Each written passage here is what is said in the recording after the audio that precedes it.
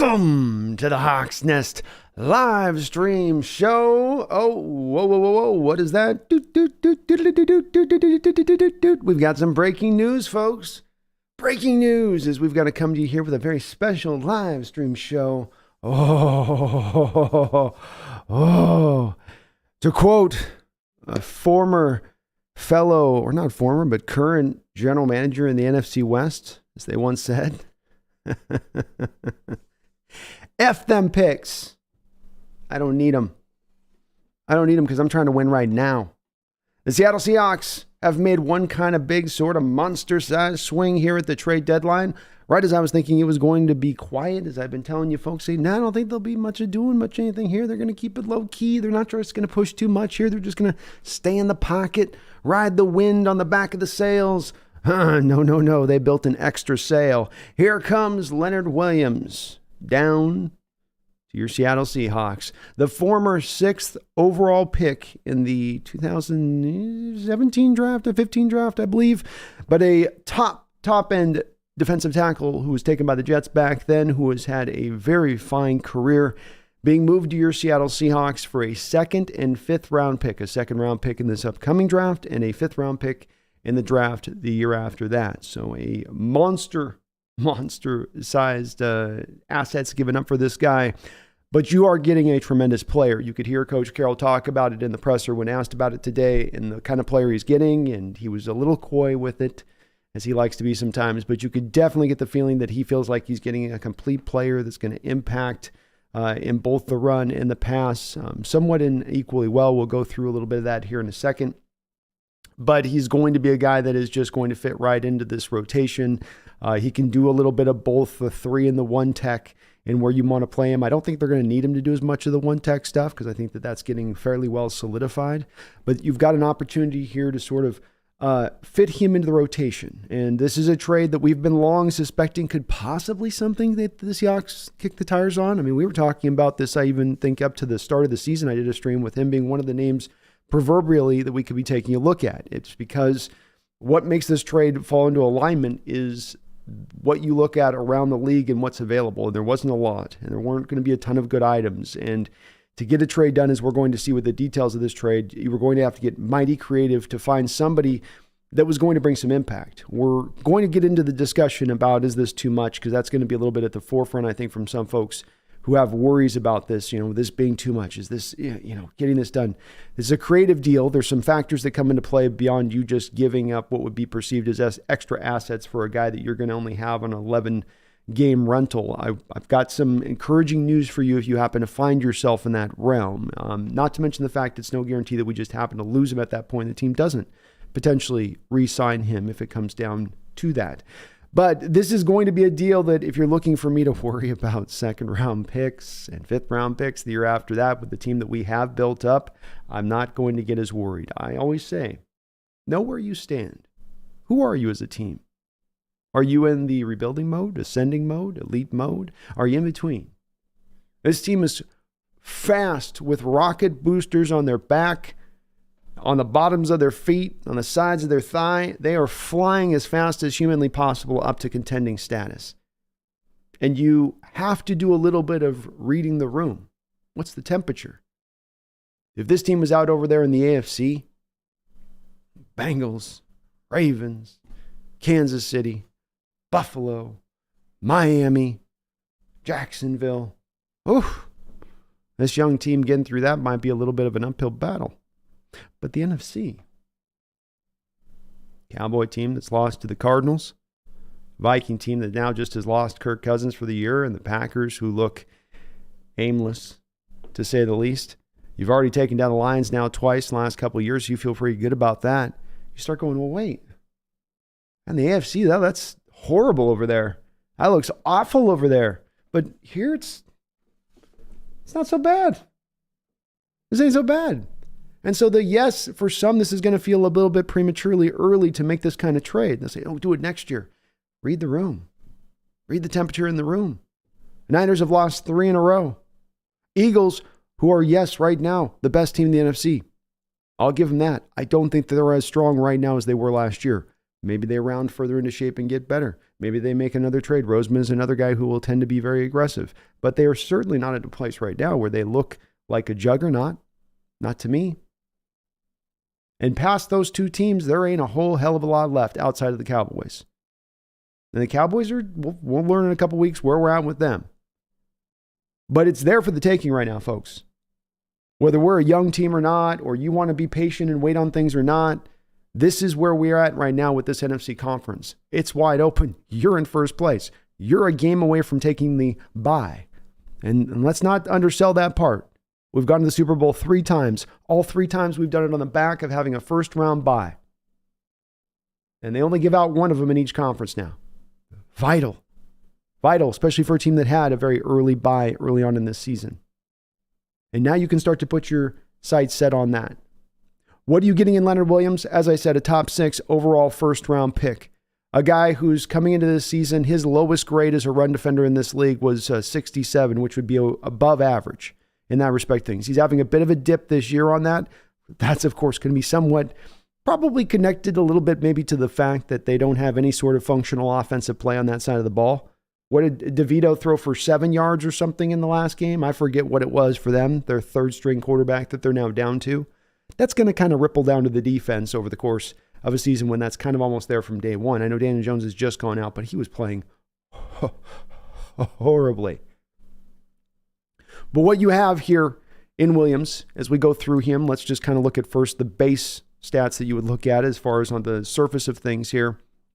A consistent guy, as you can see with the tackle numbers and how he impacts in the run game. That's a place that you can rely on him right from the jump immediately. This means we don't have to now draw Draymond Jones out there for too many extended snaps, too many snaps in the run game where he can get now both worn down and exposed for that thing that maybe is not his best of strengths.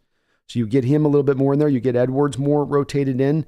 Everybody doesn't have to now ride just as much. Like Carroll brought up in the press conference, this is a move about longevity of the season for these guys and preserving those bodies and keeping the snap counts rotating through. That's the freshening of what you want to do here, as opposed to when you got to lean so hard on those guys, especially with the hellacious schedule of opponents that we have coming up, which you might have a tendency to do is you're trying to squeeze those games out. And now you're not going to be just drawn to do that. So you can see every year, even last few years, with the Giants, he's gone from 57, 81, 45, 21 tackles. So looks a little bit of a dip. Do keep in mind, though, that in 2022, he did miss games. So he's been a guy that's been relatively, for a defensive tackle, I think he's been pretty healthy. 16 games, 16 games, 16 games, 16 games, 8, 16 games, 17 games, 12. And now he's been 8 games through this season. So he is a guy that does tend to be out on the football field. He's not going to, have a lot of bad major injuries. And then from a standpoint of his pass rush numbers, we can see that stepped up a little bit with the Giants in his first couple of seasons there when he came over in the trade from the Jets, where he went to 11.5 in 2020. He was at 6.5 in 2021. Then there was the dip last year, 12 games played, and he is at a 1.5 sacks so far this year through 8 games. So somewhat on kind of the pace to be just a smidge better than last year in the pressure numbers. Though, when we do look at his season PFF numbers here, you'll notice that he's actually really well rated in his pass rush here. While I was saying the run defense scores have dipped down a bit overall, where he's at a 59.4 right now. Previously, his lowest score on that had been 67, but he's coming up and more forward in the pass rush realm. As you can see here, he's at 77.2 cumulatively as this pass rush score. So he's really coming forward with that. He's right now top 25 in his pressure rate in the NFL. That's about 12.4% is his pass rush win rate, putting him in that top 25 spot. So he's giving you that. This is the guy, as I say, is going to give you, I think, both aspects here in this game. It's not you're getting a run defender only or a pass rusher only. You're getting a really, really good overall complete player. Here are his PFF numbers here for just his career. If we look out over his time with the Giants and the Jets from 2015 when he came in that draft as the 6th overall pick.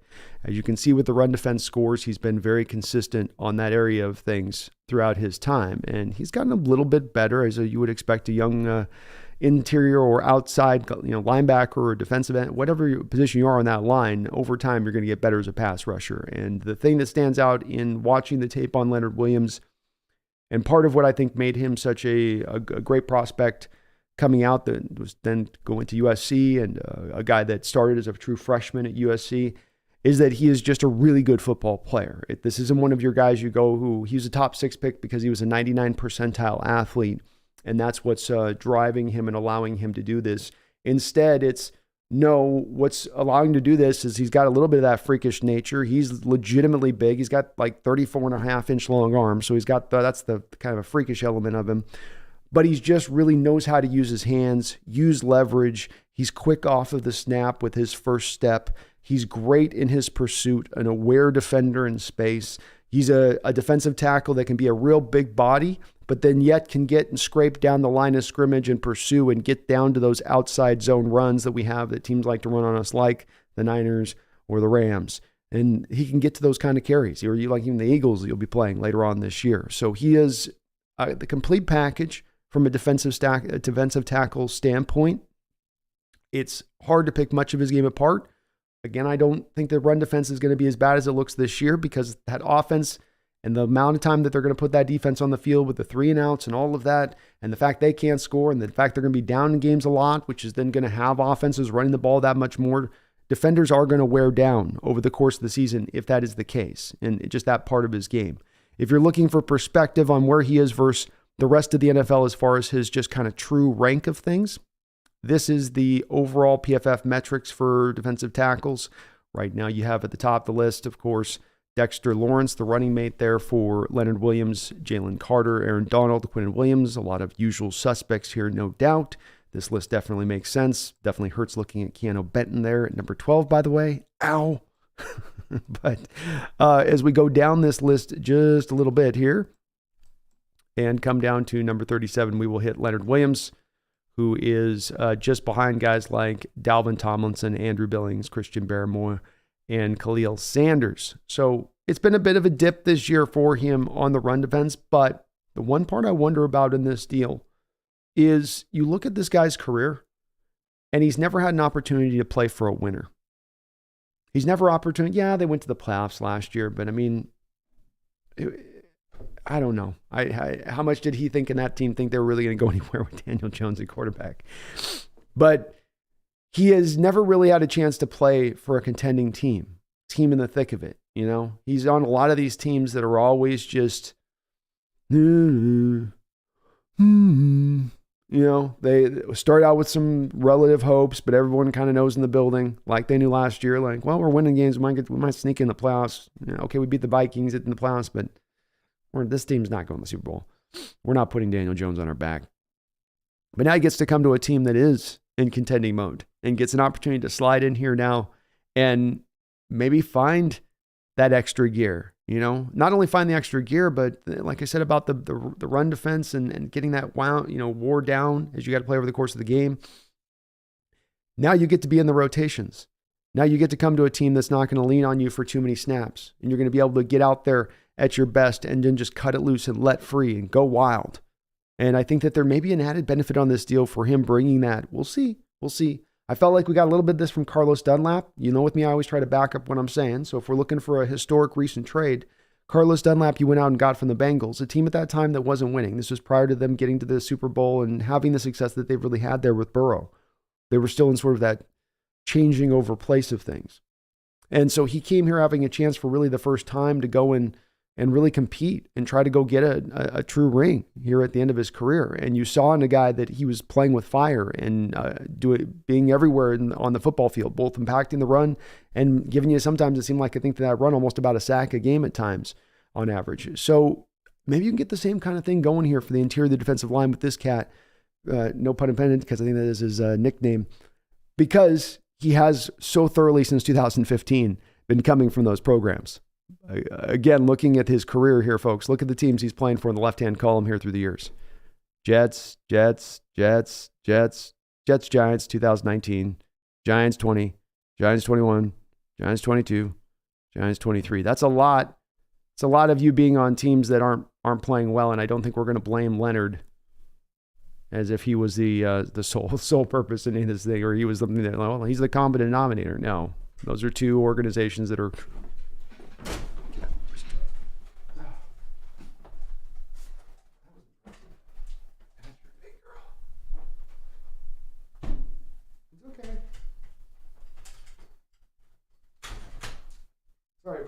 sec.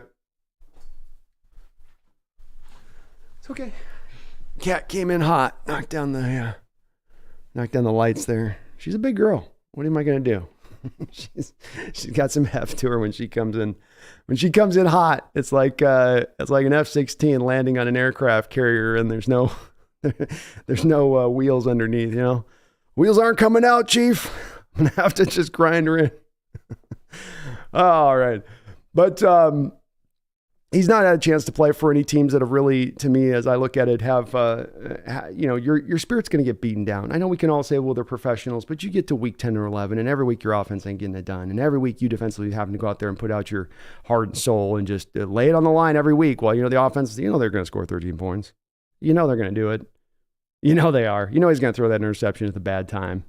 Sam Darnold is, and yes, Sam Darnold was his quarterback for some of that time. Adam Gase was his head coach for some of his career. But I have high hopes for him. High hopes for him as far as coming in. He's going to bring impact. This is now the best interior defender that you have brought into the building right now. He becomes the best guy. He's over the top of Jaron. He's over the top of Mario Edwards. This is now a clear upgrade. We're going to get to the draft capital of it. I know that's the part that people are going to be wrenching their hands on over this, but let's just talk the player you're getting. Let's not go down to this diminished spot of things. He's 29 years old. He's not going to be franchised. Not going to be franchised. He's been franchised twice. The cost to franchise him a third time would be exponential. Seahawks do not franchise guys anyway. That's not on the table, so let's take that off the table. That's not a possibility. So now he's playing for his next contract this offseason. So you're going to get a fiery, hungry player who's getting the first chance to actually play for a winner, a top six pick that's not a bust top 6 pick. This is not one of those flame out top 6 picks that we're sort of trying to salvage off the scrap heap. No. This is a guy who's had a really outstanding career. I think he's been what you would hope to get for a 6th overall pick as a defensive tackle in the first round. We talk all day about Hall of Fame talents and all that. Those don't come down the track every time.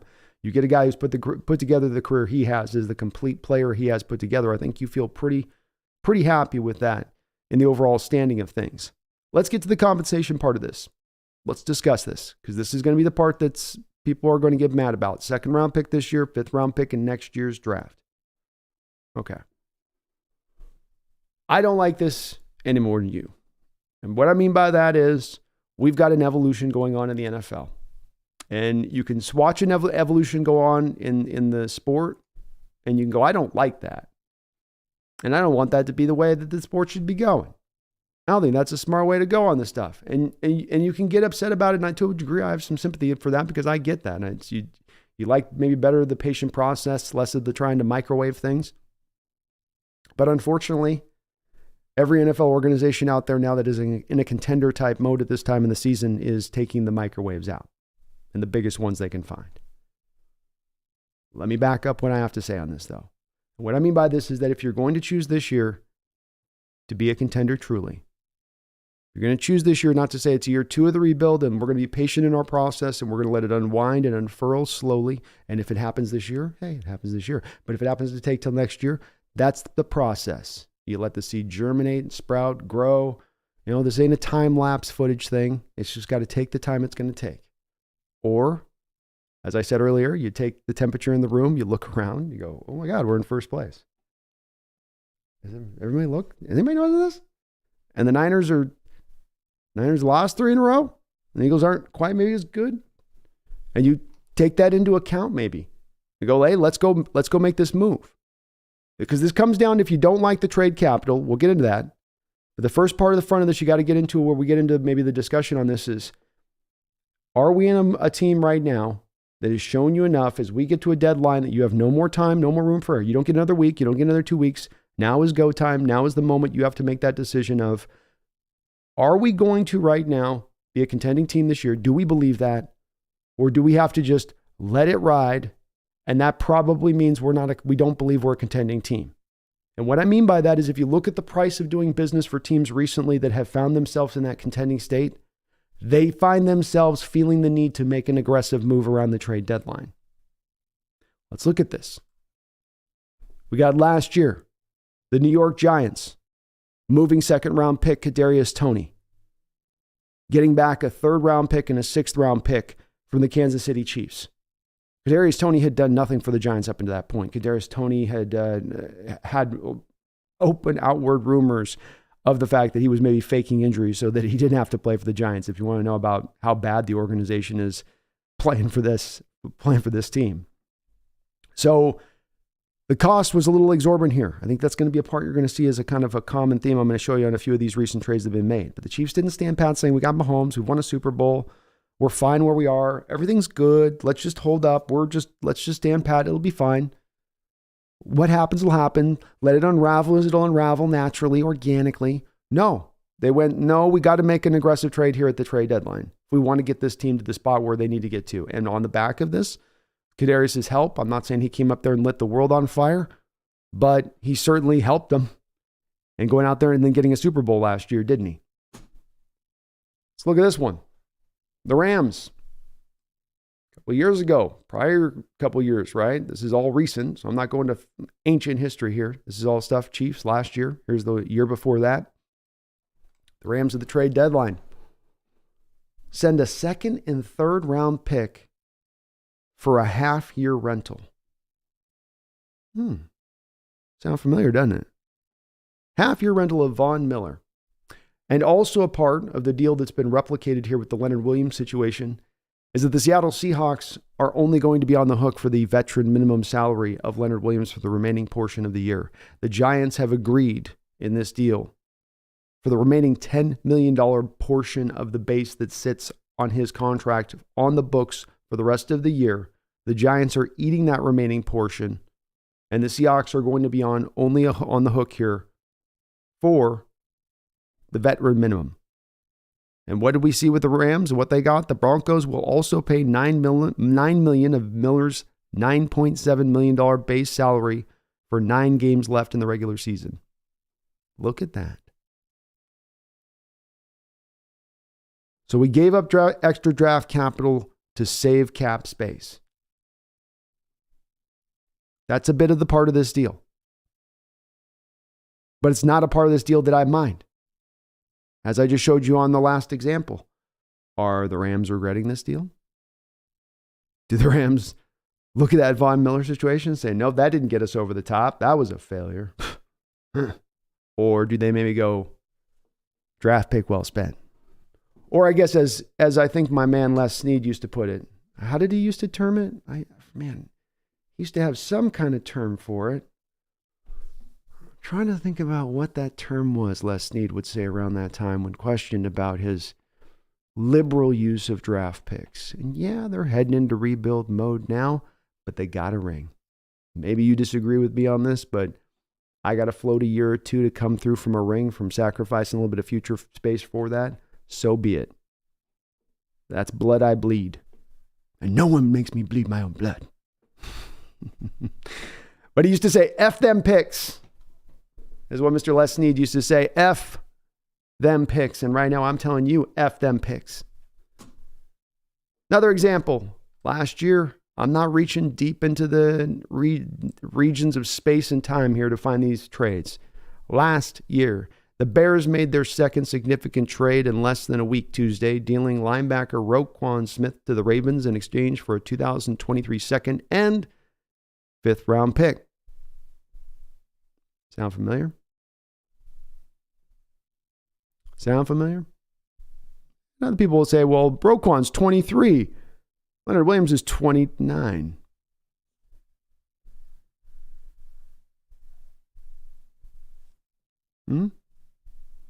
Happened just last year.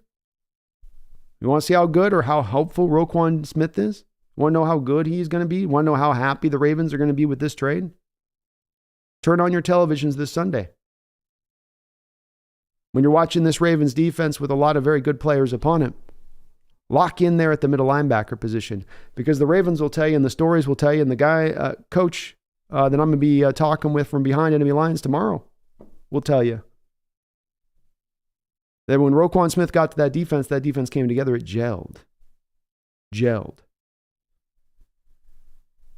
As much as any good part they brought to that defense, he's been the missing piece to that defense in recent years. They love that trade. They're overjoyed with that trade. Chicago gorge yourself on our 2nd and 5th round pick for all we care. Draft pick, well spent. You don't have to like it, and I get not liking it. It's going to piss some people off losing that 2nd round pick, and I hope not the 5th round pick too much and people aren't turning themselves over too much for that. It's going to hurt a little bit on that. I get it. But this is the cost of doing business if you want to be a contender. And if you're going to tell me to this year right now where we're standing with this NFC wide open, that this isn't the time to strike right now, even with as young a team as we have right now in this NFL, I can't get on that bus with you. I'm okay with being patient. I'm as patient as you find, but this is the NFL. This is the land of aggression, and aggression is rewarded. Still don't got you convinced? All right, well, how about we go within our own division? How about, again, I don't have to go 4 or 5 years back. I can go find some more examples if you want, but let's just go again back to last year. San Francisco 49ers sent the 2nd, 3rd, 4th round pick in the 2023 draft and a 5th rounder in 2024. 4 draft picks for Christian McCaffrey. What'd Christian do when he walked in the door there? What'd that offense do? Whew. They looked nigh unstoppable. And that team, in my opinion, would have taken down that Eagles club had Brock Purdy not gone down to injury. And very likely at that point probably would have been the Chiefs, beating the Chiefs. Probably would likely be having a Super Bowl trophy in the Lombardi, just like the examples that I gave of the Rams and the Chiefs who made similar trades just as this and were rewarded for making those aggressive trades. There's a track record here of if you're a contending team, you got to make these moves. If you want to say we're not a contending team, I can get it if you want to pick apart the team. Gino's not a Super Bowl quarterback. That's not. Some of this is forecasting that you're going to get better offensively. But if you thought you were going to go down this line of opponents with Jaron Reed and Mario Edwards and Miles Adams and Draymond Jones, what happens when we get an injury in there? We're gonna go to the practice squad and hope some guy. We're gonna try to call off Ndamukong Suh at 47 years old and see if he can give us some snaps. Because that's the part of this some people will say about making a move like this and doing something else that wouldn't have costed this much. Well, you can be patient and still go make a move. Which one? Which one were you really going to go out there and make that was going to really impact this team and improve this team in a way that was substantial? Which move? Which place were you going to go and do that at? I don't foresee it myself. I think there was a lot of grade C moves and middling kind of trades you could have made where sure you would have been giving only a 4th or a 5th round pickup, but you weren't getting a guy back that was really going to impact or help you all that much more than a Miles Adams would. I'm not knocking Miles. He can give you some snaps as the back end rotation guy here, but he's not developed and really come forward. Leonard Williams comes in, becomes your best defensive lineman. Day one. Well, I still got a few out there. I know I still there'll be a few out there I can't convince, but let me give you one more last little silver lining on this one. And I'd love to see where my fellow Seahawks faithful is going to be on this trade, but let me give you one more if you're not on board with this trade and you're worried about that lost draft pick compensation. Let's walk through this on a couple of different places. The Seattle Seahawks have set the stage to run the compensatory game right now. The compensatory game, of course, if you're not aware of this, works like this. You have free agents go out the door. Those free agents get signed for some big-time contracts and you don't bring any free agents back in. You then can get up to 4 draft picks back in your vaults. A 3rd, a 4th, a 5th, a 6th rounder, even if something high as that. Depends on the contracts given out to those players. Depends on what you bring back in the house. It's how the game. It's like a secret sauce. Nobody exactly knows how the whole factor, but you can see in general terms how now there's a stage set up here for the Seahawks to potentially in next year's compensatory draft get the 3 or 4 picks. They have right now forecasted $7 million of cap space that they're sitting on just where we stand right now, moving into next offseason. The cap is going to go up probably $15 to $20 million. The Seahawks are certainly going to be able to make some moves of cutting guys here and there that aren't necessarily having a big impact at this point probably, and clear even more space. But then if they take that cleared space and bring back Bobby Wagner, bring back a Parkinson, retain a couple of free agents from within house, maybe make a trade if they want to onboard more salary at that point. Then if they do happen to lose Williams and he goes out there and signs a 3-year, $43 million deal, especially if it has a hot end of the season. This is part of the thing when you got a hungry player here because he has a great end of the season. He's going to really up his value here. If he goes out and signs that could be upwards worth a third-round pick back to you. That second-round pick lost could come back as a third or come back as a fourth. Now, some of this we would have to watch that all play out. But imagine if you have now the combination of if you're not able to bring back Jordan Brooks because the price for him goes $17, $18 million a year, and he goes and signs that kind of deal, that's a third-round pick back. And if Leonard goes out and signs, that's a third or fourth back as well. And that's just 2 players in there. We have some more free agents also within that are like, oh yeah, Noah Fant. He goes out and signs one of those contracts. That's another pick you got coming back in. And so I'm making a little bit of a guess in this that Schneider's looking at that and thinking about how he can maybe play this compensatory game a little bit out that to where yes, on the front end of this, he's giving up the second round pick, but through a kind of roundabout way, there'll be sort of a later on third round pick coming back, I think, down the road on this. I know it's far down the road on this and I'm looking far out on it, but it's when you look at where they're at cap wise, when you're looking at how they're going to be a couple guys they're going to want to retain in-house even after they clear that space, there's still not going to be a whole hell of a lot of money to go out there on the open free agent market this next offseason and be like, let's go buy DJ Reader. No, you're not going to have the money to spend there. That ain't going to happen. So this may be a way where John's looking a little bit ahead on this one, not just operating within the moment on this as it might look in this trade of, God, he's just, burn future capital back down the Adams Road. Not necessarily that. Maybe also some of this is a little bit of playing that compensatory game, which is a real cool roundabout way to sort of steal 4 picks back into your pocket, in my opinion. I like the NFL has it set up, but it's the smart general manager who sort of can take advantage of it. And we've seen recent years some teams able to do that we're really able to maximize the returns on those compensatory picks.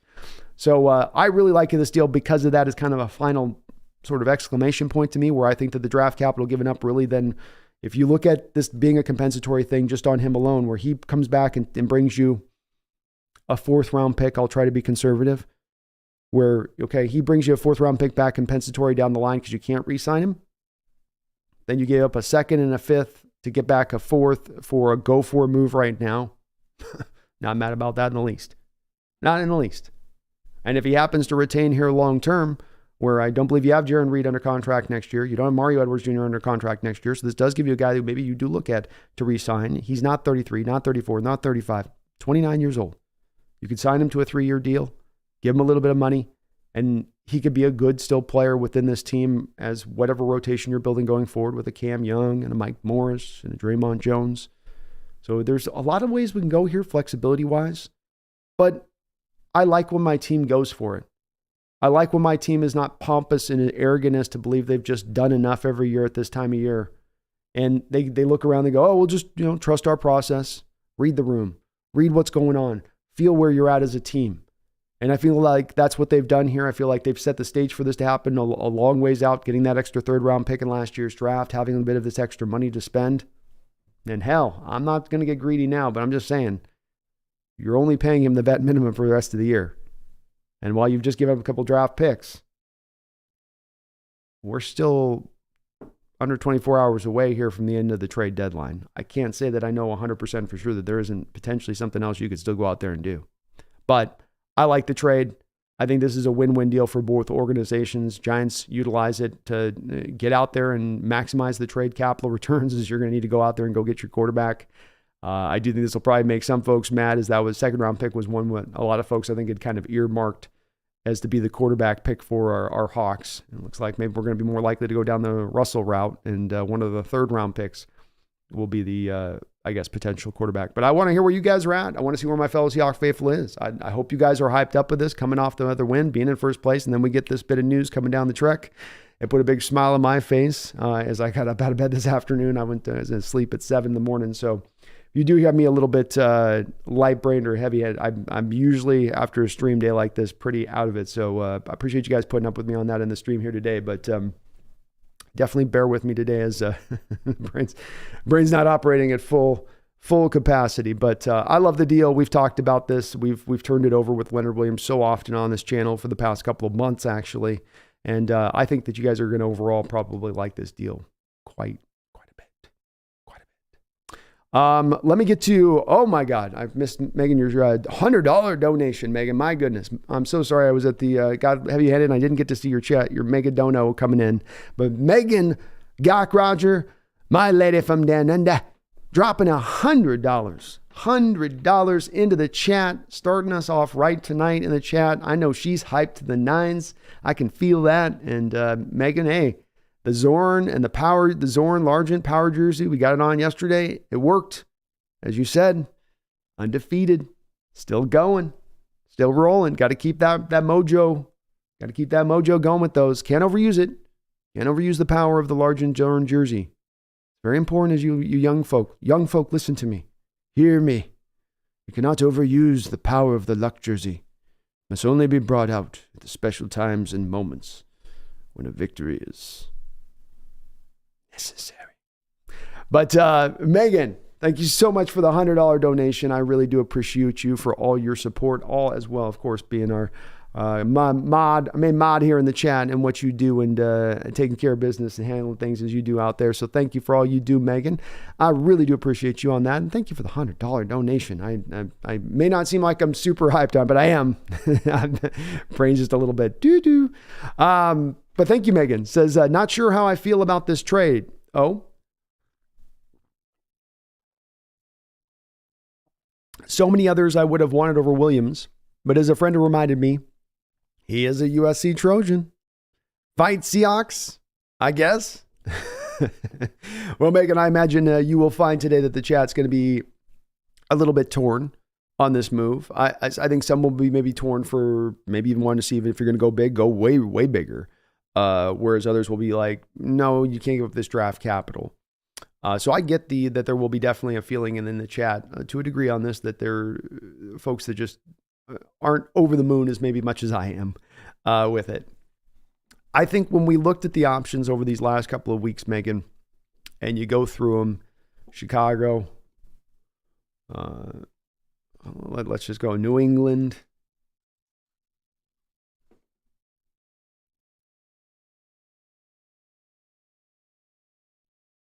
so Arizona, Chicago, maybe Vegas, they're at 3-4, but are they really in sell mode? Denver, 3-5, probably not in sell mode right now.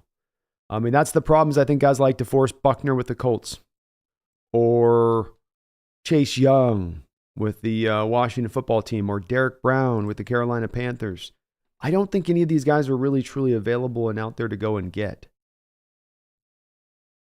And the real issue at this trade deadline, Megan, is there wasn't teams enough in sell mode. AFC East has one team in sell mode, the Patriots. The AFC North has 0 teams in sell mode.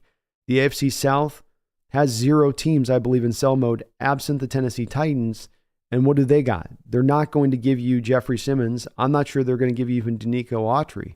And they're now at 3-4 with Levis throwing 4 touchdowns this past week. Are they even finding themselves now in sell mode off the back of that win? Especially looking at the Jaguars in first place do have 2 losses. You're only a couple games out of first at this point. So that's the problem here. Is so many of these teams are driven by the prevailing thought that we can turn this around. It can come together for us, even though it hasn't so far this season. So we keep going down the line here as we're through almost the entire AFC, and you have one team in the AFC being the Patriots that's the team that's actually willing to maybe deal somebody. And we're not even sure with them because you got Belichick and he's unpredictable about that type of stuff. So we go to the AFC West. Chiefs, no. Chargers 3-4. I know that's not a good year for them, but people are looking at Khalil Mack, but are they really in sell mode? I think they're more committed to trying to make it work. Raiders don't really have a whole hell of a lot, and I don't know if they're in sell mode at 3-4 either. Broncos 3-5. I don't think so. All those teams, as they look at the Chiefs, I know that they all are smoking crack, but they're probably looking at it going, well, there's a chance. There's a chance. And we know the Giants, we can say, sure, they're a sell team as we now drift in the NFC. But right there, Megan, let's stop right there on the AFC. One team Think about this, folks, for just a second. This is a very clear point here. I'm going to go to the NFC in a second, but you have one true team that's in sell mode. Jets are 4-3. They're not selling. Bengals, no. Browns, 4-3. Hoping getting Deshaun Watson back. They're not in sell mode. Texans are putting their team together at 3-4. They're second place in the division. To have a team in sell mode, you need it to be like a team in the Giants that's looking at their division going, man, this division's kind of stacked, and we've had a really bad start. Not a muddling start, but a bad start. 2-6. We're going nowhere. Quarterback situation's in dire straits. Okay, let's offload. So that's one team in the NFC East. The rest of the teams, including the Commanders, appear to still be kind of going for it. In the Commanders' case, there's some weird stories we're hearing about Sweat and Young, like you trade for them and you're going to have to sign them to maybe a contract. What's going to be the compensation there at that point? Washington's going to expect. Certainly it's going to be, I think it's going to be more for Montez than this would have costed for Leonard. But I don't know that a deal is going to be facilitated with the Commanders. They seem sort of married to wanting to kind of keep this front four together. Bears, 2-6, certainly sell mode. They don't have anybody of any real value. The Packers at 2-5, they should probably be in sell mode, but I don't know that they actually are. That's a team that, much like the Patriots, is kind of more of a conservative-ish organization that just doesn't tend to be very wild and free at the trade deadline. Vikings 4-4 now. They just lost Cousins. They don't really have much to give you, even if you were interested, even if they were in sell mode, which they very well may not be. Buccaneers 3-4. They're half a game out of first place as the third place team. Saints 4-4, no. Falcons 4-4, no. Their Falcons are going for it still. So that leaves the Panthers. Well, they've got Derek Brown. Will they be willing to move us Derek Brown? I don't think they're willing to. I think they're eventually going to sign him to probably a contract extension, as he's a really good defensive player on that team for them. And as we've seen throughout the league with guys like LaRon Payne or Quinnen Williams or Jonathan Allen or Jeffrey Simmons or Ed Oliver, go down the line, these guys that are with their original drafted team that are really good defensive tackles who've brought the goods tend to stay with their original teams as a growing trend over the past 2 to 3 years. So when I looked at the stage here, I know we can go further, of course, the NFC West, but Cardinals, Rams, no, you're not getting anything from either of those teams. It came down to there being very limited options here. There weren't a lot of places to go to. You look at the Niners right now, go look at the rumors you're hearing about them as they're trying to burn up the phone lines. The Niners have the most cap space in the entire NFL right now. You don't think John Lynch is itching right now with seeing us make this move, going, oh my God, what'd they do? What'd they do? What'd they do? But there was not necessarily a move out there for them to go make. And that's the issue here is there's just this 17th game season has been a biatch because it now pushes these teams out a little further, whereas before they would have made that call earlier on in the year and gone, okay, we're out. Now they're kind of like, maybe we can, the young guys come around, we get a little healthier with it. We are still pretty good. Man, this division isn't that good. That's kind of what goes on. That's the parody of that sport there, Megan, on that. And I think that's why I do like this trade is that it doesn't happen in a vacuum, your options. And of the options that were available, this was probably the best of the bunch that you could go out there and hope to find. And so I like it from that part. And I think, man, I think there'll be something to this, Megan, with him coming to a team and really having a chance to go play for a winner. You're going from a team 2-6, going nowhere. You're on the football field twice as many snaps as your offense because your offense can't do jack diddly squat. And now you get to go to a contending team in first place. Coach Carroll's culture, former Trojan coach himself, back on the West Coast. The East Coast is just gnarly. Get out of that. No, nobody wants to be out over there. Come back home now, back in your comfort zone, loose and free. We might just have ourselves a goddamn monster. But Megan, thank you so much for your $100 donation. You are so sweet and kind for all you do on the channel, in addition to the donations and the support and the memberships. I really, really, really do appreciate it. And thank you so much. You're going to like this kid. He's going to be a really good player on this team, and getting a chance with what he's got around him. Man, this defense already rounding into shape, looking like a unit ready to crack into the top 10. Can this guy help you to crack up into the top even 5? Can they push even higher into that realm of things with this kid? He becomes your best defensive lineman, bar none. Bottom line, nobody can. That's inarguable. Second he walks in the door. But I'm hyped, Megan.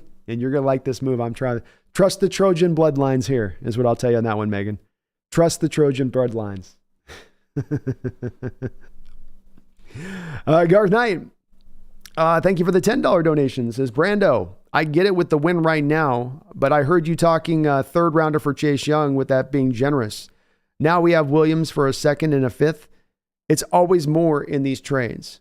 I was certainly wrong in the respective outlook of cost, and I didn't do as good a job as I should have done just going through these recent trades, Garth, that I was showing there at the kind of the top of the show. Being when you look at what the Niners gave up for McCaffrey, that's 4 picks. The Ravens, 2 picks for Roquan Smith. The second and the third round pick for Von Miller. This one should have really stood out to me if I'm looking for really true compensation here, is that, you're not trading for prime Von Miller at that point. You're only getting 9 games of play from him, but yet you are giving up a second and third round pick for him. And this is probably indicative of the competition for the services of the player. Or there's teams out there, I believe, Garth, bidding and trying to get in there. So I think this is a place I'll definitely admit to being a bit wrong on in my read of the cost and what it would take to bring him on in here. Thinking that he's in the final year of his contract and that he would be a free agent if you brought him in, thinking that would lower it down. But I think the part that I didn't anticipate and the part that's been over there the past couple of years is that with this new trade deadline, because there's less sellers, there's way more buyers than there is sellers. And so what do we know about that in our basic market classes where we go take when they talk about it, supply and demand? And that's what we find ourselves in, is that when there are less of those options, that is going to drive the cost higher.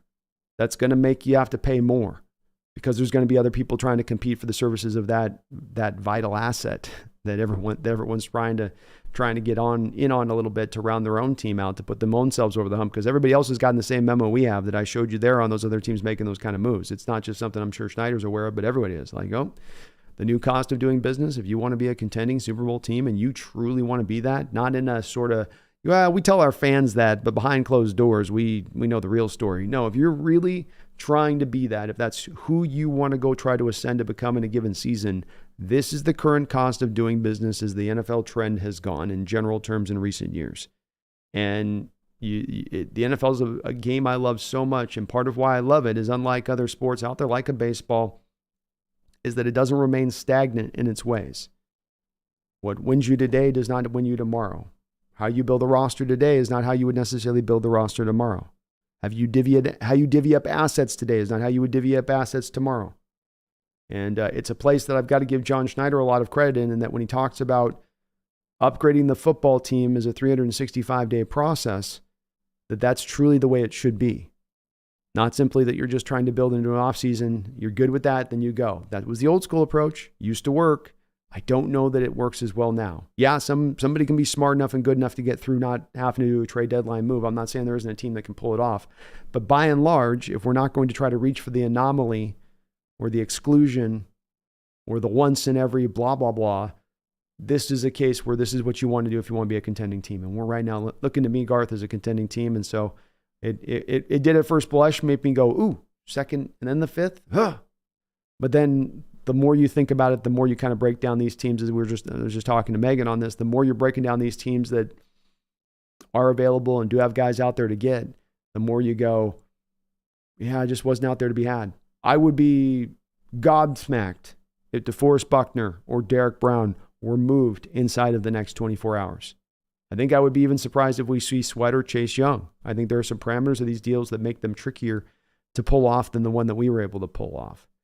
And that ends up leading me back around on this one to it's complicated, but in that complication, at the end result to me is smart move, great move. Aggression is the name of the day in the modern NFL, Garth. Hunter, thank you for that $10 donation. I appreciate you for that. And Megan and Garth, sorry, a little late on the acknowledgement on the donos. I'm hyped up today, folks. You know what I mean? I'm hyped to the nines. I hope you guys are too.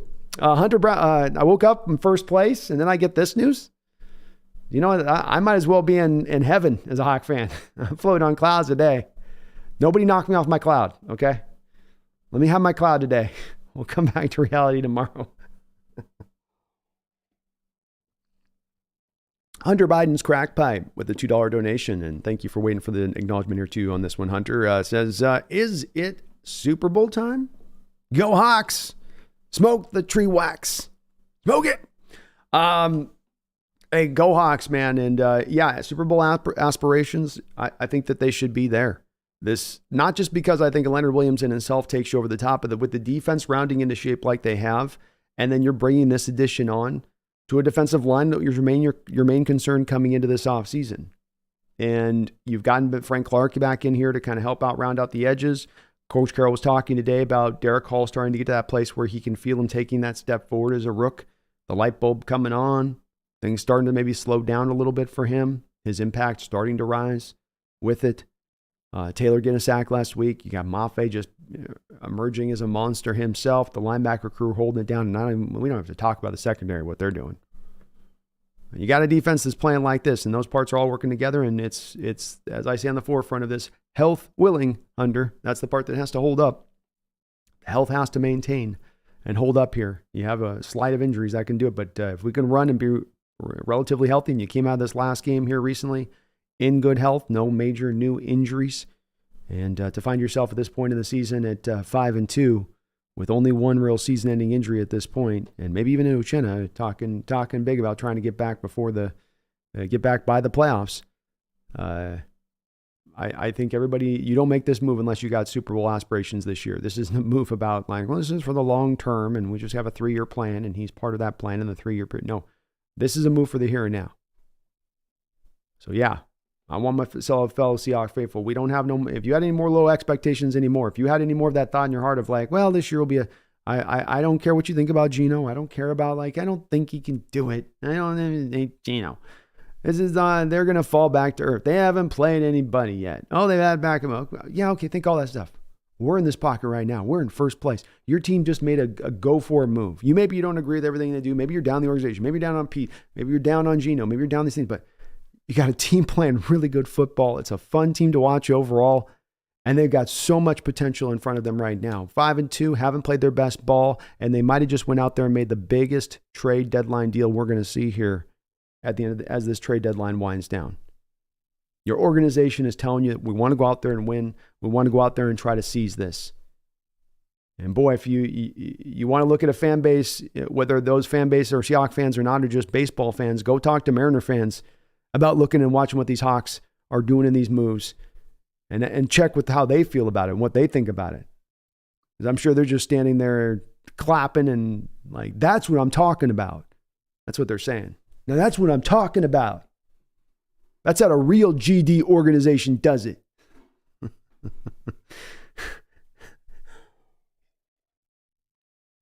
Mariner front office catching strays today. You got it coming. You got it coming. And it's not the first. It's not going to be the first. It's not going to be the last. But yeah, Super Bowl aspirations. It's the time and the place right now. Megan with another $5 donation. Megan, thank you for the double dip and the $100 dono drop. I guess thank you is just not enough. I really do appreciate you for that.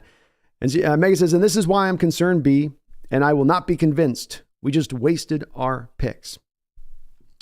It's possible that you come out of this and you can get burned by this. That's a risk. There's a risk involved here with this, that he comes in and, goes down on an injury and you just blew out the 2 picks and you didn't get anything back. I'm not going to say that this isn't without that risk to do it. But my offer on that is, Megan, that the risk is a necessary one to make if you want to try to become a contender in the National Football League in this day and age. If you want to say, I don't think this year is the right one. If you want to say Geno's not good enough right now with his offense to believe that you can get there, I think it's okay. I can get why somebody would arrive there. I'm not saying that's like a crazy line of thinking. I get that, as we talked about so thoroughly last night on the channel, as we covered over again and again on the Geno stuff. There's plenty of people out there that find themselves firmly in that belief and standing of things. But you are 5-2. You're second in this NFC as we stand right now, almost about halfway through this year. And you have to make this choice right now. You don't get 2 or 3 weeks from now to make the choice. You got to make it right now. So it's sort of a S or get off the pot situation with it. Do you want to go forward or not? Do you want to try to move a trade or not? Do you want to just sit on that draft capital for the sake of it? And then come to find it as we go through the murderer's row of Eagles, Cowboys, 49ers twice, and the Ravens, and you come out the other side of it and you're down a defensive lineman or two, and you're out there trying to call guys off the street, and you're going, man, this isn't going to be enough to get this done. Because let's go back. Let's just also remember, and maybe this is again when I'll try to convince you on Megan, but go back even to last year in the playoff game. We did not have a healthy nose tackle for that game. The defensive line in the 17-game season, and later on this year, we're going to play 3 games in 15 days.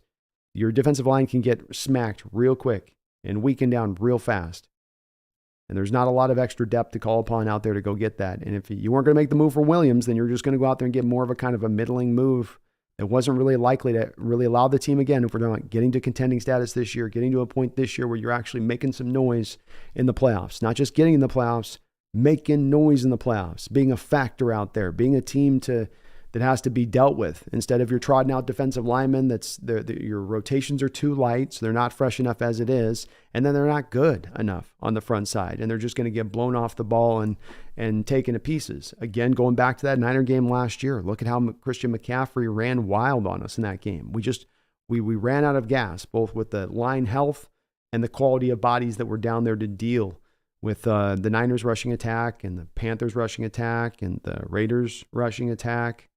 Right? All those ones out like last year, like that's kind of what happened. I think so. This is as much a move that will look to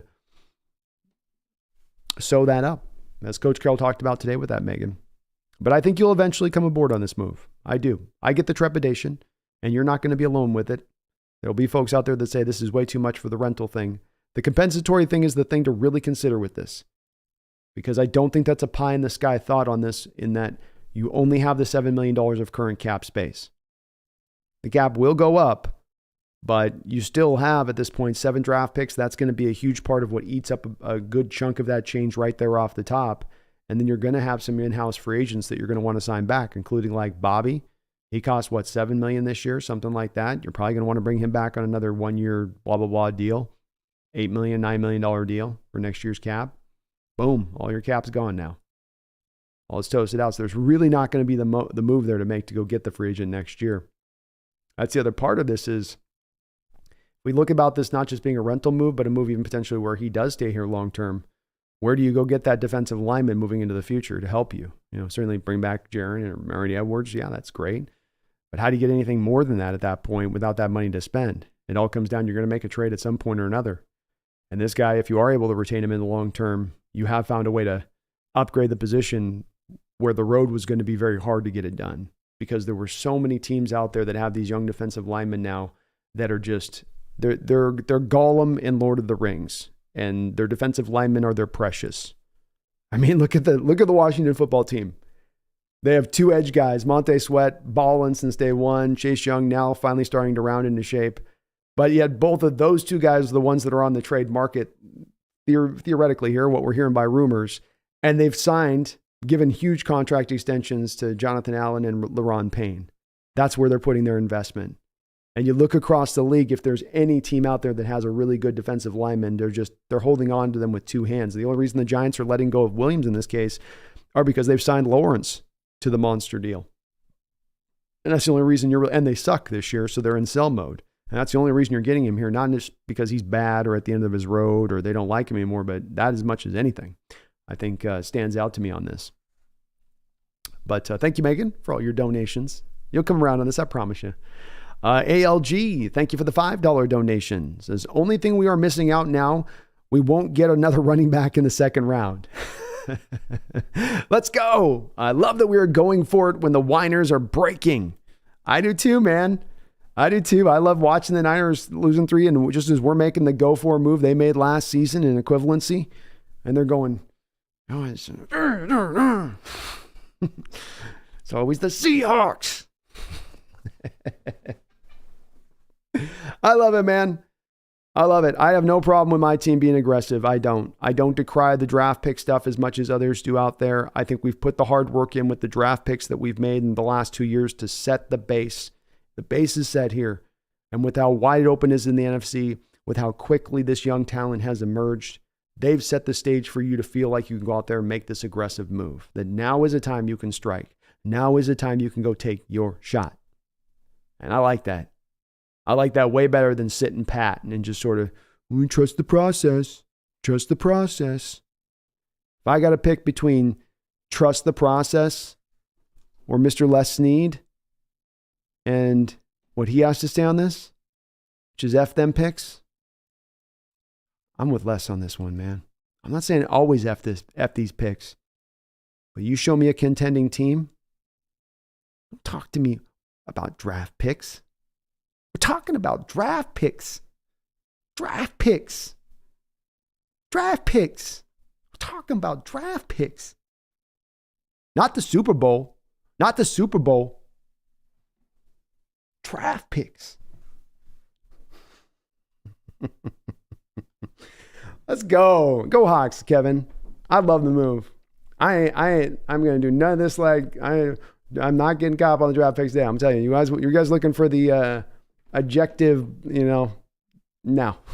Not today. I love this move. Love it. Kevin Low Nice with a $5 or an LG. Thank you for that $5 donation. LG, I'm sorry too on the, I was a little late on those acknowledgments on the donation. So sorry about that. I usually try to be better, but tonight I'm a bit slow today. You're going to have to wait for me. I don't speak very fast. Not on Mondays.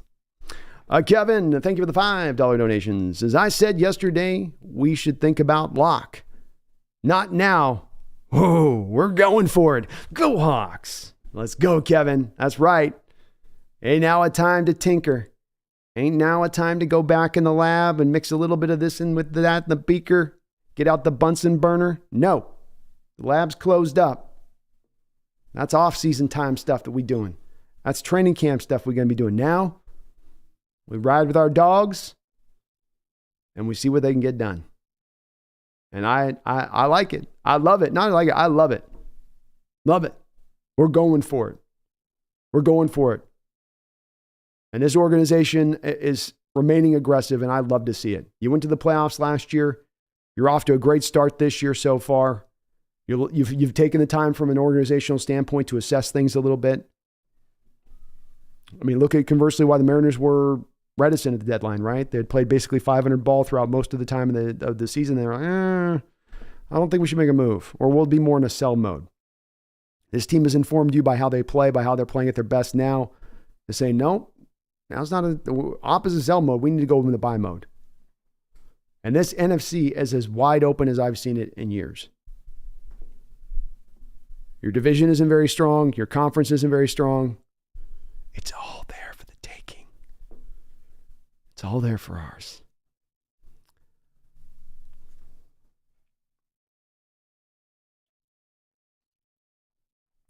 Megan, thank you for another $5 donation. I appreciate all the donos, Megan. She says, not trepidation, B. I kept an eye on him at USC and know what I saw, and I wasn't impressed. Well, we'll have to see. We'll see how it goes here on this one, Megan. I know you definitely been watching him for a long time, him going back to his USC days in 15. But I think there was a reason, he's not had a bad career. So, there's not been, this isn't a bust guy. There's nowhere you can even come to the realm of saying that with him. He's been, I believe, a Pro Bowler a time or two over, if I'm not mistaken. I haven't looked at his stats on that, but not the Pro Bowl is super impactful on it, but 40 sacks from an interior defensive tackle in a 6 or 7 year career is pretty great production. I mean, that's got everybody that's currently on our team right now beat out pretty much. But I understand there'll probably be some people out there with the picks like yourself that see it and say it's just too much. It's too far to go. But I love seeing it in this team. I've seen this team at times at the trade deadline get very hesitant to make a move. I think back to that trade deadline point where we had $11 million on the cap space, right? Remember all those avoidable years we had, and you set the stage to go out there and make a move, and then you didn't go out and make a move, and you got into the playoffs, and then it just kind of felt like you're a little, or you get kind of close up, you're a little short. You're a little short-handed. You could have used a little bit extra. And I've looked in the past and seen moves we made at the trade deadline, Megan, where we went out and took Quandre Diggs, and we went out and we got Carlos Dunlap, and these aren't, as I try to keep it, these are recent comps, recent moves you've gone out and made. And you went out and made these moves, and maybe they weren't as big as swings as this, but they were wildly successful. They brought you everything and more that you could have hoped that they brought you in return. And so if you've had the success going down this particular path and these trade deadline deal moves, and we're seeing teams in recent years have gone down this path and had a lot of success doing these trade deadline moves, trepidation is maybe not the point, not loving the move, but at least that there's got to be a little bit of a hope here that we're not just basing it on a wing and a prayer here that this move works out well. Let me put it that way. There's a track record of it. He's had a good career. He's been a really good player throughout pretty much every single season he's played. He's been a consistently pretty healthy guy for the amount of years he has played. This, I think, move's going to work out well for us. Are we going to get the second, fifth round total returns back from it? We'll see on that.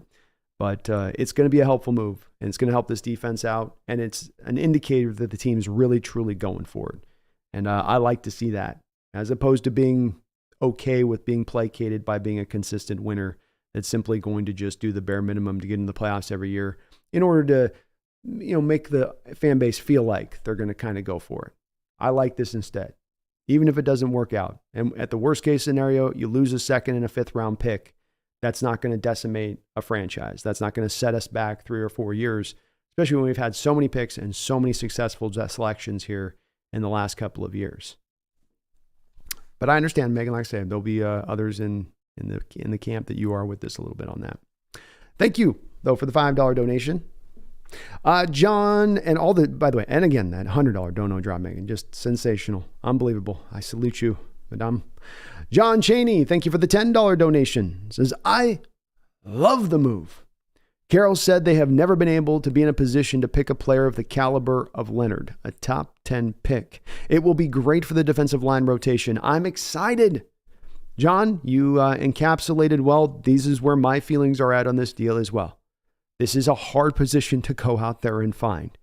The Seattle Seahawks this year, yeah, you could have gone for Carter at 5 there, but that came with huge character concerns, and we certainly love our Witherspoon pick, I think, instead, knowing that he's not coming with anywhere near the character background stuff. And then from there, it was Kalijah Cansey, who wasn't picked, but until right before our selection at 19, who might have had way too short of arms to appeal to, of course, Carroll and Schneider, and them really looking at him as a possibility. And then it was all the way down to maybe a Keanu Benton later on, who, as I understand it, a lot of front offices were kind of mixed on him as a player. But it's hard to find these really good defensive linemen. And I've given, just a second ago, a good 10 guys across the league here in recent years that have been drafted and then got signed. And those ghost teams went, we're not letting you go. It's not going to happen. And I think Carroll's not blowing smoke there. I think he's completely being truthful and honest and saying it's hard to find those guys. We're looking for them. We're trying to snag them. And it's really an uphill battle because there's only so many of them, and the teams don't want to let them go, and the cost is always very high. And that's a lot of complication to adding that kind of player to the team, and you need them. You need those players up front. So I love the deal there. I love that they're going for it. It's got some risk, and it's a high cost, but that's the price for doing business if you want to be a Super Bowl contending team. And you know what? Damn it. I want to be a Super Bowl contending team. Call me greedy. Nathaniel, thank you for the $2 donation. And John, again, perfectly put, beautifully put. I see it the very same way with you on that. Just absolutely all the way down the line. You're not getting these kind of talents anywhere else. And we love Buckner and love the thought of Derek Brown. The guys aren't going to be let go. Probably not going to be letting them go out there. There's the Colts or is the Panthers. And so if you don't go this route, where do you get that guy? Who is the one that you go out there and get at that point? You're not affording DJ Reader, who'll be your, one and only kind of defensive tackle free agent that does get on the open market, that just happens to get out there because, of course, the Bengals don't always have a lot of cash to spend, and they've, of course, spent their money on guys like Orlando Brown and Burrow and whatnot, so they're not just going to have the money to spend and pay for him. But they're not. If you look at the free agent market, go look at Sports Track and free agent defensive tackles going on to the open market this offseason. It's not a great group. Not great. And the draft's got defensive tackles so far right now early on that look like a lot of second and third rounders. We do not have a lot of true blue guys that will be landing where we'll be sitting in the first round of this draft. Oh yeah, take him in the first round as a defensive tackle. That'll be a guy that can do it. You've had some underwhelming performances from some guys across the board. Taylor, Miami, Mason Smith out at LSU has completely been underwhelming this year, where it's weakened the class from where we thought it was going to be at the start of the year. I'm glad to hear you're excited, though, John. You should be excited. It's a hell of a move for the team to make, and it's a signaling to the fan base to this locker room that strap up, boys. We're gonna swing at this hard, and I'd love to see it.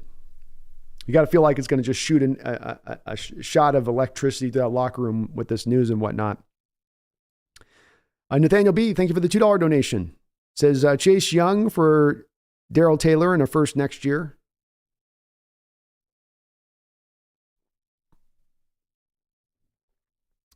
I don't know if I could do that because that's a 1 year rental. That's a half year rental for a first round pick. That might be a bit too high for me.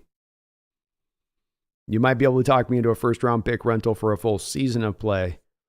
But for a half season of play, I think that that's a little bit of a too tough of a ground to go over for me with that. Unfortunately. Would I potentially maybe be open to more of like a third? You know, to me, it doesn't even feel like that Chase is worth a first with his track record right now. And with the fact you have only half a season left on it. Even if the cost is high here, the high cost on Chase Young would be probably a third round pick in Darrell Taylor and maybe a kicker in there on top somehow. But that would be the essential price at that point. Is I don't think he's going to even pull in the only way he's going to pull in a second round pick is if somebody signs then Chase Young to a contract extension on the back of the trade.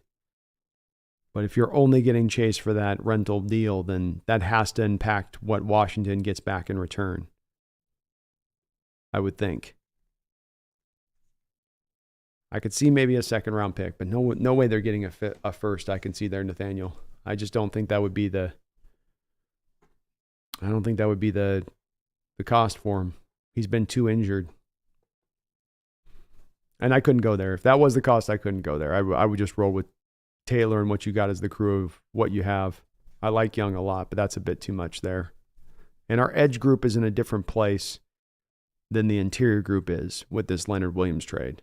You know, it's in a little bit more of the dire straits, both in the short and potentially long term, than where we're at with the edge group, with Hall and Boye there solidified for the long term.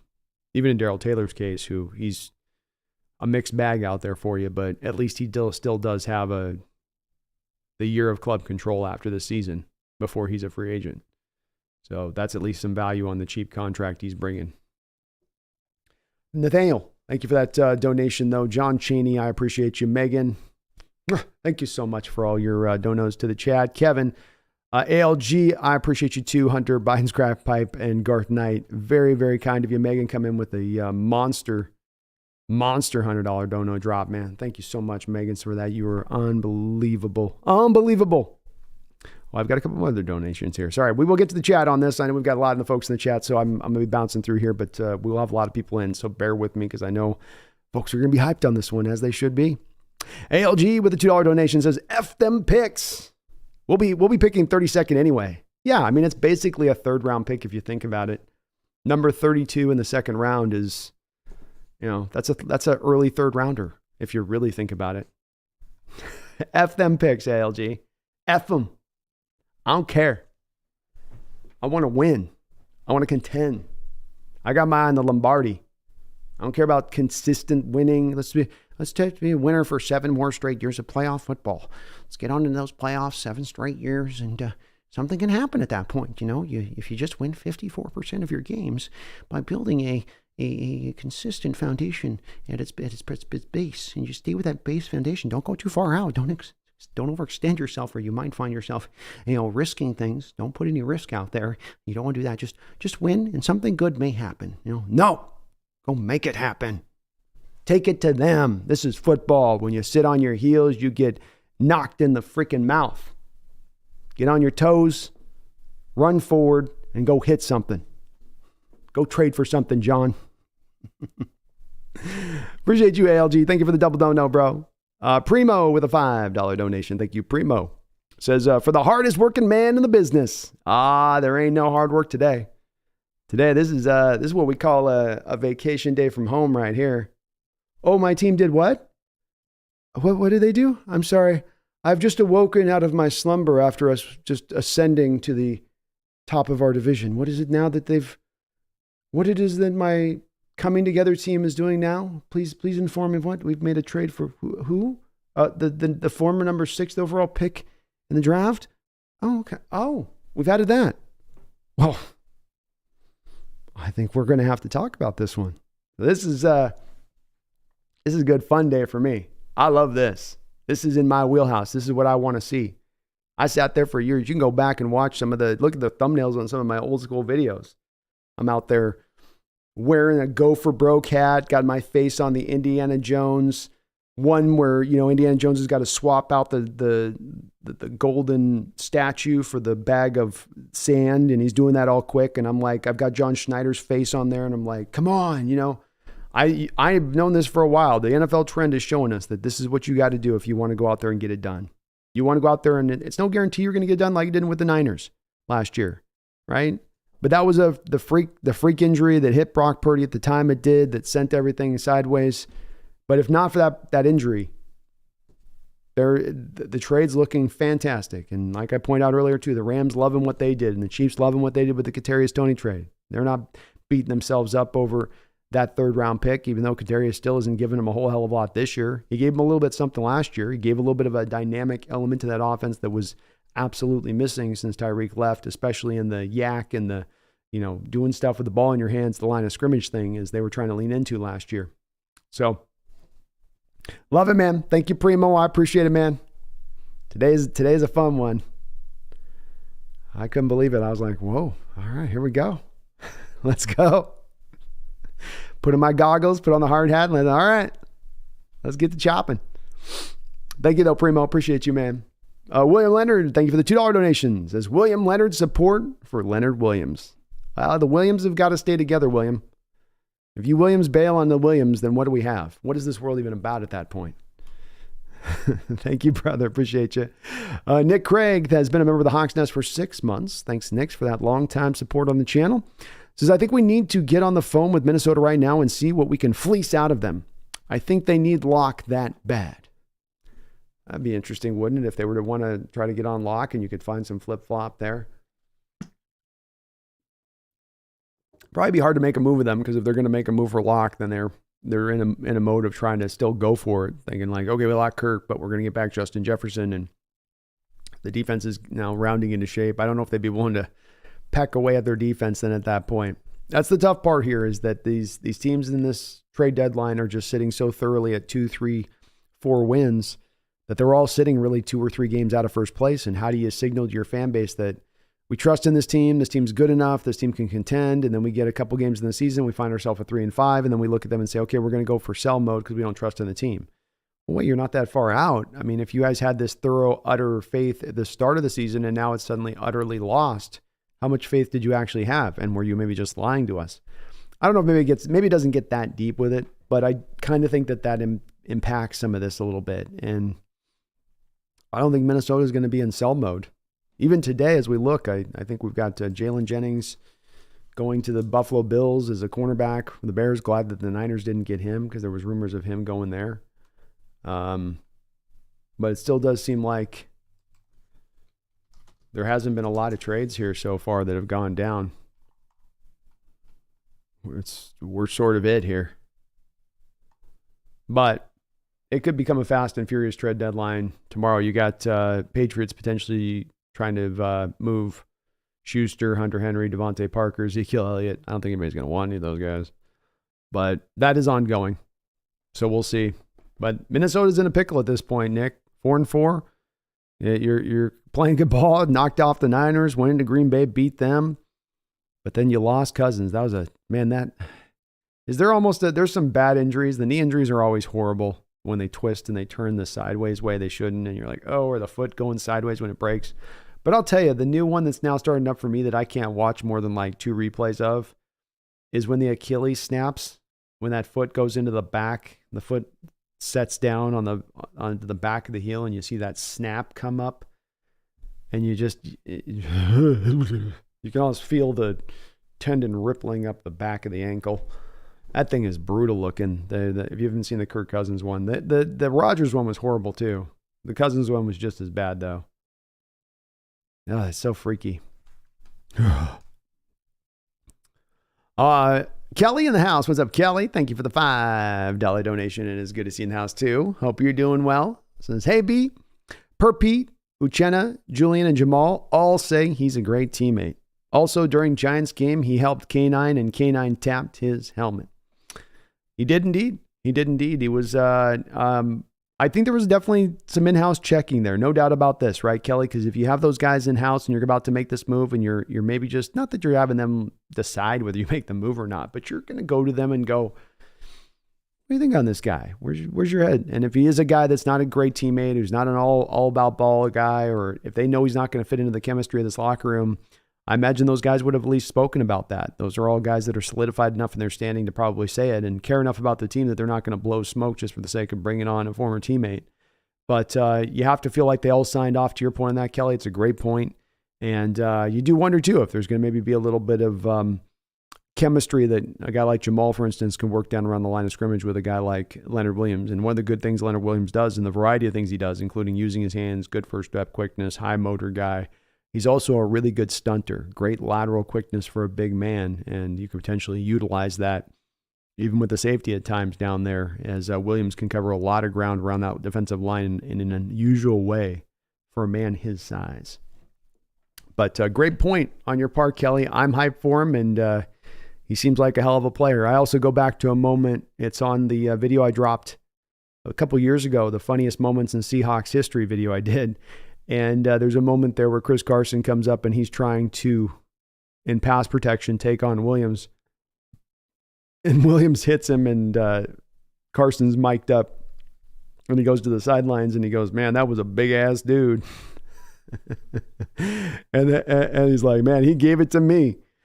It's kind of a funny little moment there on the sideline, but he's a big boy. And that game a couple years ago in Seattle that Colt McCoy beat us on, Williams was at the forefront there on that defensive line for that Giants team that day, and really like ripping it up and tearing us up a little bit, just making it hard. Props to him on that day for being as solid as he was. But he was even good last year in the game against us at home. I was watching some of the cut-ups from that game, and he was being a factor there, providing some pass rush, being a factor in the run game. He is a complete player. Thank you, though, Kelly. I do appreciate you for that. Don't know. And great point with Uchenna, Julian, and Jamal. Uchenna, of course, played with them at USC. Julian played with him last year with the Giants, and Jamal played with him with the New York Jets. But that just shows you at 3 different stops to have all those guys signing off is testament to how good a teammate he is. And this is another guy too, Kelly, that you know with Pete and his connections to USC. Pete was kind of like winking about this when he's talking in his press conference with him that, do you know anything about this, the USC thing? And he's like, yeah, I might know something. You'll have to ask. I think he says something like, you're going to have to ask Leonard about that or something. And so I think there's also a little bit of a history of understanding between the player and former USC coach there. Garth Knight, thank you for the $5 donation. Appreciate the double dono, Garth. Says, Brando, is it possible Megan is upset that Leonard Williams might play against the Ravens? I think she's more Hawk than Raven, really. She's a Raven fan as the second team, but they're the number 2. Seahawks are number 1. I think she's made vocal that that's the pecking order.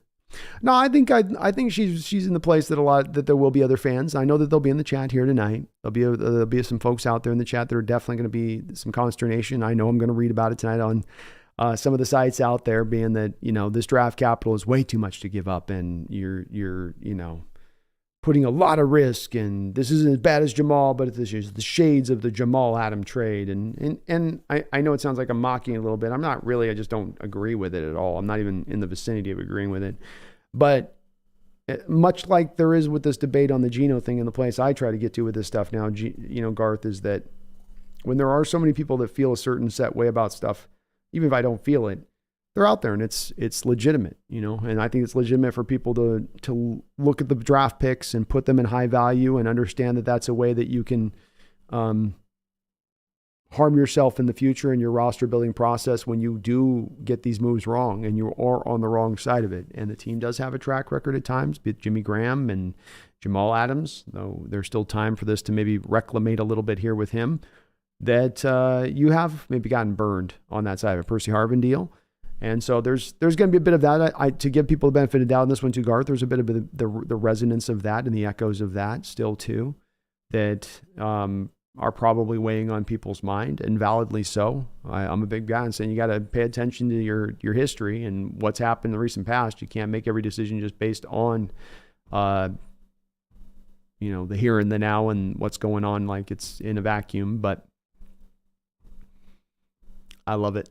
I'm with it.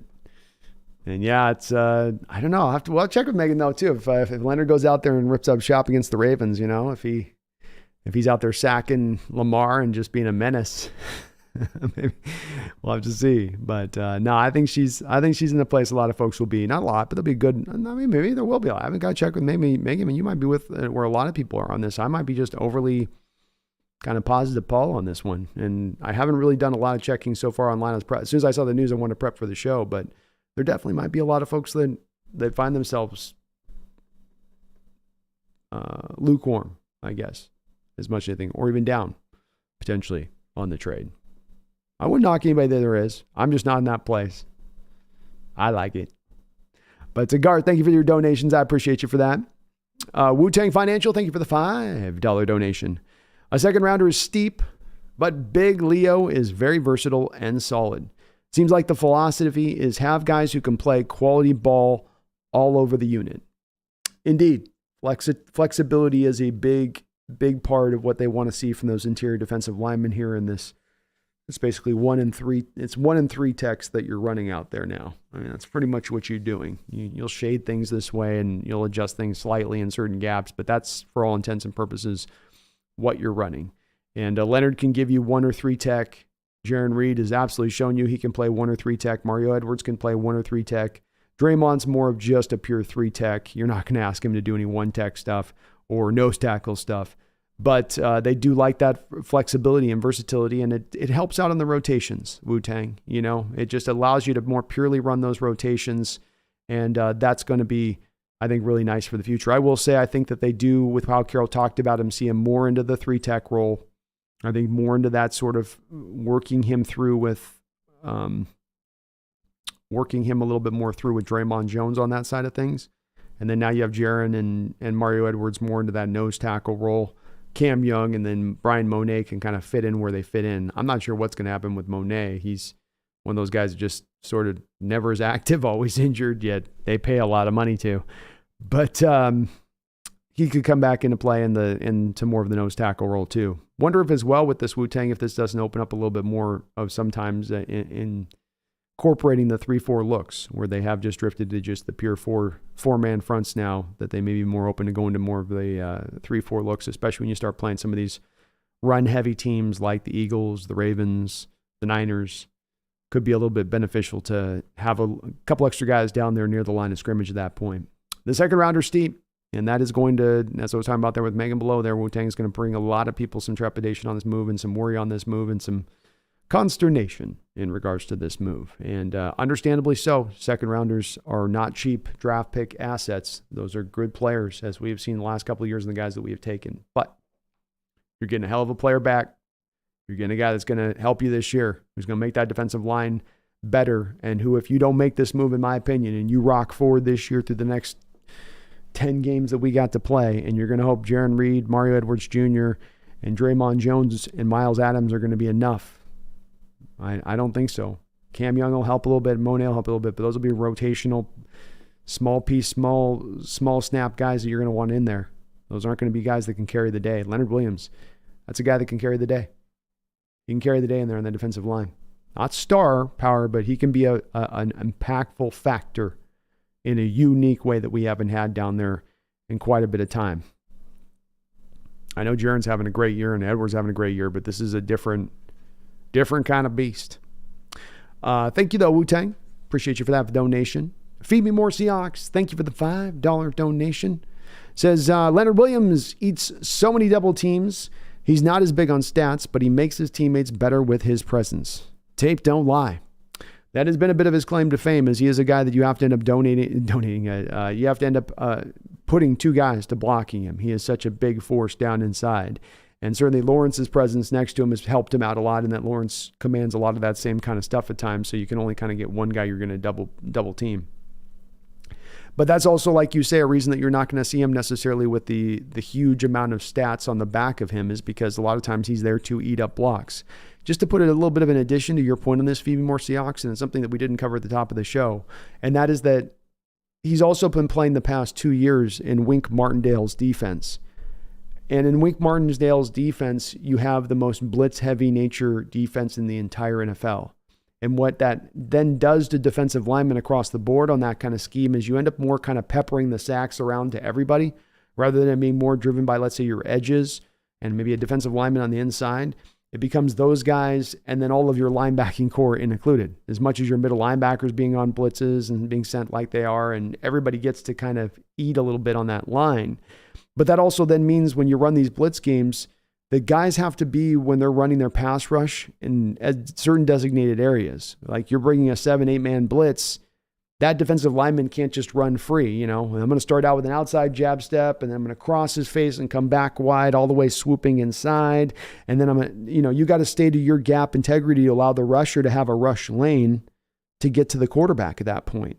And so that oftentimes is then going to put you in a bit of a box as a pass rusher and as your ability to impact the game in that way, because you have more of a role and a responsibility on the play than you do just simply go out there, whoop your man's butt, go after and get the quarterback. Sometimes you'll be asked to play that way. But when you have the most blitz, it's not just merely a blitz heavy team, but the most blitz heavy team in the NFL the past couple of years with Wink Martindale, absent maybe Flores and the Vikings this year, that's really going to have you fitting to that restricted role a little bit more often. And if you are restricted to that role, this is just to your base point on this, Feed More Seahawks. That then means that the stats with it are then also going to go down a little bit. That your productivity isn't going to be as high as it might have been, let's say, if you had Leonard Williams operating from a 3-tech role in a 4-3 defense. Yeah, I think it would be different at that point. But great point. Great point, man. Taker610, thank you for the $2 donation. Says, let's go undefeated in the Battle of the Birds. Let's do it. I'm down.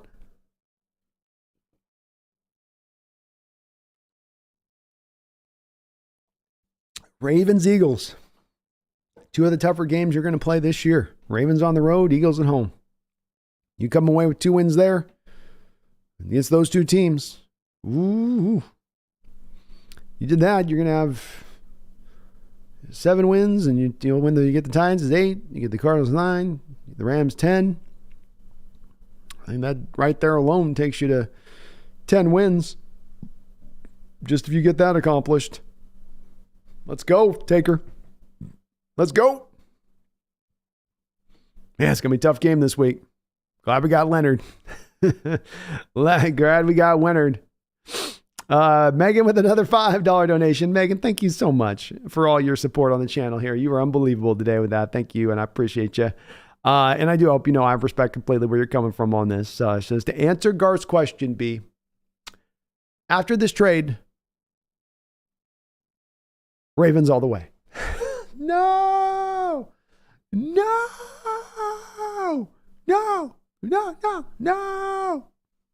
Where's my Office meme? Where's my Michael Scott Office meme? No. Say it ain't so, Megan. Say it ain't so. Oh, Lord have mercy. Oh, no. We got to bring you back in the fold by Sunday, Megan. It's just the knee-jerk way you feel right now. Just give it some time. Thank you for the donations, though. I appreciate you, Megan. And we shall see with your Raiders, your Ravens. Your Ravens. What is it, a crow? Is it even a bird?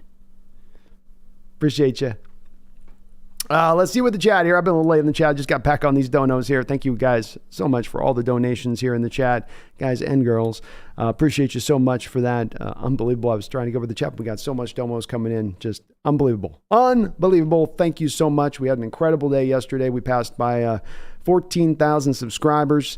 Just great support on that throughout the day too as well on that channel. So thank you everybody that jumped aboard as a subscriber on the channel yesterday. And we are locked in, and we were heading for that 15,000 mark like nobody's business. It is a good time right now, just as we were about an hour and a half here into the show, to thank the sponsor of the show. That'd be Underdog Fantasy. Underdog Fantasy is going to be sponsoring the Hawks Nest here throughout the course of this season. And they have ongoing contests here throughout the course of this year where they're giving they're giving away $200,000. You have every little different kind of contest you can want to get into. I love getting into the player prop things where you're, over and under on their yards. This week I was just a little bit short. I mean, I had everything locked in, and then Stafford had a stupid thumb injury, and that caused me to get clicked. But I had every other one right on point. So I've been really pretty good down the line on this as I kind of get down my strategies for how I do it. But you can go head to head with people. You can do season long deals. You can do weekly fantasy building teams on it. And if you use my code right now, NEST, they will match you up to $100 on your first deposit. You can just click down the link in the description section below, and that will also click it in there for you and give you that code and give you that $100 matching when you did then sign up.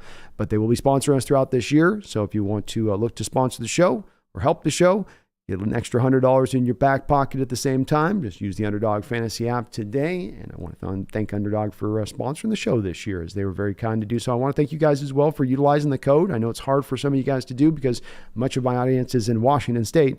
So it's a little restrictive there. But in the state of Washington, you can go into a casino and use the app on their network. And you folks outside the state have been definitely using the app. It's been great to see the numbers out there from you guys and how active you've been. And I want to thank you guys for doing that. Because you show the love, and then they show the love, and we show the love. So it's like Rocky, Because I know if you can love, we can love, and I can love. Okay, Sly. one of your golden nuggets with that one, Mr. Stallone. Thank you, though. Megan, again, thank you for the donation. Taker, feed me more Seahawks, Wu-Tang, Garth, multiple times over, Kelly, Nick, William, Prima, LG, Nathaniel, John, Megan again, multiple times, Kevin, ALG multiple times. You guys are just simply amazing. Let's get to the chat. Let's see where you guys are here. MJ says the Hawks got their O in better order. They're looking really good. They are indeed. I love where we're heading here. And Bauer says it's a bit expensive on the draft capital, but I think it balances out with them paying Williams' salary. At worst, it's a cheap rental. At best, it's a long-term answer to our run D issues. That's where I sit with it as well. This is a lot. It is a cost a lot on the forefront. Part of the cost is that you have him on a veteran minimum for the remainder of the season, that the Giants are going to eat $9 million of cap space on their books here. So that's a bit of a part of this that can't be undersold. And then the compensatory aspect of this on the back end, if you were to lose him, has to be factored in. For though you have to maybe wait for that fourth or third round pick down the line, you would be getting that back as sort of a kicker to the situation for whatever that's worth. But still, yep. Definitely a cheap rental is a good way to do it. In best case, it's a long-term option for us. And right now, as it sits, we don't have anything necessarily really set for the long term on that defensive line. We've got some prospects, we've got some hope and prayers, but we don't have a lot of certainty. Power says we're going all in this year. We are indeed. Space says we found our monster, man. We found a big monster. Nick Craig says, I think people are overreacting on the run defense thing. Kareem Hunt is not a slouch. Yeah, I think our run defense is okay. I think this isn't as much a move about what's going on right now or what's been happening here, Nick, recently with the run defense or what happened this last Sunday. I think it's more about as you go forward to play these opponents coming down the line. And Ravens, Eagles, Niners twice. You got teams that really are committed to running the football and run it well. And you need big dogs up front to make that happen. And you need a rotation up front in addition to the big dogs to make it happen. You need that combination. Especially that 3 games in 15 days. You're going to be calling upon depth. You're going to be calling upon rotations like a mother during that time period. And I think it's as much for that if I was to make a guess. And Power says, yes, sir, man, I'm pumped. Can I get a C? Hawks. Herbicide, this dude has the size and skill I always wanted. 6'5", 310 pounds. Perfect. He is our missing piece. We are all in now. Only thing that could make this better is to get a healthy offensive line. That would be a nice finishing piece here to this trade, is to learn that we're going to get a little bit better along. We got news today that Phil Haynes is getting closer. Finally got a little bit of an update on Abraham Lucas, where it does sound like it didn't sound as ominous as it has, that there's something impending with him having maybe even this being a season-ending thing, that they are working with him, and it's kind of a coming along process a bit as it stands right now with him. It's just taking a little bit longer, but according to Coach Carroll, Lucas is running, he's training. So it's not a matter of they just got him sitting on his butt and he's just resting the leg and they're just waiting for the pain to calm down. It does sound like he's at least making progress. Spaces, I didn't think we were going to do any trading because we signed Clark. I'm pleasantly surprised. Me neither. Me neither and me neither. Me neither and me too. That's what I meant.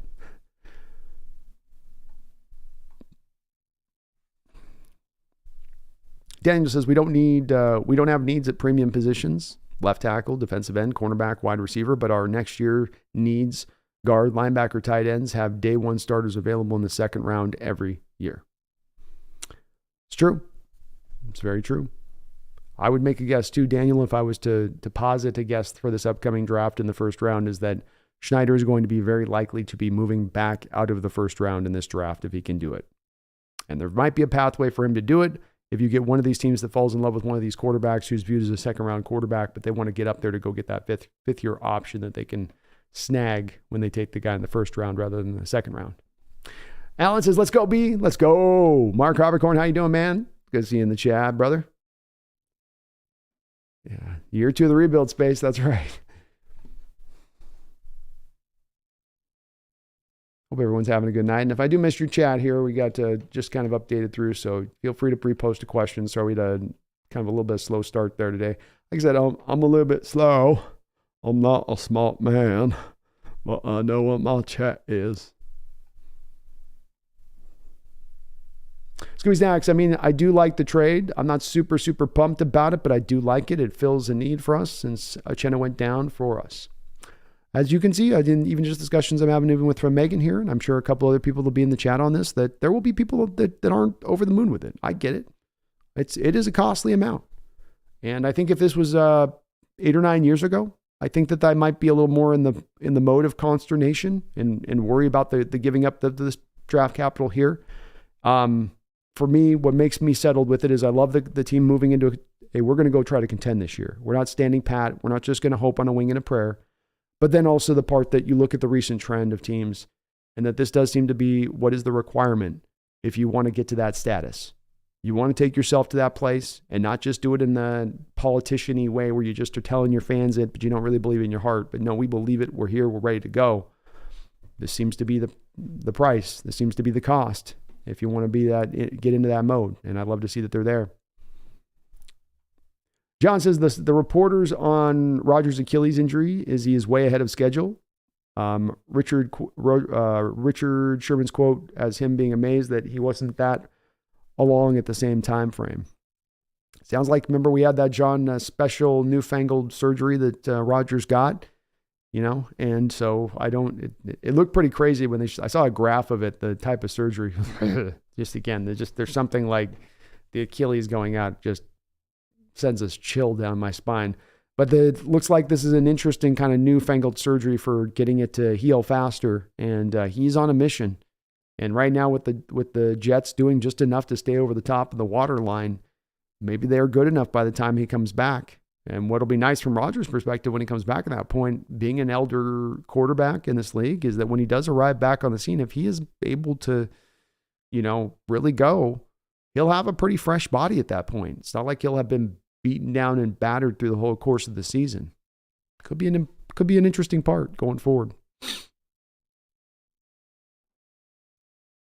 Spider Rico says Williams had 2.5 sacks that day against Seattle and against us at home. He was a monster that day. That was one of those days where you're like, holy hell, we just could not block him.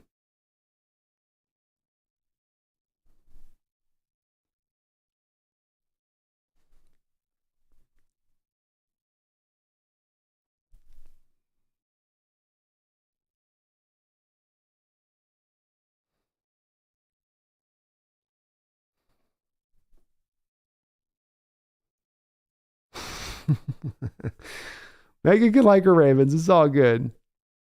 Seahawks Gaming Lions have had interest in Chase Young. Hutchinson is one of the most double-teamed edges. I'd love that move for the Lions. I'd love that aggressive move for the Lions on Chase. And certainly thought that they were going to do more this offseason to add to their pass rush with Hutchinson there. I thought they didn't do a whole lot this offseason. So it'd make a lot of sense.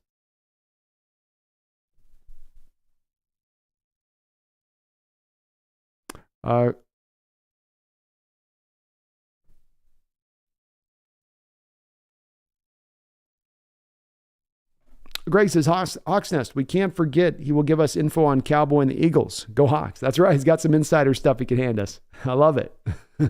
All the little bits help, right? They all add up, man. DVN says he's the embodiment of what a lot of you Trench fans have been begging for. Indeed. A complete player down there, prerequisite size, prerequisite length, prerequisite motor. He is the real deal. He's not the star power defensive tackle down there, but he is the real deal down there. And there's a reason I say he instantly becomes your best defensive lineman right now on this team, maybe even beyond a guy like Draymond Jones for the total impact that he brings. And I don't think it should be undersold a little bit with that. But yeah, agreed there, man, DVN, completely. It's part of why I'm so very excited. Johnny Utah Sexy Dexy's going to miss Leo. Merry Christmas, Jerron, Dre, and Mario. Yeah, Merry Christmas, Jerron, Dre, and Mario for sure. Your snap counts are going to get down to where you're not going to have to run out there for, 60, 70% of your snap counts. We're going to be able to keep this thing at 30, 35%, which is ideal. Remember. We went to the Super Bowl. As good as that defensive line was, right? And that was a real good defensive line. Nobody on those Super Bowl winning teams, nobody on those two Super Bowl teams who went back-to-back years was playing over 40% of the snaps. Or over 40 snaps a game. Yeah, that's how it is. Nobody was over 40 snaps a game on the defensive line. You were always rotating guys out, even back then.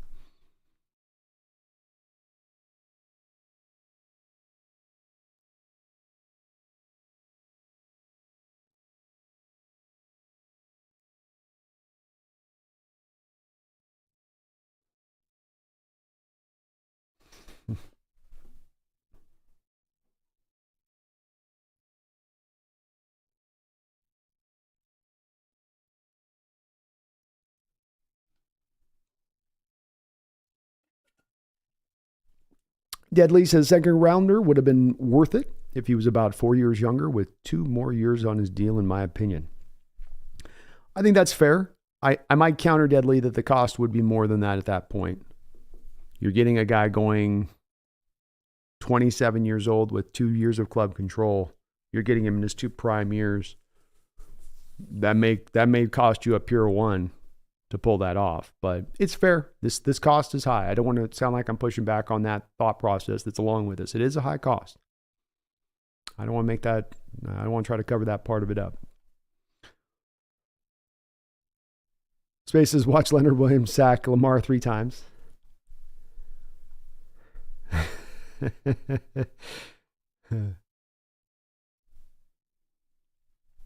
Yeah, King Tay, Nwosu, torn pec. Garoppolo just got sacked 3 times in a row. Yeah, he's not good. So glad we didn't go for him. Remember there was a contingent of Hawk fans that were looking at us going after him?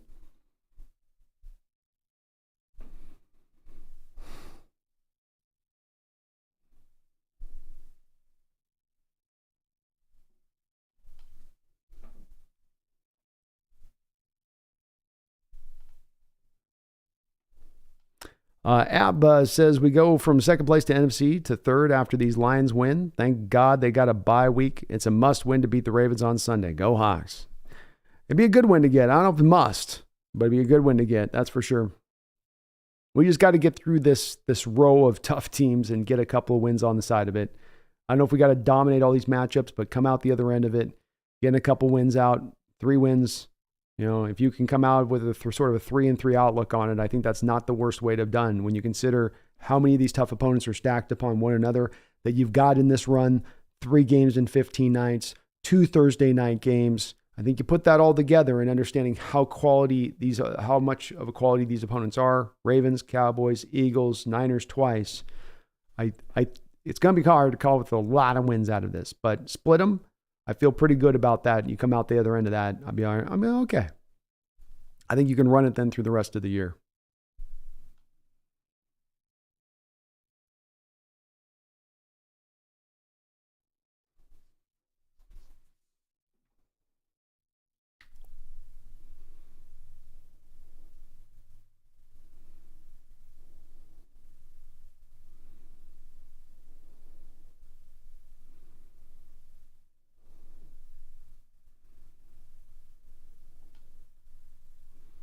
Spaces, Zay Flowers and Spoon played together in college. It should be interesting. Did they really? Did Zay start out at Illinois? I didn't know that.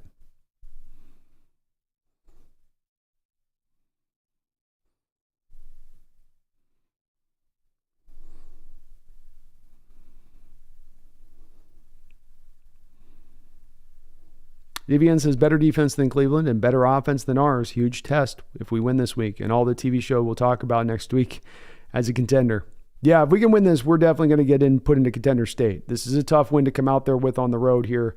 I think the way that you put this together, DVN, is very accurate. I do believe that the Ravens defense, when it's all said and done this year, will be a smidge better than the Browns. I think they're going to be neck and neck when it probably all is told. But the one thing that does help the Ravens defense out, where the Browns defense doesn't have this aid, is that you have an offense that is functional, that can put up a lot of points and is dangerous. It's going to be a tough matchup. Tough matchup. No doubt about it.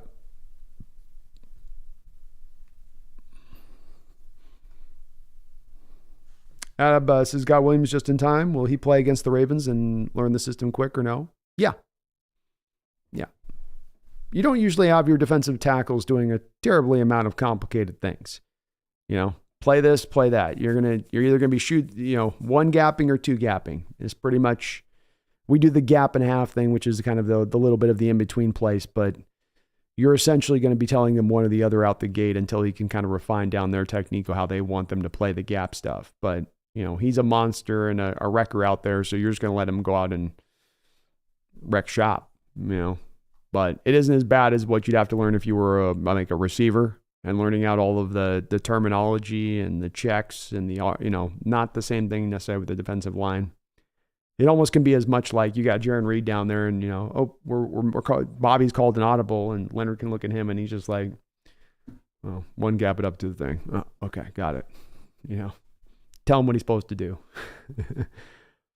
Wu-Tang says Ravens are going to be a tough out, but we can do it. I want a complete game on both sides of the ball against a quality opponent. Well said. Quality opponent, tough out. Very much where I'm at with it too. It's going to be a tough game to go get. That's why this last game was so important to make sure we came away with the W. Because this is the type of game that you don't necessarily go to and look at in the offseason when you're looking at the schedule going, oh yeah, that's a win.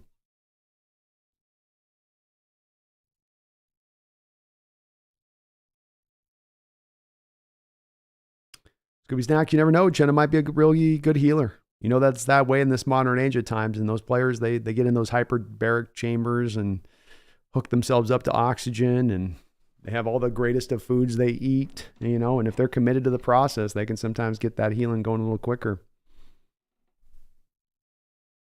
And I do think, Ab, that, Williams is definitely going to play. Nelson, I hope that Williams does good with us. I feel like he will help us and improve defense. He will, Nelson. He's going to aid this defense, no doubt about it, both from the pass rush side of things. He's coming off his best day as a pass rusher this past week. I think he had 7 pressures. As I was saying earlier on this, 12.4 pass rush win rate this year. It's actually a career best for him. He's having a career best start to his year as a pass rusher from the defensive line perspective. Top 25 pass rush win rate down there on the line. He'll help. He will help. And Nelson, you never know. They might do a little bit more. Spider, I'd like to see DK on more deep crossing routes as opposed to jump balls on the sidelines. I wouldn't mind seeing that too. That'd be nice. Anthony says, we'll miss you, Leo. Once a Giant, always a Giant. Best of luck with the Hawks. Oh, thank you, Anthony. That's quite kind of you to say of Williams. Seems like he's pretty well respected out there by the Giants fans based on what I've read.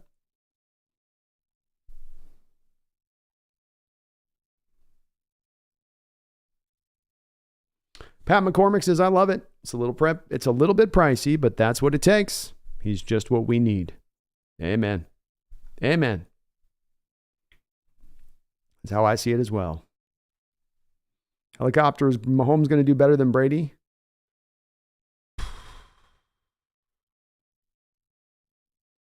Man, it's going to be hard. 6 rings. So he's got to go 7 rings. I think it's going to be hard physically to pull off what Brady pulled off as much as anything. The body eventually just is, especially all the extra ball you play through your early 20s with all the extra playoff games. You do wonder if that Mahomes' body will last long enough to get there. I don't think so. He certainly could, but I just don't think so. Space, I want more JSN. He's loosening up and looking more confident. He's looking better, yeah. Maybe he's starting to find a role here. It's hard, though. You got to go away from those 2 tight end, 3 tight end sets to have him out in the field. And that's where I think it gets to be a tough draw there for Waldron on which way to go sometimes.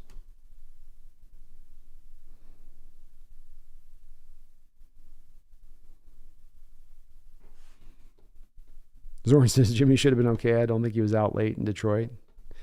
I don't know. They may have a very vibrant adult film industry out there that he likes. ALG says, but Ravens are up and down, so you need to catch them and they're down. That's true. They're great. They're a good team, though. They're tough. But we'll see what we get Sunday. Tucker, you're not getting a player like Williams in the second round anymore. The Hawks had like 14 picks this year if you count Bobo, Caillou, Kelly. It's true. It's true. We've definitely got the last couple drafts, we've gotten plenty of value from our draft picks. And you're right, Tucker, that's part of what informs me on this trade too, is that these things don't happen. I know I use it a lot, the term, but they don't happen in a vacuum.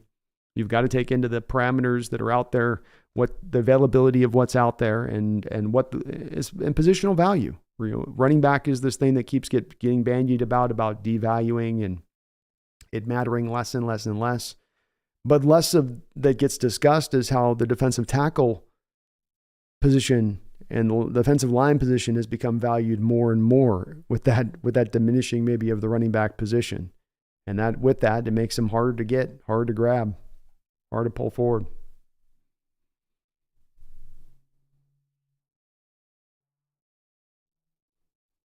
Nitro says, Devontae Adams is so pissed. Wonder why he wanted to be on the Raiders in the first place, even when they had Derek Carr.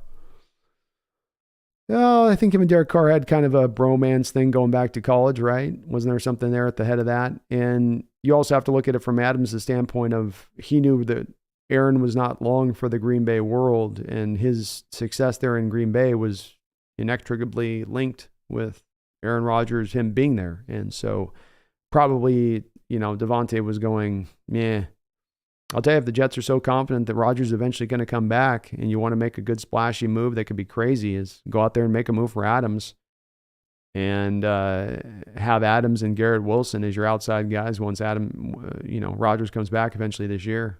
Can't imagine the Raiders would insist upon anything more than second round pick. But boy, has it been quiet this trade deadline. Tucker says they also got a few more players like our rookies off waivers that Pete and John like. Agreed. I think even the Caillou Kelly, I'll be talking to Coach Evans tomorrow with the Ravens about him as why they released him as a 5th round guy. I liked him a lot out of Stanford, and he fits the model of the type of cornerback that they tend to look for and gravitate towards. Bobo certainly helps you out in the future, you think, in looking at your receiver room and feeling good about that and having a cheap option there for the next couple of years minimum there that can be a very valuable and useful player for your team. So, yeah, agreed, man. Actually, we are going to beat the Ravens. Love the confidence. They haven't defeated anyone significant other than the Lions. So I think the Ravens are paper tigers. Paper crows? How about that, Akshay? Call them paper crows? No, maybe not that one. But I like it, man. We'll see. I like how they have constructed their roster, and they seem troubling, but you're right. It is kind of on paper as much as anything else. Let's see, who have they beat? Who have these men beat, really? They find themselves at 6-2. They beat the Texans in week 1. They got a Bengals team 27-24 with a little bit of a limpy Joe Burrow at that time. They lost to the Colts. They beat the Browns 28-3. They lost to the Steelers 17-10 at Pittsburgh. And then they've won the last 3 straight games against the Titans, the Lions, and the Cardinals, who they beat 31-24. Yeah, they haven't exactly gone through a hellacious schedule. I think that's a fair point. It hasn't been cray-cray. Megan, thank you for the $5 donation. I do appreciate it. Megan, sorry again. Boy, donos coming in fast and furious today. I'm missing them. I got to stay on top of this. The Lamar jersey is washed and ready. I don't mind when opinions differ, but when it gets personal, it has. So do I. Fair enough. As I always say, Megan, you'll always throw folks off in the chat when they learn the Ravens fan and the Seahawks fan. And in America, it's harder where it doesn't add up on it, where it's like, no, there has to be it's one fan of one place, that's usually, so it always is odd when they go, what, you can't have two. That doesn't work. No. But I respect your love on it. I get it. And I got no worries with it. So I guess I wish your Ravens best of luck, but I do not wish your Ravens best of luck. Thank you, though, Megan, for the $5 and all your donations tonight. Garth, thank you for the $5 as well. And he says, congrats on 14,000 subscribers. Well, thank you, Garth. It felt really good to round that out this last week. We flew past it. We're already just about to be knocking on 14-1 here. So, I mean, we are cooking here on the Hawks Nest. I love it. Love it. Sorry to hear at Megan favors the Ravens over the Birds, who control the sea.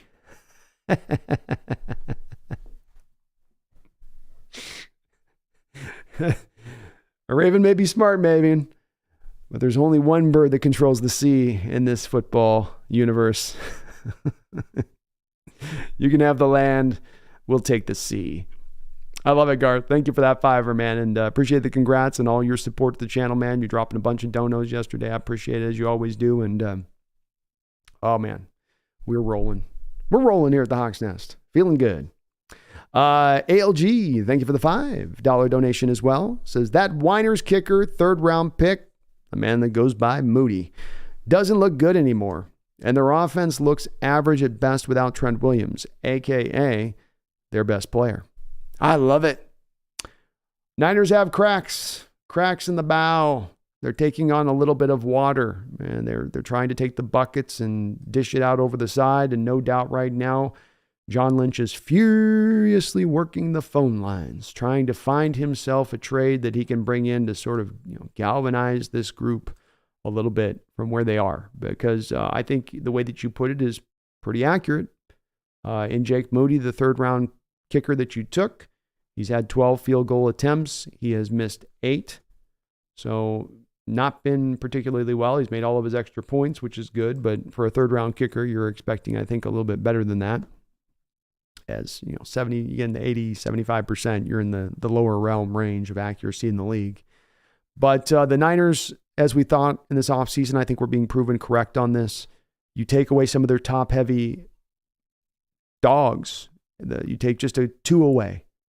And that's enough legs that you take out from underneath the chair where it may not collapse, but it's going to be unsteady, and it's not going to be as dominant as it was when you had them all rolling full. When that offense has Trent Williams, Deebo Samuel, Brandon Ayuk, Christian McCaffrey, George Kittle, well, you're putting almost just those guys, almost regardless of whatever else you put across the line with those guys, that's almost enough.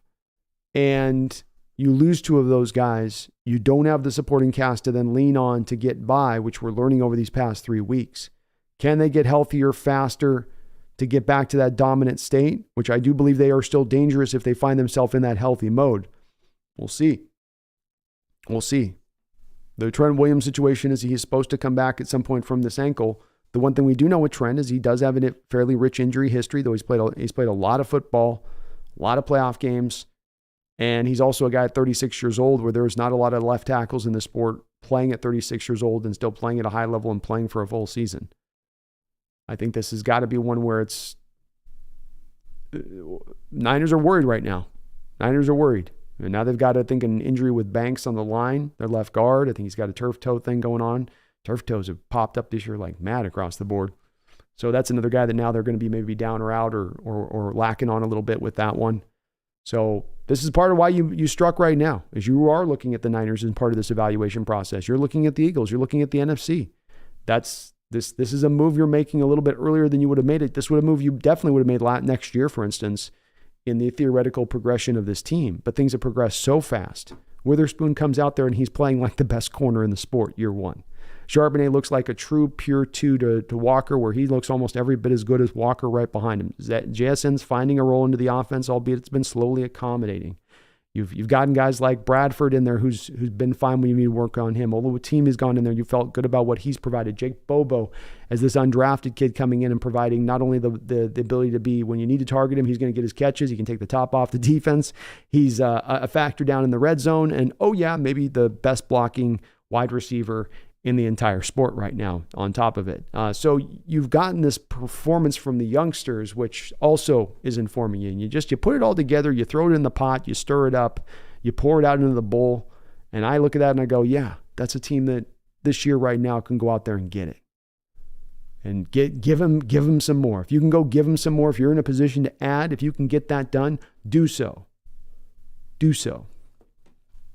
But it is nice seeing the Niners stumbling a little bit. ALG. It is very nice. Very nice to see. Megan, thank you for the $5 donation. I appreciate all the donos tonight, Megan. And I appreciate you being a good sport too. As a Emma Ravens fan, due to the Edgar Allan Poe connection, I wonder if Garth knows who that is, as he didn't write picture books. No, here we go. Here we go.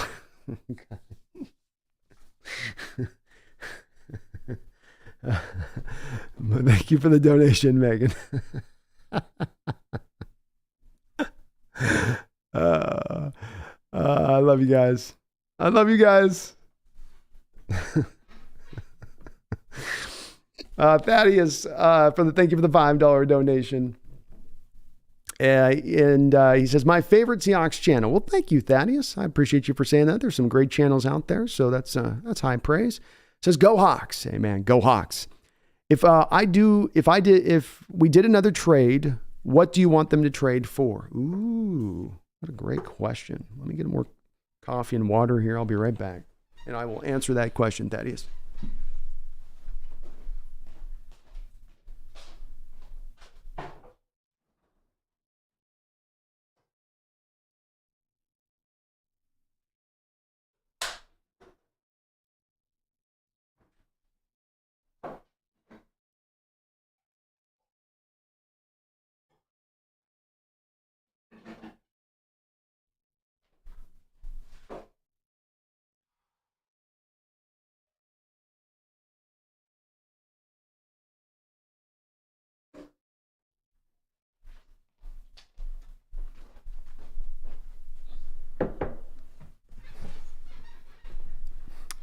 Thaddeus, I would give up a first-round pick for DeForest Buckner. I bring in DeForest and Williams, and then I make...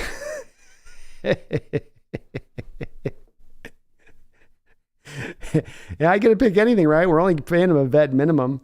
I don't need to be hampered by silly things like cap space. You're going to go hard, right? No half measures here. Yeah, I think that if I go to make another move, much like in the spirit of this move, I'm going to look to be hard with it. I'm going to look to push heavily with it. So would I look at a Chase Young for a third and a fifth this year? So we give up a 5th round pick next year, so we do still own our native 5th round pick. Would I make that move right now for a Chase Young? Yeah, I think Chase Young is significantly better than Frank Clark, and I think Derek Hall's ascending. I think he's getting better, but I don't know if he's going to make that leap that Boye Mafe needed in an offseason to make, and is very likely, with the track record of second-round edges, the prerequisite for him to make that leap into becoming that kind of player in the next year, where Chase Young is going to be ready-made right now, step on the football field and bring that kind of impact. And so, yeah, I would be open to make that trade as long as the price was right. I'm not going to go with the first-round pick.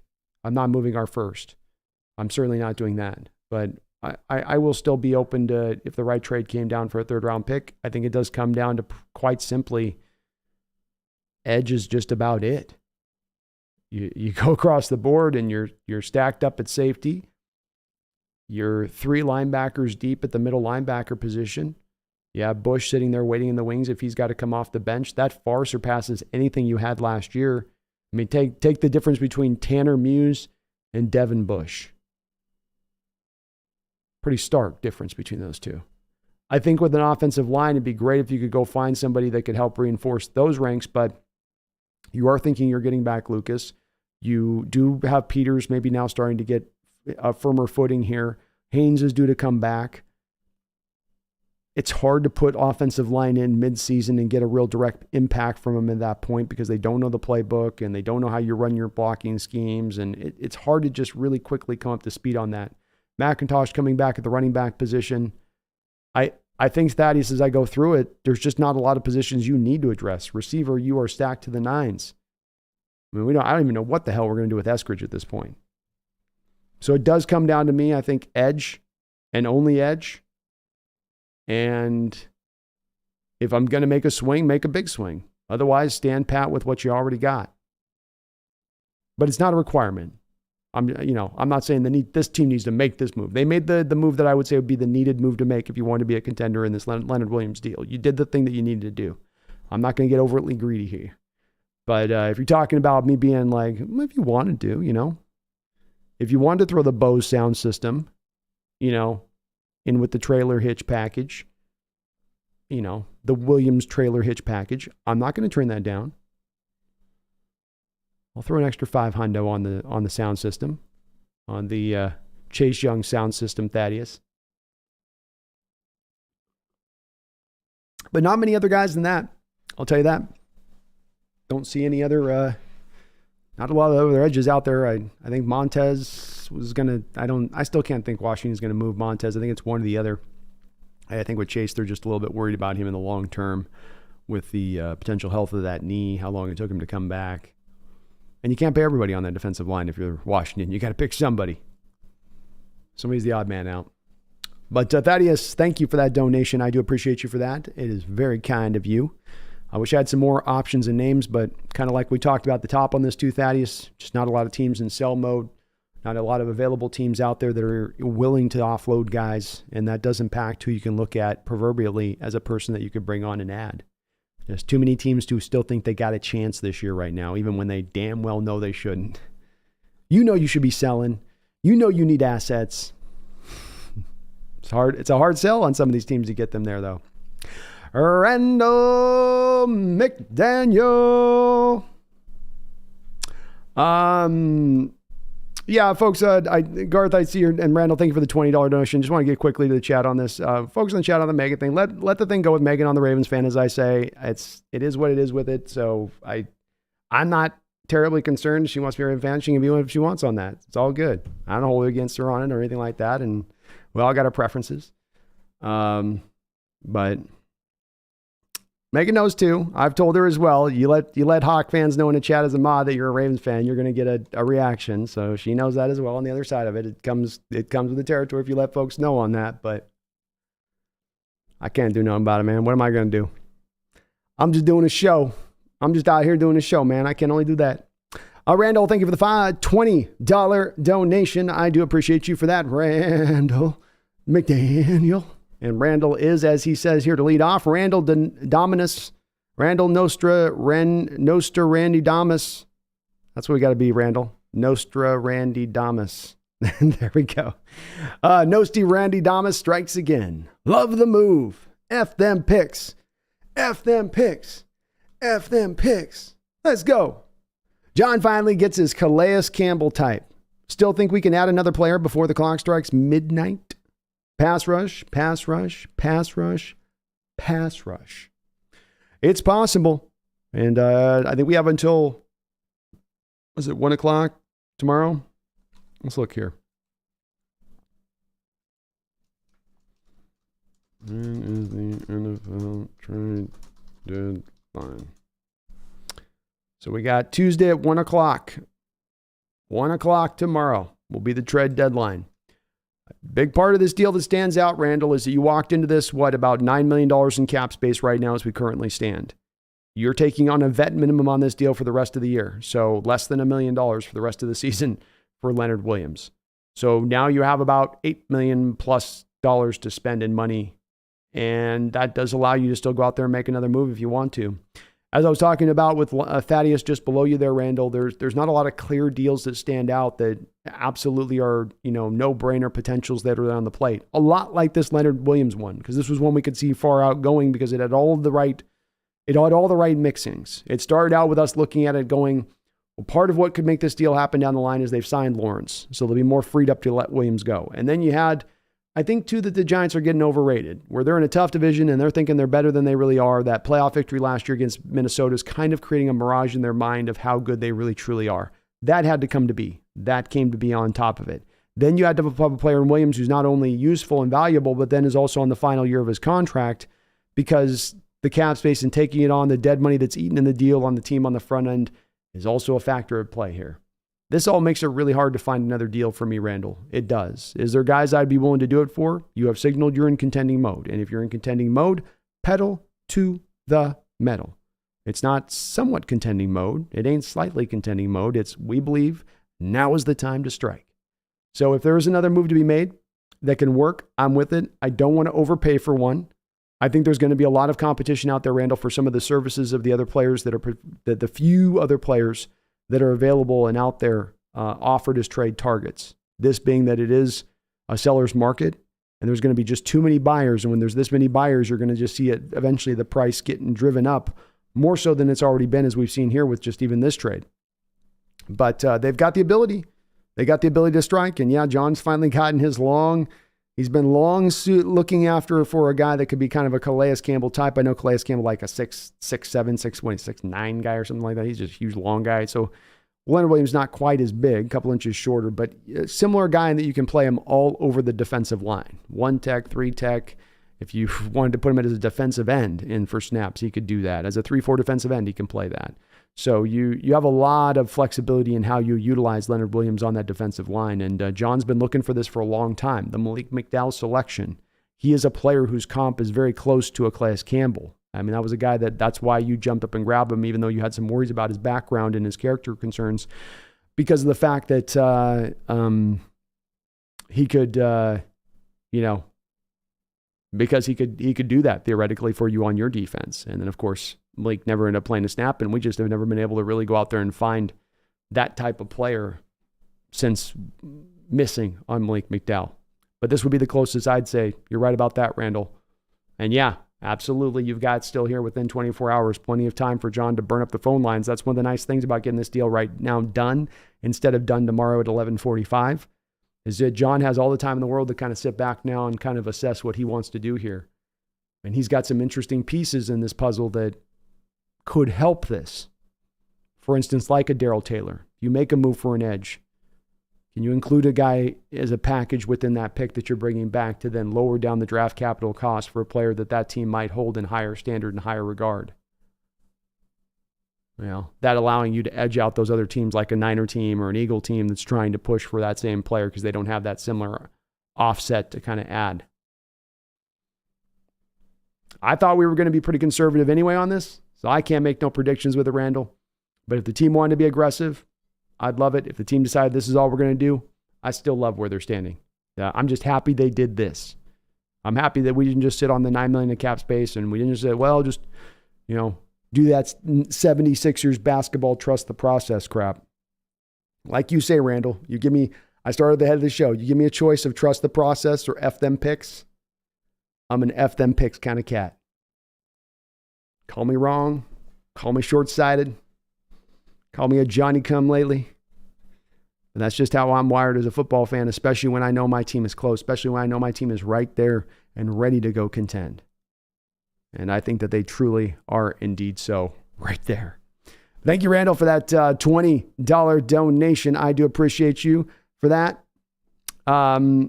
Garth, thank you for the $5. Says, Brando, I think Megan's freaking out in the chat because she expects Hawks fans to trust her regardless of the loyalty she's committed to. No, she understands it. And Garth, I've talked to Megan about it before that she knows. I've warned her. I go, Megan, it's in, with the Hawk fans in the chat, they'll see that. It'll definitely cause some sparks in there. So she understands on that. She knows how it goes with that. It's a little bit of the American culture in here with the fandoms and looking at teams and stuff because we are so, You got to bleed that blue. Can't bleed that blue and then bleed the purple too. That's too many colors. It's too many colors to bleed. But thank you, Garth, for another $5 as well. Says, Brando, around Christmas, I want to send that German fan a picture of a park in Baltimore to see how lifeless it is. Fair enough. I will send it my way, and I'll package it up and send it his way for sure. I'm sure Raymond will. He's sending me kung fu pictures and then pictures of Baltimore Park. What's going on? But Gar, thank you for the double dip, triple dip, quad dip, CS dip. Appreciate all your donations, man. It is very kind of you. Very kind of you in the chat. And Randall, you as well with that 20. Randall, it's got to be just Randy Nostradamus here. You're just going to have to choose you're going to have to change your username to that. Randy Nostradamus. I like that. Or Randy McDamus. How about Randy McDamus? That's not too bad either. Stephen McKay says, do you think we can play both Jordan and Leonard? Can we pay them both? Theoretically, yes, you could. You probably are going to end up making a decision between one or the other, though, would be my feeling on it. And it may be as much of you try Jordan Brooks in negotiations, and if you find that he's pushing for 17, 18, 19 million a year, you go, okay, we'll go to Leonard Williams at 12 million a year for a 3-year contract. Something like that, I think, would be a way that this could potentially very likely play out, especially if they're able to probably bring back Bobby again on another contract. And Bobby's going to be, if you think about it, on even a 1-year deal at $7 million, you end up signing Jordan for a 4-year, $17 million per year. It's like Jordan's going to be twice the cost because of the youth and all that goes on with him, and him coming off basically a career year. That's the tough part about the Jordan contract, is he's going to be coming off a career year, and with the price going where it's going to middle linebacker in this sport, the deal's given to Raekwon, Tremon Edmonds, Jermaine Pratt in the last year. You're not getting Jordan for cheap. Just not happening. So probably going to have to decide there, Steven. But you roll over $8 million from this year to next year. You've got $7 million as it is. That's $15 million in cap space. You cut Monet, that saves you like $6 million. So you're at $21 million. You make another cut or two here and there, restructure or two, get yourself up to $27, $28 million of cap space. Okay, so you sign Jordan to a 4-year, $17 million per year deal. You keep the first year hit down at 8. You sign Leonard Williams to a 3-year, $12 million per deal. You get the first year of the cap hit of that down to like 6, 5. So $27 million of cap space, 15 of it going to collectively Jordan Brooks and Leonard Williams in the first year of that cap hit. That would leave you about $12 million over then to put $6 million to you'd have $6 million to put to your draft picks, and then you'd have $6 million for your reserve fund. And that could work. We definitely are going to go a little younger in some other positions. Guys like Noah Fant would go at that point, but you could still fit it in there, Steven. Key being is that you can kind of lower down that first year cap hit in a nice way.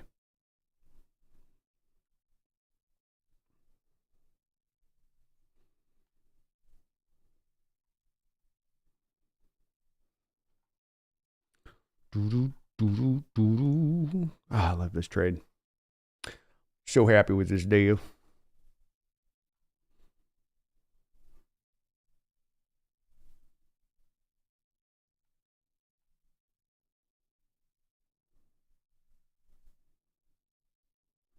GMFB should be good to play this week, from my understanding. Which is GFMBDB. TBD. Good morning, football breakdowns. Hopefully, Ravens won't be easy. We have nobody to chase Lamar around. They won't be easy. I think Brooks can do a spy roll pretty well on Lamar if you need him to do that. He's a pretty fleet of foot cat to get out there, but there aren't many teams really well suited to have anybody chase Lamar around. He is very unique in that respect of things, but this ain't gonna be an easy game. I think this is the toughest game we have remaining on our schedule of any of them. And that's saying something, because we've got some tough games coming down the pike. But this one's it. It's gonna be a tough fight.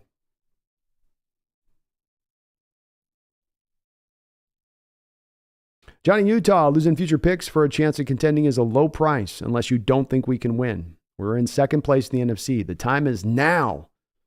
Good player that makes everyone on the D-line better. I love your thoughts on this, Johnny, and your summation of it is where I land with it. It comes down to the question on where you may sit with this, and it's the key important question to begin out where you stand on this trade. Can this team contend this year? Yes or no? Let's not talk about whether it's too much draft capital to give up or the future.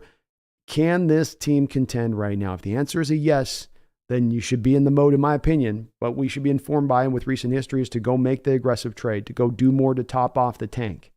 And this indeed is definitely topping off the tank. You're even having a little bit spill out the other side of your gas cap here. So as you say, Johnny, you're in first place. You're in second place in the NFC. You have the Niners losing 3 games in a row. Everything in the way that it's telling you in the flow of the direction of telling you what to do. If I'm Schneider, it's telling me, let's go get this. Let's go make a move. And I'm okay with it too, man. But well said.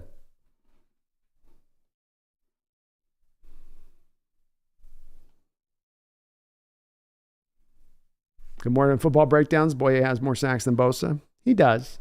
To give Bosa a little bit of credit on this, he does have way more double teams he's getting on his side than Bosa. Boye has dealt with by like a pretty wide difference. Matthew says, well, I'm confident. Let's win out. Let's just do that, Matthew. Let's not lose another game for the rest of the season. That sound good to you guys? Grandizer 12. Hello, Brandon Kane. How goes your night? I'm doing great, Grandizer. How about yourself? Were you able to see my long post on your first play Seahawks bring it home against the Browns video about a possible trade with Dolphins? Your thoughts?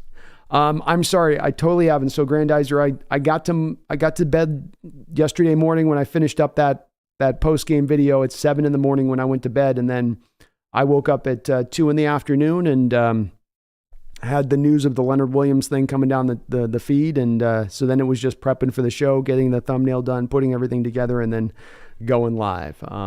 So it was pretty much, I haven't had a chance to even check out the comments yet. I've been a little bit, usually my Mondays are nice and light, Grandizer, where I get to go through some of the comments on the video and respond and see what people say. And I can get the PFF scores out to you guys for my members and start looking at some of the tape from the all 22 of the game. It's nice and relaxed, you know, my brain's half out of it, but today was like, get up, let's go. But I will, Grandizer, I will definitely check out your comment on the video. I will respond to it. If you want to put into the comments too what you might have had on your thoughts on it, I'll respond here too. But I'll take a look at it for sure when I get a chance to take a look at those comments. It's the way it kind of goes NFL season. Sometimes you get up and something's popping and you got to just jump, you know.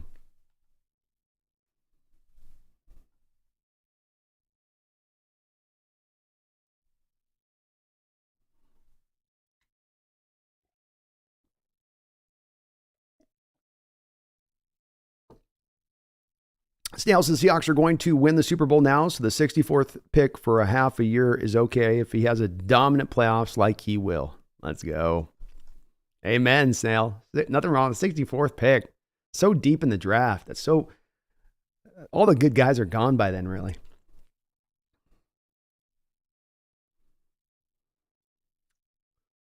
Johnny says fortifying the D-line was a priority since last year. Now we're adding strength on strength like we did by drafting Spoon to an already good cornerback room. How's that working out?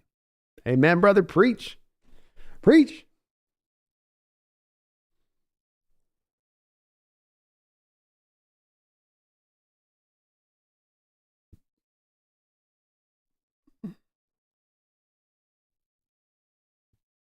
Christopher Tutson says, don't give the first round. We need that on a quarterback. No, I don't think there's any chance of first round picks on the table right now. My brain would probably fall out of my skull if we made a first round trade right now. And I don't think that's on the table at all. And whether it's for a quarterback or not, Christopher, I think at the very least it's to move back in the draft a little bit. Supu says, let's go get Chase Young now. I mean, I'm not saying I'm not going to be angry if they do. I'm going to say that. It ain't going to cost you a first round pick. Scooby Snacks says, I like the trade. I don't love it. And you're not alone. There are some folks on here that have mentioned a few times here in the chat I've seen, and I expected it, Scooby, with the cost of this price. And I get it. I get it. I can't get there myself with it just because there's some factors onto this that have me more to loving it when I think a little bit more about how hard it was going to be to get a trade done, being it's a seller's market, being that when you go through these trades, like we talked about at the top here, Scooby, of, last year, the Chiefs giving up a 3rd-round pick and a 6th-round pick for Kadarius Toney, who couldn't get out of a medical tent with the Giants after they took him in the 2nd round. Or, the Rams giving up a 2nd, 3rd-round pick for a half season of Von Miller, right? Or McCaffrey, a 2nd, a 3rd, a 4th-round pick, and a 5th-rounder in the 2024 draft. It's a little bit of just the price, the cost, get these kind of deals done. Roquan Smith, last year, 2nd, 5th-round pick. Guy they were going to have to trade for in Roquan were the Ravens, and then pay him a monster deal on top of it. It's a high price, and I get the folks that do have a little bit of a lukewarm feel to it. I don't think you're crazy for feeling that way. I get it, but you'll have to understand there are going to be those folks on our side of this that are going to be hyped by this move, that are going to love this move. We've looked at this player for a very long period of time. He has been valued for a very long time in here as a guy that would be a great target to go after. So it's going to have people on my side of it where I'm at with this, I think rightfully so. Not that they have the ultimate right side of this. We're on the right side of history. But that I think we got reason to feel good about this, also on the surface of it. Are we too hard on Clark? Says Matthew Galendez. I mean, he just got here. Yeah, there were people that were kind of jumping to the conclusion here after this game that, he showed he doesn't have anything left. And Clark wasn't great in this game, but he played 22 snaps. I said that I thought he was going to be right around a 55 rating by PFF. He came in around 46, 45.9, so a 46 rating. So he was kind of where I thought he was going to be as in the first game action as you're getting him worked in. It wasn't a shocker. And people have got to definitely give him some time there. He's just getting in. Yeah, I'm agree with you. I agree there. Cameron. And Garth, dude, feel free to send me those pictures. I'll get that off to Raymond. I love that. Cameron, thank you for the $5 donations. As a little off topic, but Charles Cross is a beast. He completely shut down Garrett. So happy we picked him. Me too. Garrett is a guy that they will flex a little bit over to the other side from time to time, and they will have him challenge it here and there, the right tackle, but he does mainly, when they're not having him flex inside and rush even in there, they'll put him on the outside against the tackle and try him out there. And I did feel like Cross did a really good job out there. He was not necessarily well graded by PFF coming out of this game, but just did the eye test for as well as you could hope to stand out there with Garrett, being that he's in the midst of basically a defensive player of the year like season so far. He did outstanding work. And I do think that as Cross does round more and more into shape, he's going to become more and more that guy we thought as he was coming out. He has, to me, been the brightest of the prospects at left tackle of that draft. There was those 3 guys taken all in the same range: Ike Ekwonu, Evan Neal, and Charles Cross is the 3rd guy in that range, and he's been the best of the bunch in my opinion. I love his future. I don't think he's ever going to be a star, but I do think Cameron, he can be one of the top notch, one of the better left tackles in the sport. He can be kind of like a Laramie Tunsil type. That's been my upside that I've seen from him for a very long period of time. And I think he's going to get there. But good to see him out there doing what he was doing. He had a tough matchup this week, and the kid rose up to the challenge and did his part, did his job. Thank you, though, Cameron, for that $5 donation. Randall with another $5 as well. It says, potentially, if Williams leaves, we get a comp pick at 3. So we flip a 2nd for a 3rd on a half-year rental. That's the way I see this in sort of the worst case scenarios for those that say, okay, you gave up a 2nd round pick. He leaves in free agency. You only got a half season then for the 2nd and the 5th round selection. But that's the part that's the key point of this, is that if we had $50 million in cap space going into next offseason, maybe you could stand back and say, we're not going to be able to play the compensatory game because we're going to have too much money to spend and we're going to pay too many other free agents out there in free agency. So the offset will not allow us to be able to get the compensation back, because that's the whole way that formula factors, is if you bring too many guys in-house from other teams as free agency, then you don't get the compensatory picks. But we don't have that cap space this year. That's the key. You've got some real interesting free agents now going into this offseason. Leonard Williams, Jordan Brooks, Noah Fant, Colby Parkinson. If these guys get some deals, and Colby Parkinson, I'm not saying you get a big deal, but if you got even a 3-year, $16 million deal or something, some low-end tight end salary, that's still worth 6th or 7th round pick compensatory-wise. And if Williams and Brooks are able to get a pretty big contract if they leave, you will get that back. And that is a way to play this game a little bit where it doesn't necessarily negate the cost on the front, Randall, but it does minimize the cost. And that's and it should be factored into this process because of where the cap situation is going into this offseason. And I really feel like it is a big part of what John Schneider had inform him to do this and how to roll with this. I do believe that. But thank you, Randall. And I think it's a great point on this. Keep it in mind, if you folks that are anti this and it's the draft capital that's got you caught up a little bit, you probably are going to play the compensatory game here. And even if Williams is going to get a big enough contract to get back a 3rd, you'll at least get back a 4th from his signing minimum, in my opinion. And that makes this deal, if you consider it like that, if that's going to be the return we're going to get down the line for him, if he does go, and you get some impactful performance here on the front end as he goes there, as he's trying to play for that next big contract.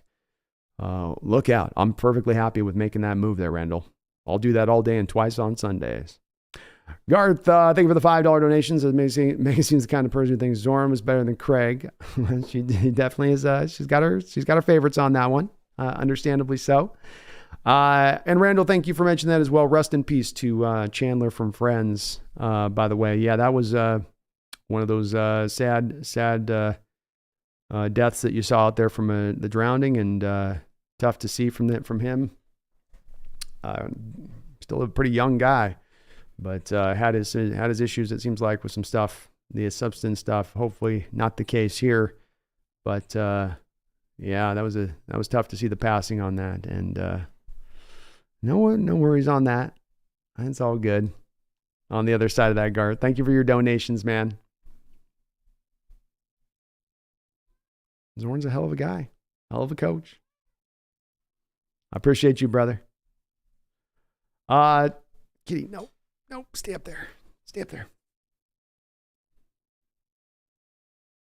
Red says the subtle trades John Schneider makes amazing in the long run, just like the Quandre Diggs trade, subtle but big. The dynamic for Pete and John is like 2012. I think that they've really gone back to their origins, their foundations, and their philosophy, and what they did 10 years ago. I think that they've tried to go back, and as much as they can, it's different situations, different times, but you try to replicate that in how you did it, because I think they recognized also that as they got into 2016 and 2017 and 2018, that they started to get further away from that base philosophy and that identity of who they really were. And so it's being played out now. I think it's part of the reason, Red, that we've started to have the success the past 2 years we have had, is that you have taken those steps to go back to your philosophy. Hey!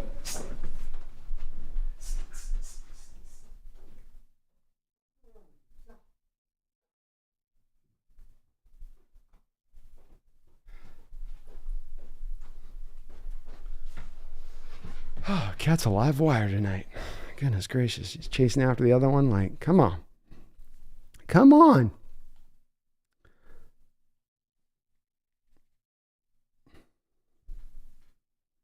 Johnny Utah Clark's going to be our Kirk Gibson once the playoffs start.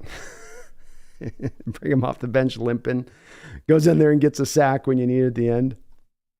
Christopher Tutson, the Williams trade was just okay due to Seahawks always getting the older guy just to say they traded. We needed a big play like Chase Young or Leron Payne. Well, Leron Payne wasn't on this is the thing that I see some fans doing, Christopher, a little bit, which is the part the Chase Young one is certainly appropriate to mention that one. But I do see a lot of folks mentioning names that are not guys that are either A, available at all, like there's no way at all, like there's no chance at all, like it's zero possibility at all that we can go get those guys, or a very, very low likelihood that those guys are made available. Leron Payne has no chance of being traded, Christopher. He just signed a major contract extension this offseason. The Washington football team would probably have to eat like $30 or $40 million of dead money to move Leron Payne off the books, which they're not going to do. I mean, they signed him to a contract extension last offseason because they kind of think he's an important part of what they got going on there. Chase Young. Right now, Christopher, you're stacked with 4 edges deep. Could you move a Darrell Taylor maybe for a Chase Young? Well, maybe if Washington values him, maybe Washington just wants draft capital back for Chase Young. Maybe they're looking at it like, get us back our maximum picks for him so that we can package those picks together to then go get the quarterback we want in the future. Whereas having a player back in return doesn't exactly necessarily give you that. I'd love to think that they would value Taylor in a way that would allow us to make that trade, but there's no guarantee that that's how they value it or that's how they look at it. And we do find ourselves now approximately 14 hours away from the end of the trade deadline, Christopher. And if you look across the league, there's not a lot of moves that are being made. Everything is very, very silent. And some of this and what informs of the players that we want to go after has to be what is available in the market. It doesn't just exist in our minds of this is who we like, so this is who we're going to be able to go get. It has to be this is who we like, and this is also who's available. Leonard Williams has been a very good player in this league. I'm not saying he's been a star, but he's been a very, very good player in this league. He's having his best pass rush win rate score in his career right now per PFF. He's top 25 in the league in his pass pressure win rate. He is right now, without a doubt, it's unquestionable. It's not even debatable right now. He walks in the door and he is instantaneously the best defensive lineman you have in-house right now. Maybe you could make an argument of Draymond Jones, but he is a far more complete player than Draymond Jones. Draymond might be more of a pass rusher than Leonard, but Leonard's not far off of him as a pass rusher, and I don't think Draymond Jones is right there with him as a run defender. So this is a move that's not just a move to make a move for the sake of making a move. There were other moves they could have done out there to have done that if that was what their intention was to do. It's a place we find between Christopher, a guy that's just a jag, and a guy that's a star out there and a game wrecker, and find maybe more of an in-between guy. But he's going to help this team. He's going to help the defensive line rotations. He's a guy that you are going to need to bring in here. And I just don't think, Christopher, and we'll see if I'm proven wrong on this, but let's look at this trade deadline. And if we come to find at this trade deadline, there is no Derek Brown being moved. There is no DeForest Buckner being moved. There is a Chase Young not being moved, but for a huge amount of draft capital. I think we can walk away from that knowing that there just wasn't a lot of trades to go out there and to be made, that it was indeed a seller's market and not a buyer's market.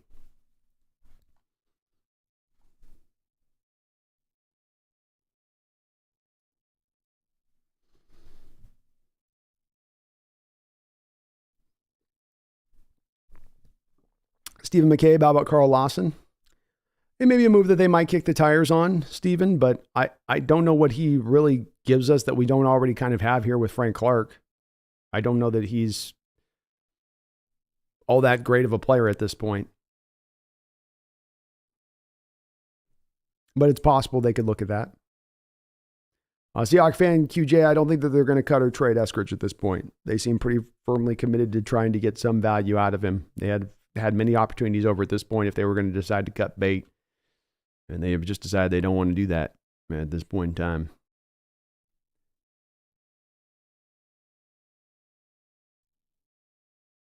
Good morning, football breakdowns. I'm fine if we sign Williams for 3 years. I would be okay with that too. He comes in here and he balls out, and you have him going up for free agency. You offer him a 3-year deal, gets a chance to get back on the West Coast, college football at USC. I'd love the opportunity to be able to maybe make that happen. I'll be open to doing it.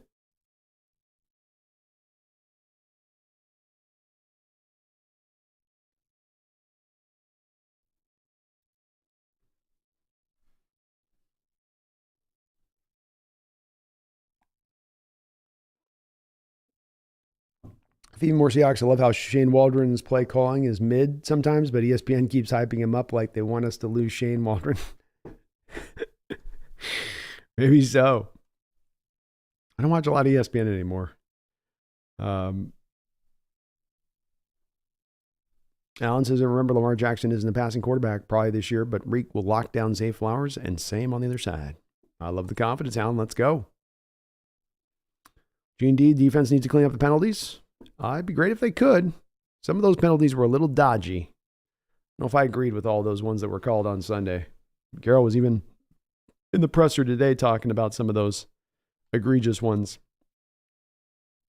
Tucker says 2025, 2-4 comp picks easy. You've got Wagner, Brooks, Edwards, Williams, Brown. Ooh, I forgot. Yeah, we got Lewis in there and Evan Brown. There's 2 more. Phil Haynes, Parkinson, Fant, Dallas, Locke. I think Curran comes back for another year, Tucker. I think you got him on a restricted deal. And Taylor comes back as well, Tucker. You have him under another year of club control.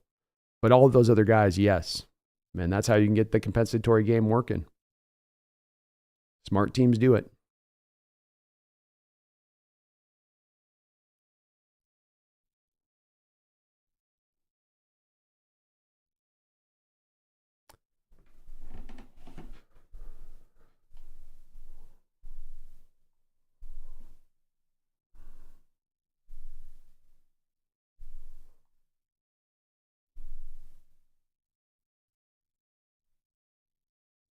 Brad Forsyth, what is the overall objective with his addition?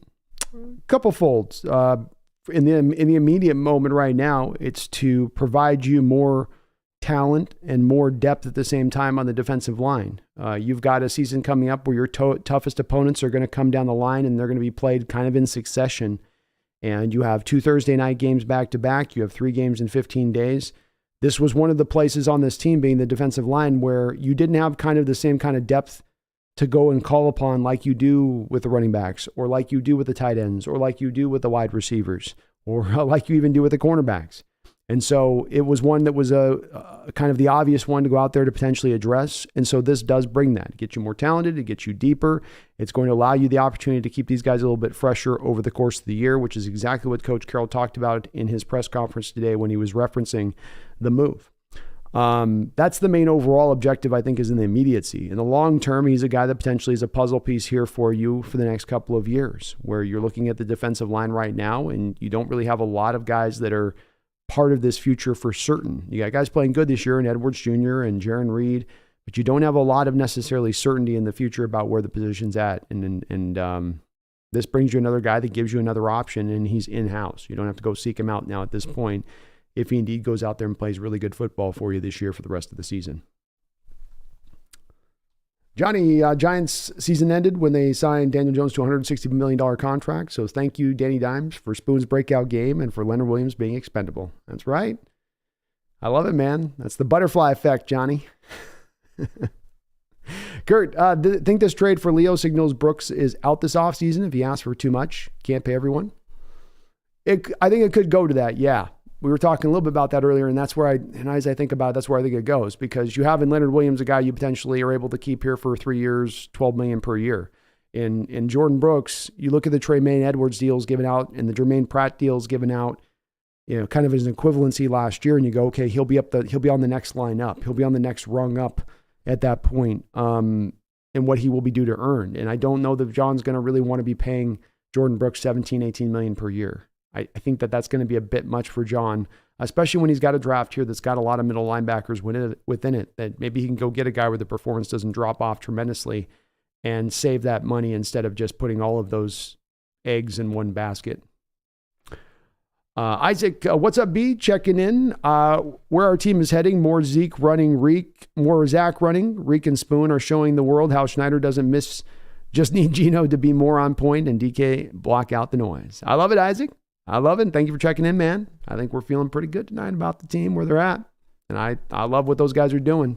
And yeah, getting Zach more acclimated in this offense would certainly be a good thing. Tucker says, if the Giants didn't lose with 99% chance to win with the ball up 3 on the Jets 20 with 27 seconds, Jets out of timeouts, the Giants don't trade Williams. Probably, Tucker. That's right. We're seeing with a lot of these teams this past week who are kind of coming into that same realm, where you're going, okay, if they lose this week, they'll definitely be in sell mode. So many of those teams came out their games through this past week actually winning, signaling that they're not going to go into that sell mode, right? Big Country of the House, what's up? Chat spicy night. Chat's a little spicy, yep.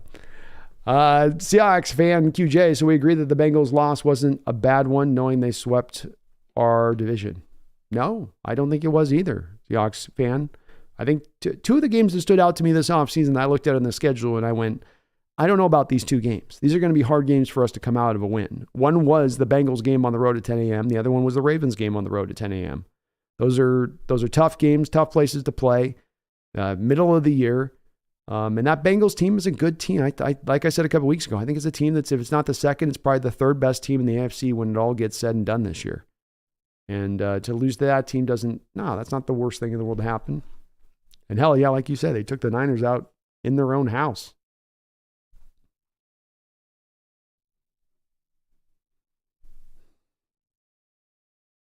Let's have peace in the chat, please. Peace in the chat. Peace on earth. Kumbaya, please. We got a great trade here. We don't have a lot. We should have nothing but celebration here with the chat, or be down on the trade. But let's just keep the trade discussion. That's the subject at hand today. It's the trade discussion, not fan affiliations and all that. I don't care about that. We're talking Hawks. We're talking Hawks trade.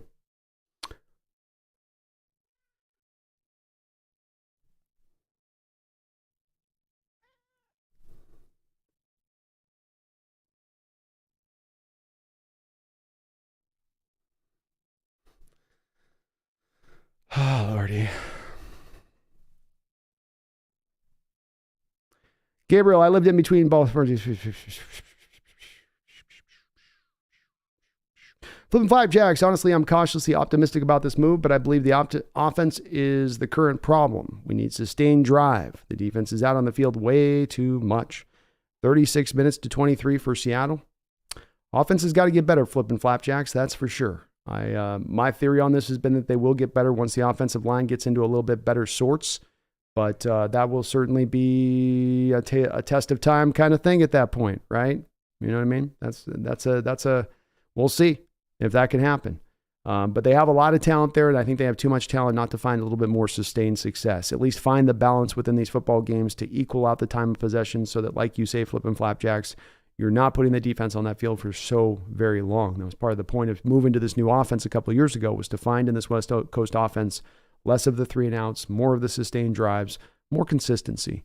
And I think it's going to come at some point here because the health will improve and you will be getting these guys return to the ranks. And you are relatively healthy in other places to believe that the talent's good enough to keep going and keep this show going and rolling. But that is a big key going forward. This move can't help the D, though, and it can't help a D that's played a lot of snaps so far this year to stay and remain a little bit fresher through the course of this year. Jason Tudor, thank you for the $2 donation. It says Sunday, the toughest game of this 20-game season. Yeah, I like how you put that. The toughest game of this 20-game season. You see what Jason did there? Very subtle, Jason, but I dig it. I dig that about you. This is how I see it as well.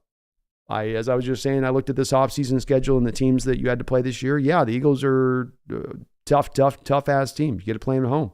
Yeah, Niners are what they are, back and forth. Yeah, you got to go to Jerry's World and deal with the Cowboys. They've shown they can be a little bit up and down. But with the Ravens, I think you have a team that is very strong, well put together. They're playing good overall football this year so far. Maybe they still haven't, like us, played yet their best ball, but I think that's a team that's really tough to deal with. And Lamar is no easy cat back there to get your hands on. So it's going to be a battle this week, Jason. It's going to be a dogfight all the way through, I think, for us to pull this one out. And if we can, it will be that much more of an impressive win if they can pull it off because of where expectations are coming into this one. You got the talent to get it done, but I'm not overlooking this Ravens squad for who they are any more than I wasn't overlooking that Bengals squad for who they are. These are some of the better teams in the National Football League, not just within their own conference. Agreed there, Jason. Agreed, and thank you for that donation. Reckonite has subscribed to the channel. Thank you, Reckonite, for subscribing on up. I appreciate you for doing that, and welcome aboard the Hawks Nest. Garth Knight, thank you for the $10 donation. Says, Brando, I'd like to know the German opinion on Lamar and the Ravens, along with a plan for the Hawks to stop him. Let him know we have a big old Leonard Williams now. Well, hopefully he can clog up that middle alone on his own and free up those outside guys to go track down Lamar and keep that quick guy out there under wraps a little bit. Just hem him up, Don't give him any free space, no back doors out the pocket, none of that stuff. But yeah, we got Leonard Williams now, a big old Leonard Williams, Garth, and I'll ask the German man. I'll bring it up to him and see what he thinks on Lamar and Leonard at this point. But I don't know. We'll have to see. I don't have him on IM, so I'll have to email him on that one. But do feel free to send me that park picture. I'll include it with the Carradine, the park and the Baltimore park and the Carradine picture. Naturally, they go together, Garth, right? Appreciate your donations, man, so much. Tomb Raider, thank you for subscribing on up, Tomb Raider. Welcome aboard the Hawks Nest as well. Thank you for helping me get there, folks. We're trying to get to 15,000 this year. I maybe need to start saying 20,000 this year. We keep cooking along like we're cooking along here on the sub game. So thank you, Tom, for coming aboard the Hawks Nest. Welcome aboard, and I appreciate you subscribing. Concierge with Nolan, thank you for the $5 donation. Says, hey, B, who gets cut to add Williams? Love the aggressiveness. Go Hawks. Probably like a Cody Thompson. I think they had him inactive last week. If I was to make a guess, you've got Eskridge back here now. And Bobo's going, and Jason, and DK, and Tyler. I think you kind of get, he becomes then the guy that gets cut. Game day active-wise, it would be probably Miles Adams. And then Miles Adams isn't technically sent to the practice squad. He just becomes a game day inactive. So he flips out for Adams, and then you just sort of even out the rotations there with the snap counts between, I think, Reed, Williams, and Mario Edwards and Draymond. And then you try to build a little bit of this with Draymond having an opportunity to be minimizing his opportunities and how he has to play the run. With the thought process that you're also keeping him fresh to be able to really cut it loose as a pass rusher when he is then given that opportunity on the field. So it just kind of puts everybody in the right role. It rounds out the rotations. It provides you some insurance for injury if that were to come up. But I do think Miles Adams is unfortunately going to probably find his snap counts heavily reduced now at this point. But he will still remain on the roster. And I love the aggressiveness too, Nolan. There are some Hawk fans in the chat today that have been a little bit of reticence on it and a little bit of, I don't know, or some that are a little down on it even. And I find myself without any second thought on this one.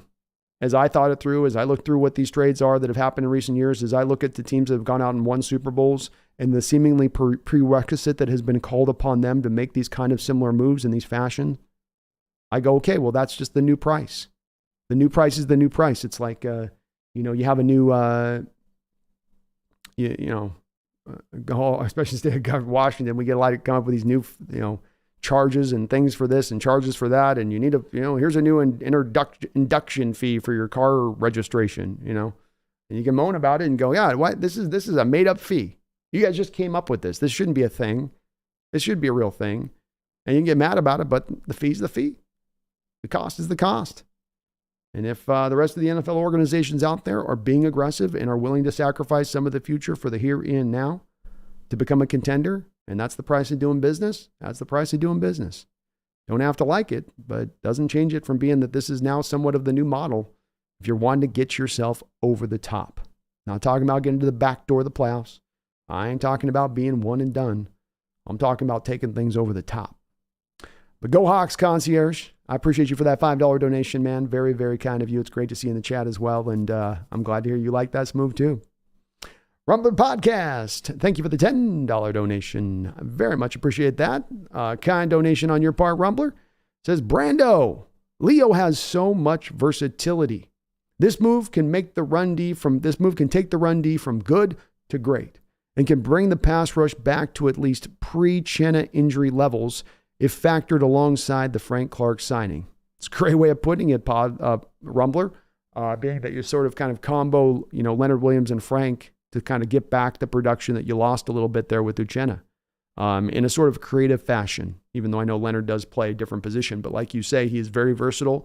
You can move him all over the place. He is a complete player in that he can play both the run and he can play the pass. Coming into this season, I know he's had a little bit of a dip in his run performance. I was prognosticating a little bit at the start of this show that some of that dip in run performance this year that's been such an outlier versus the rest of his career may be coming from the fact that Giants offense can't do diddly squat. And then as a defense, you go over the course of a game with a 3-and-out offense that eventually wears you down. You eventually get broke. You eventually just can't hold on all day long and remain strong throughout, running like somebody else was talking above, 60, 65, 70 snaps a game. It just becomes too much. So I love what he brings to the table. Versatile, impactful, both in the pass and in the run. Frees things up along the line for the rotations to work right. It's part of why I'm a bit over the moon with this move as opposed to being just mildly happy with it, is that there's so many ways and so many reasons that this makes sense. And the cost is the cost, But like I say, I can even kind of offset the cost with the compensatory argument side of it. But what he adds and what he brings to the table and what he does to help this football team, no doubt about that. And if you're going to go check with any of these defensive players in this locker room, if you're a person going, oh, Leonard Williams isn't that good, I guarantee you go ask all 11 one of those starters, including the guys that like Jaron Reed or Draymond that will find some of their snaps reduced with his presence. And you go, is this guy, if you brought him in the locker room, going to help you? Is he a big help, or is he just kind of a guy we'd be bringing in? Every one of those 11 defenders would tell you that this is a big addition. All 11, unanimously. Guarantee it. So I love the signing. It's a great move. It's going to help this team out, Rumbler. And the team's telling us right now, loud and clear, John Schneider's taking out the bullhorn. He's thrown open the French doors of the Renton facility, and he's just screaming out onto the water, we're going for it. You guys remember the Leonardo DiCaprio energy in the Wall Street movie, right? You think he's just about to quit, and instead he screams into the microphone, I'm effing staying. I'm effing staying. That's John Schneider throwing up and open those double doors, bullhorn in hand, screaming at the top of his lungs, F them picks. We're going for it. We don't have a standard in Seattle of patience. We don't sit here and wait around for hope and luck and the dice roll to become great. We push for greatness. We want greatness. This is the thing that I talked about when people talked about us being spoiled as fans for the Legion of Boom era. No. Paul Allen came in here in 97 and he set a new standard. He said, I'm coming in here. We're going to build a new stadium. I'm going to drop my pocketbook on the table. I'm going to sign the free agents. I'm going to put my money on the table. I'm going to do what it takes to go out there and be a winner. And yeah, you got to back-to-back Super Bowls with Coach Carroll, but you also got to a Super Bowl with Mike Homer and one. You should have won if the officials didn't steal it from us. That's the standard. That's a standard of 20 plus years that's in place. And that's a standard that's not one that you just sit back and sort of wait for stuff to happen. Let's take it to it. If we're in the position of being there, if we're right and ready to go right now, let's go. What's the real true cost here? We're not setting the franchise back 5 years rolling here. It ain't that big of a risk. And you can absolutely see the upside. But I love it, Rumbler. I'm glad to hear you love it too. And I think he can definitely do what you say as far as from run game, good to great. And I think he's giving you his best pass rush season as a pro too, in addition to that. At 29 years old. 12th in the 12.4% pass rush win rate. Top 25 in the sport at his position in that respect of things. Veteran minimum for the rest of the year. Hell yeah.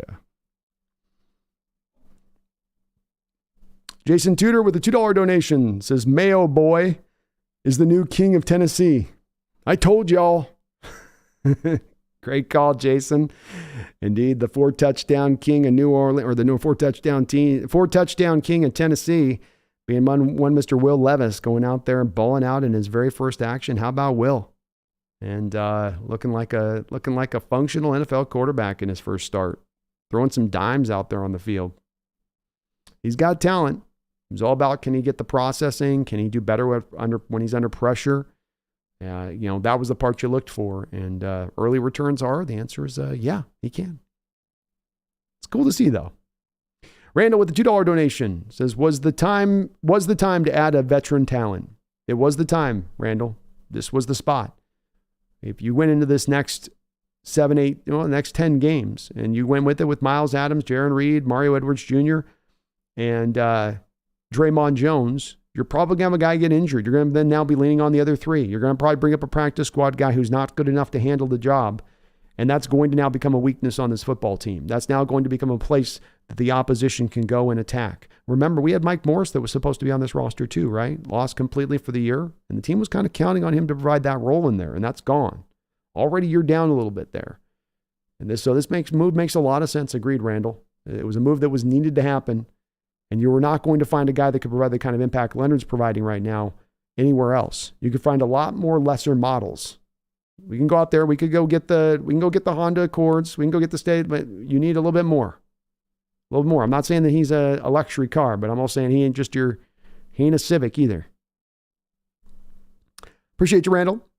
Megan, thank you for the $5 donation. Says, Baltimore isn't just the home of the Ravens. It's also the setting of my favorite show, Homicide Life on the Streets. There we go, Megan. Is that one of those documentary ones? I don't know too many on the show on the TV. I don't know many to the TV shows anymore. But I hear some of those are pretty riveting. They've gotten those docu-style stuff down to an art. Thank you for all your donations tonight, Megan. Appreciate you for that. And that's true. Baltimore is a place of also the home of The Wire, Megan. That's another show back in the day, was pretty awesome. That was another pretty good one.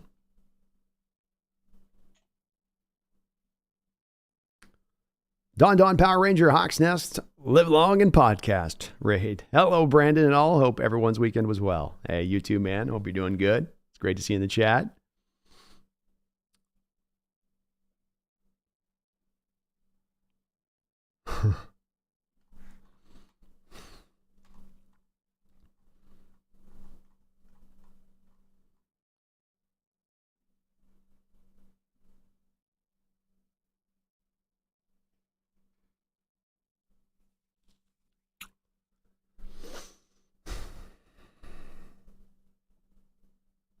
Okay, so I'm going to call a ceasefire right now. I'm calling everyone in the chat. I don't want any more talk really at this point today going forward with Megan and Ravens fan and that and anything else. So that includes all parties involved. Like, this is a Seahawks channel. Somebody's fan that's a Ravens fan on the channel. I love, Megan, what you're doing in the chat and everything else on that. But like, the discussion's twisting here today, and that like, that's where, like, don't take the bait on this, folks. Let's keep talking about the Leonard Williams trade and come to the Hawks. This should not be the point of discussion today, as we're talking about somebody with their fandom to something else, right? So I'm not a fan of that in the chat here. I'd really like it if we could just instead stay on to the point of the topic. The show's about Leonard Williams and the trade of Leonard Williams. I'm not sure why chat's in a weird place today on some of this stuff. I don't know why. Swear to God, like sometimes like we got to get to the drama of stuff. Like, I don't care. Like, let's talk about Leonard Williams, please. Ah, the Lord.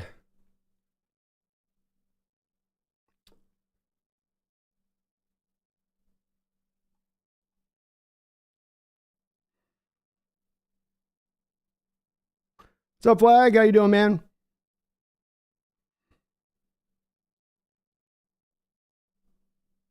Tomb Raider says, I think we should trade one of third-round picks up to a second, though. Trade one third-round pick. I think Tomb Raider, they'll probably trade back a first-round pick to go back into they'll probably go top of the second round and try to pick up maybe an extra third in the deal, and then maybe take two of those thirds and package them together for an extra second. And instead of ending up with a first and two thirds, you end up with then maybe a first, second, third thing going on, if they can pull that off. I think they'll try to roll something like that, I would say. Seahawks Gaming, remember those Gerald Everett third down screens we used to run? We should run that with Fant. He can break tackles. He can. I'd be open to it. Certainly fans deserved an opportunity here, Seahawks Gaming, to get a little bit more fitted into this offense. Addis says, I want to talk more about how far this team can go this season. I seriously believe they can go far after making all these moves. Me too. Me too as well. Jariski, I believe we will truly find out how much of an impact Williams is this Sunday against Baltimore with Lamar Jackson and their run game. Yeah, I mean, he's stepping into the house here too. He's under new scheme, new defense, just moving towns from New York to Seattle. I mean, it's, that's kind of a whirlwind there in a week. But hopefully he can come in and provide some impact. That'd be nice.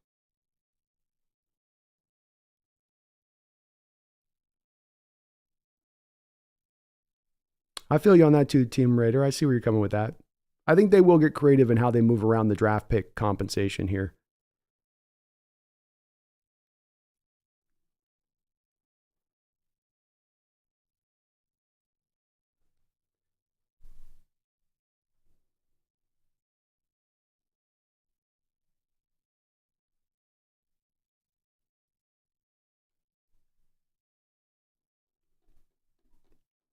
Stuart S. says, Williams likely gets a fifth-round compensatory pick if he leaves. He's not going to land an $18 to $20 million per. He'll be 30 with a few sacks.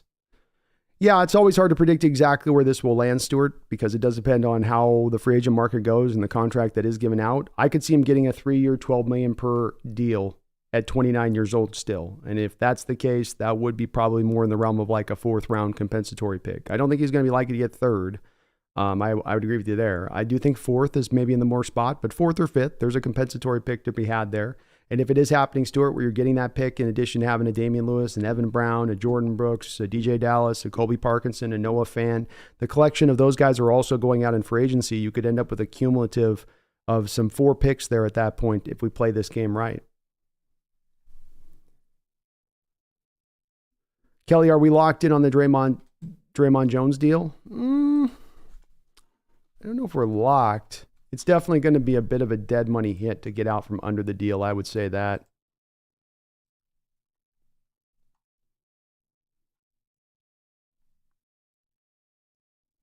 Let's take a look. So Draymond Jones is going to be in at $18 million. He's got a $13 million dead money hit. So there's a technicality here where you could save Kelly $5 million by cutting off of him. But then there is that pretty hefty amount of $13.3 million that you're sitting on of dead money to do that with the acceleration of the bonus money.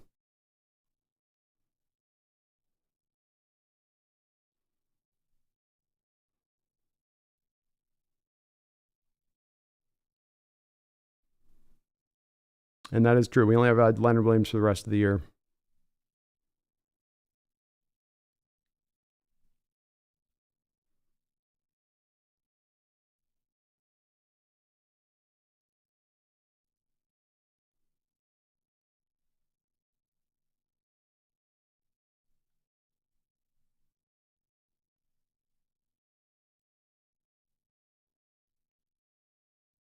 Easy 53 says, love the stream. Thank you, Easy.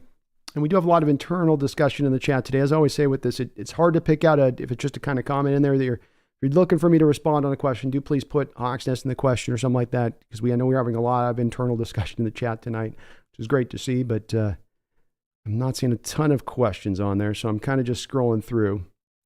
Johnny Utah says, great shows, stands up even now. Oh, The Wire? Yeah, man.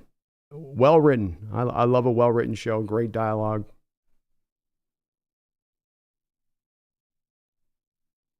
I dig the Hawks is, I recognize Williams used to be a stud, but is he having a better season than Jaron?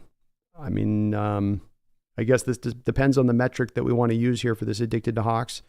But if we're going by PFF scores, yes. And if we're going off of addicted to Hawks, historically, the two players who are a lot closer in age than they're further apart, historically speaking, Leonard Williams has also been better than him year in and year out and more of a complete player.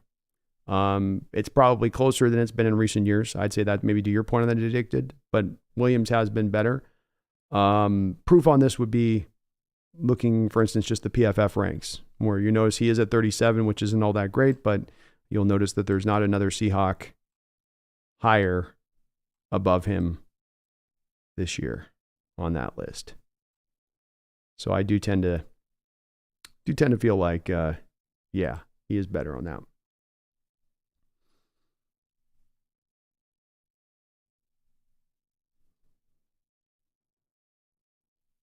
Rumbler Podcast, thank you for the $5 donation, Rumbler. I do appreciate you on the double dono dip tonight. It says, Brando, you are the Hawks content king, sir.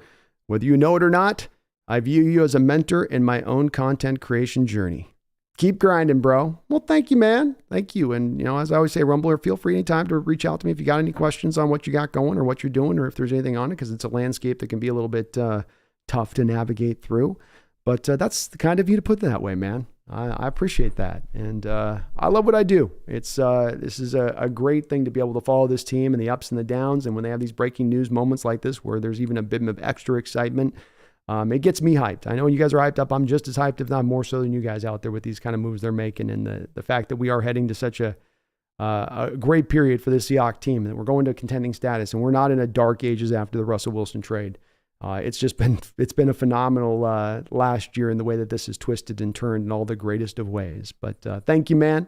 I will keep the grind going, and happily so, as it's a fun grind when you're doing this, in my opinion. But thank you. I appreciate the donations.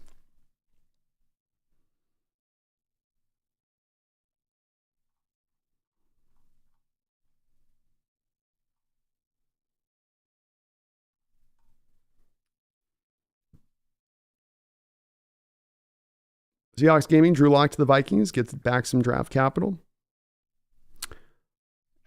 I would be against the move, Seahawks gaming. I do like having the insurance of Drew on the roster, but if the Vikings wanted to throw us a pick back to get something back at that point, I mean, not only are you then getting draft capital back in return, but you're also then saving yourself about $2 million plus on the remaining portion of his base salary on the season, if I'm not mistaken. So that would also save you a little bit of cap space. But I'm not sure. I haven't gotten a read yet on what the Vikings are even looking to do here. Mr. Dog, what are the chances that Williams would even re-sign next year? Very hard to make this prediction, Mr. Dog, because you don't know where the market's going to be at as far as the defensive tackles are concerned into free agency and who's available, and is he one of the best out there? Does that elevate his name a little bit? I think he's going to have a market out there, but I do think as well you have just as much a good chance to sign him as anybody. And what you have right now is an opportunity to sort of sell him in on your culture. This is a guy at this point that you do wonder if maybe he's reaching a little bit more of that spot that we saw in Frank Clark here this year and making the willingness to make the deal that Frank Clark was willing to make with Denver, being that we can cut up my contract. We can renegotiate this through so that I can go play for a winner. And likewise here with the Leonard Williams deal, I think he did go and do a renegotiating thing to make sure that the money then was fully accelerated on the books of the Giants here. Holy crap, Cat. You are a live wire tonight. And so I think he's willing to do that. So maybe that's an indication there at this point as he's about to turn 30 and he has never won in his professional life, that maybe that's more of the onus at this point, and that maybe the money's not going to be as much of a driving factor. But the bottom line does come down onto this question here, Mr. Dog. It's one that's probably a little bit too early to tell on that. But I would wonder if maybe you'll be able to benefit from that if it is. And he is a played the USC, former West Coast guy out here. Maybe that'll hold a little bit of sway too. D Nuggets says The Wire was the S. Wire was a great show.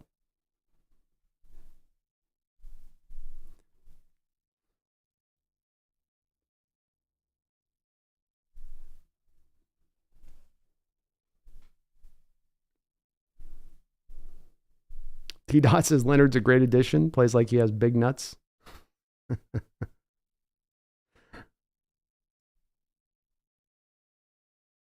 Stuart says, anyone ever tried anchovies on pizza? Thought I liked everything. I was wrong. Yeah, I'm never doing that. Nope.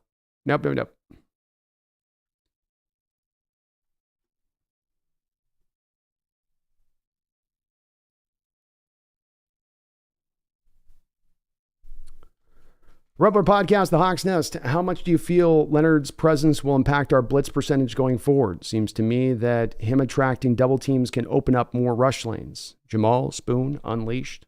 That would be a big part of what I would think would occur here, and that's been a bit of the claim to fame with Leonard Williams, is that he is a guy that takes up a lot of blockers, and he's a 3-tech that sort of requires 2 guys, which is unusual a little bit, and that 3-techs are usually going one-on-one against those guards. But he can provide that supposedly within his ability. So he's also been very familiar here, Rumbler, playing in Wink Martindale's scheme, the blitz-heavy scheme that it is, that he is... that he does have indeed the ability here to operate with blitzers and rushers around him. So it will help. I mean, even down to Rumbler, him and Jamal have played together. So he's been with Jamal down around the line of scrimmage, and Jamal blitzing to his left and his right, I'm assuming, at various times. And so maybe there's even a little bit of chemistry between those 2 guys that they can bring over from the days when they played together in the Jets. But he certainly will fit well within that. It will be a good fit in there, I believe, for him to slide in here, and I would expect him to, be able to help those guys out with that. But yeah, he should get definitely his share of double teams. That's supposedly supposed to be something that you have to deal with. And when you look at him just this year, where he's at right now, Rumbler, 12.4% pass rush win rate. He's having the most efficient pass rush performance he's had in his entire career this year right now, playing for this Giants team. And that is also something that, of course, can require teams down on the inside to start feeling like they got to dedicate more resources to you, i.e. more double teams.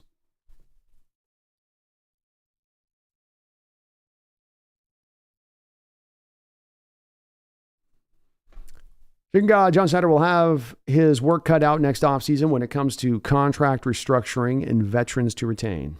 He will. It is going to be an uphill battle a little bit on the surface of things. There's some flexibility, and it may be a little bit better than we look at the point of right now with when it all factors out and plays out. But on the surface of it right now, he's going to have a little bit of some acrobatics to pull out. Yemen says, Pete has something in mind. He hinted today about getting the second round pick back. Tomorrow we'll do more trading is my guess. Could be. You got some time here to still go out there and make some moves. I wouldn't be surprised if they did.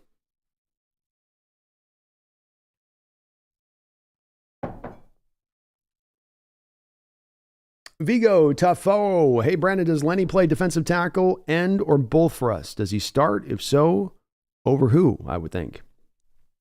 You would have him. This is one of those things of Vigo where the starter designation becomes a little bit of a thing that'll sort of get the confuse the situation. First, thinking of it more like personnel groupings. And what I mean by that is if we go back, for instance, to the LOB period, you would have a base package of guys that you run out. Red Bryant, your 5-tack on your strong side of the defensive line. You would have, Chris Clemens as your Leo outside defensive end on the other side. You have Brandon McBain as your 1-tech, and then you'd maybe have another big guy in next to Brandon McBain, like a Clint McDonald.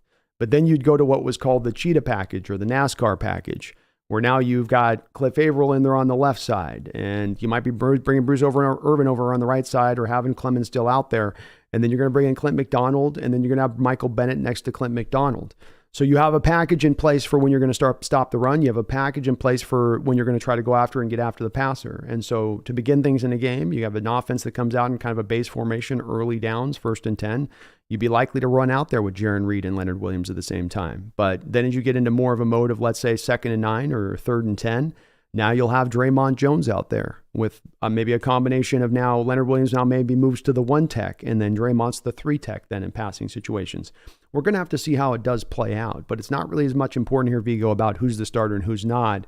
It's more about the rotations and the personnel packages you're playing against on the opposition side. He'll be mainly a kind of a run defender you want in there, but you can also ask him to do the pass rush stuff. So it's a little murky on that.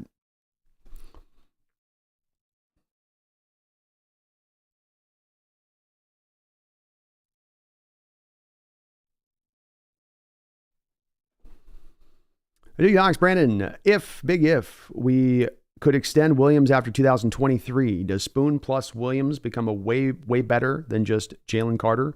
I was a Carter fan, by the way. Extend Williams. Yes. The cumulative of that certainly would equal out to that. Part of this does come into play with Carter and being, I think he is going to remain a heavily rotated guy there in the Eagles system. And while I do think he's going to ascend to becoming one of the better, more impactful defensive tackles in the sport, it will always be at a place of around probably 35-40% on his snap counts by the looks of things, at least the way the Eagles have played this so far. Maybe he rounds into a place where he can end up taking on more.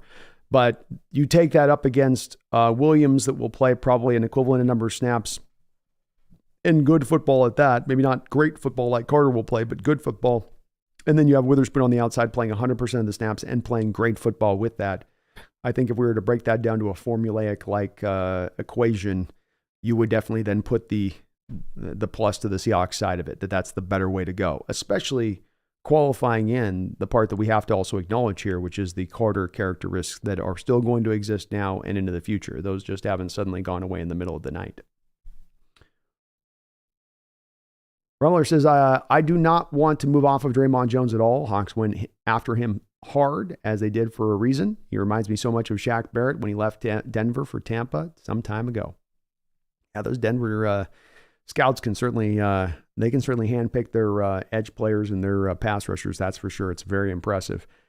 And I don't want to get rid of him either. Somebody's just asking Rumbler on what if we could. So I'm definitely not saying I'm in favor of it. Just answering their question on if we could pull it off if we really wanted to. I don't think we will though.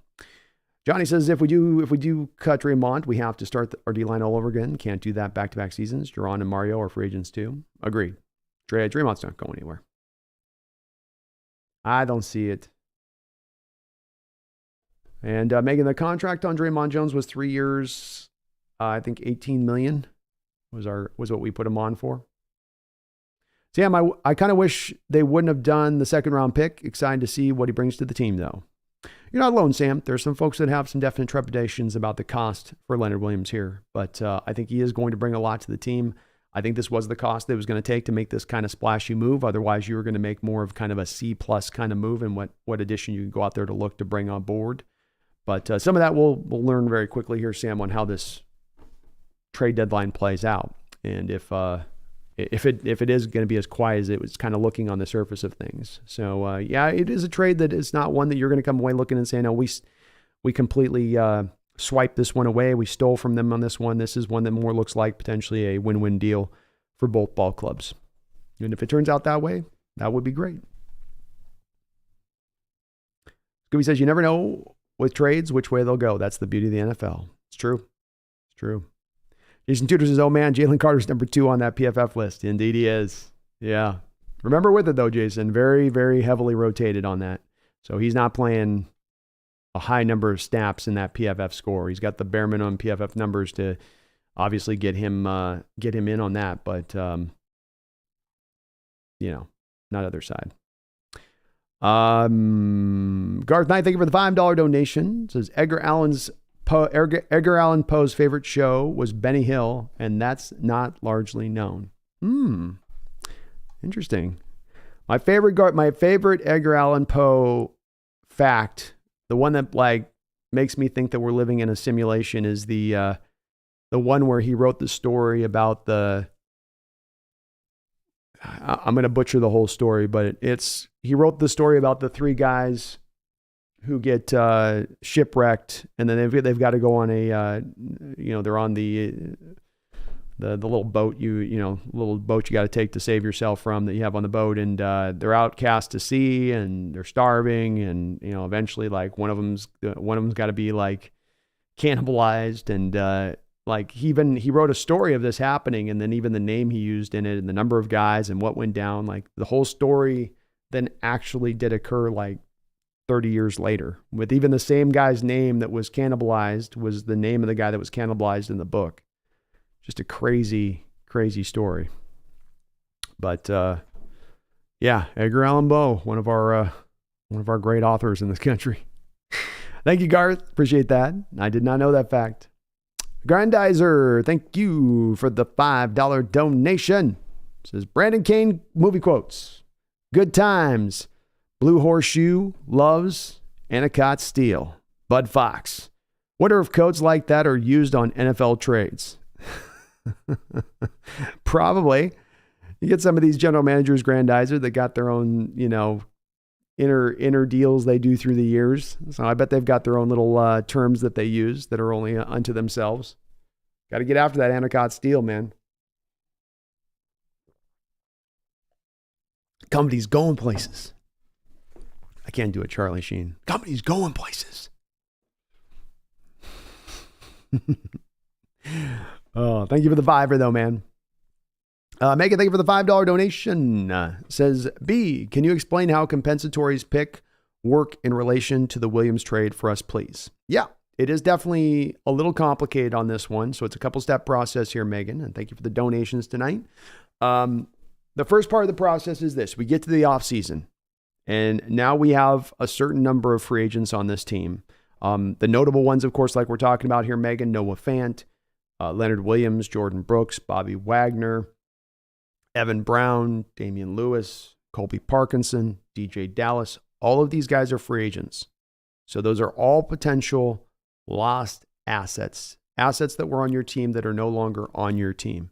Because if another team signs them, you don't have them anymore.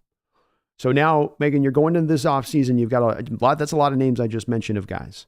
You only right now, as it stands on the current cap, as it's sitting right now for next season, and the cap may grow beyond this, but you only currently have $7 million of cap space. And if you think about it on this, you got to put about $6 to $7 million of your cap just to your draft picks alone. And then you want to have another $6 million of reserve. So if you really look at it right now, Seahawks are basically negative $6 million in how they're set up right now with their cap moving into next offseason. They'll be able to create some space. They'll find a way to get more money than they currently are sitting with. But you can quickly and easily on this one, Megan, just look on the surface of that and say, okay, here's all those free agents I mentioned. We're negative $6 million in the hole. So we're probably not going to be able to retain all of these guys, right? And so if that happens, then the compensatory game kicks in like this. You lose 3 or 4 of those guys. You don't have the money to sign in any free agents because the way the compensatory game works, and Megan, there's not a known formula on this. The NFL is very under wraps with this. Nobody knows exactly what this has to happen there. It's a general terms thing. But it works like this. You have guys go out the door that are signed and removed from you. You have lost assets. You don't bring in anybody else's assets into your building. The NFL then goes through that offseason point and they look at that the next year when they're assessing who to give out compensatory picks to. And they look at you and they say, oh, you had Leonard Williams sign here with this team and you lost him on a 3-year, $39 million deal. And then you had Jordan Brooks also get lost and he had a 4-year deal that he signed at $18 million. We're going to give you a 3rd round compensatory pick for that with Jordan Brooks, and we'll give you a 4th round pick, compensatory pick with Leonard Williams. And oh, look, you also lost Damian Lewis to a 4-year, $25 million. Here's a 5th round compensatory pick for that. So the way that they figure that out is you losing more than you're gaining by free agency is the general way to think of this in the compensatory side of it. There's other factors at play here, being what other teams have lost out in free agency themselves. That comes into play on this too. And again, some of this is a little bit of a mystery because the NFL doesn't tell us exactly how they decide on who gets exactly what. But you can look at general terms. If you have 4 or 5 guys go out the door and you don't sign anybody in, or only 1 guy in on the reverse side, you're going to be net plus on the compensatory side of it. And you're probably going to get a couple picks down the line. So that's what I say when I look at that compensatory thing is that when you look at the cap where it's at and you're not able to necessarily retain all of these guys and you're going to be due to lose some of these free agents anyway, that means you're not going to bring anybody else in. It's going to be a negative net loss for you in free agency, which means you can get upwards of, Megan, 4 compensatory picks. That's the maximum you can get, but you can get up to 4 compensatory picks. You can get as high as a 3rd round compensatory pick back if you have a player who signs a big enough contract in free agency. And it's a part that smart teams utilize this, Megan, in order to restock their teams, and that they'll be willing, like we have here, to give up those 2nd round picks because they know the compensatory is coming back on the other side of it. The Niners, for instance, has been doing a very good job of this. They just do it with their coaches because they get, like minority hires like McDaniels, where they get a couple of picks back in return for it. But that's the same game we can play here. And it's a smart game to be played to sort of steal some extra draft picks, kind of, Megan, is a way to sort of think about it a bit. Thank you, though, for that donation. It's a bit of a complicated one, but that's the easiest way to put it is that you just have more go out the door than you're bringing in. And the NFL looks at that at the end of the year and the next year when they're assessing the compensatory. They have a certain time of year where they go, okay, we're going to assess who we're giving out to what on the compensatory picks. And that's the spot where they make that assessment. And they say, oh, they lost this. We'll give them back a 3rd. We'll give them a 4th. We'll give them a 6th. Then we'll give them a 7th. And then you get those compensatory picks, Megan, at the end of each round is how it works. They're stacked on after all of the native picks have occurred. Preacher says, I think the best part about Williams is that it shows that the front office and coaches care about the D-line and they're getting them help. It does. It shows that they don't have a blind spot to that defensive line or just think that they're going to get by or that they're good enough there. They're seeing it clearly like we were kind of all seeing it as well. We got to do a little bit more on this. We need more here. And that was definitely standing out to us.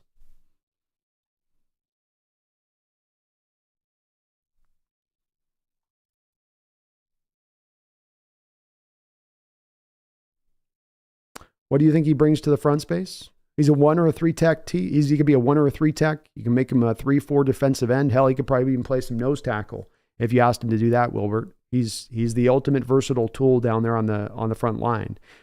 He's also instantaneously, I think, becomes your best defensive lineman walking in the door. Not a star, but I would say he's that.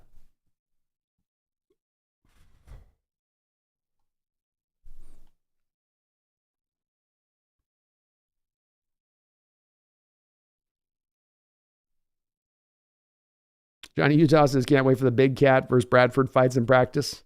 Yeah, those guys are going to have to make up. They had a little bit of a tete-a-tete out there on that Giants game, didn't they?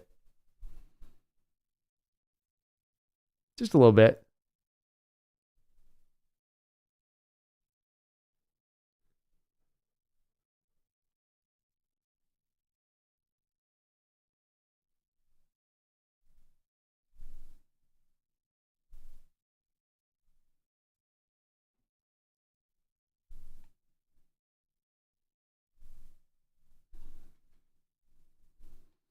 Rumbler Podcast, Hawks Nest. How much do you feel Leonard's presence will impact our blitz per? Oh, I'm sorry. I already read that. My bad. Got a little bit thrown off here on the chat where I'm at. Let me get my spot here. King Bomber. Sorry I'm missing your comment on there. Let me see if I find what you're saying.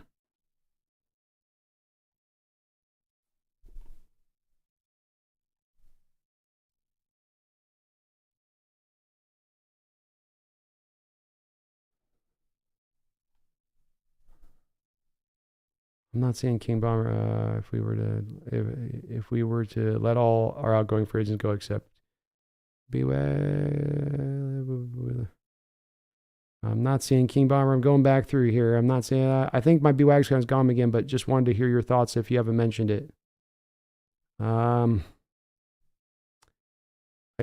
Sorry, I don't see the BWAGs on there, man. We had 350 people in here, so there'll be some comments that get lost on their flag. Please just go ahead and repost it back up through on it. I don't see it though. I'm sorry. I think I just got it sometimes on this. Just go to the bottom of the chat as much as try to keep up with you guys on the back, because I think I just end up getting more people frustrated with me for not responding on the front side of the chat with it. So let me do that. Let's go down the bottom. If I missed your question, go ahead and just repost it in the comments on that with the side of it. But I want to try to get to the current comments on this because it looks like I'm missing some through here. So go ahead and post it on through. And bear with me today, guys, too. We streamed like 12 hours yesterday, 3 shows, 4 video uploads. I'm definitely like not running at 100% today. So just be patient with me.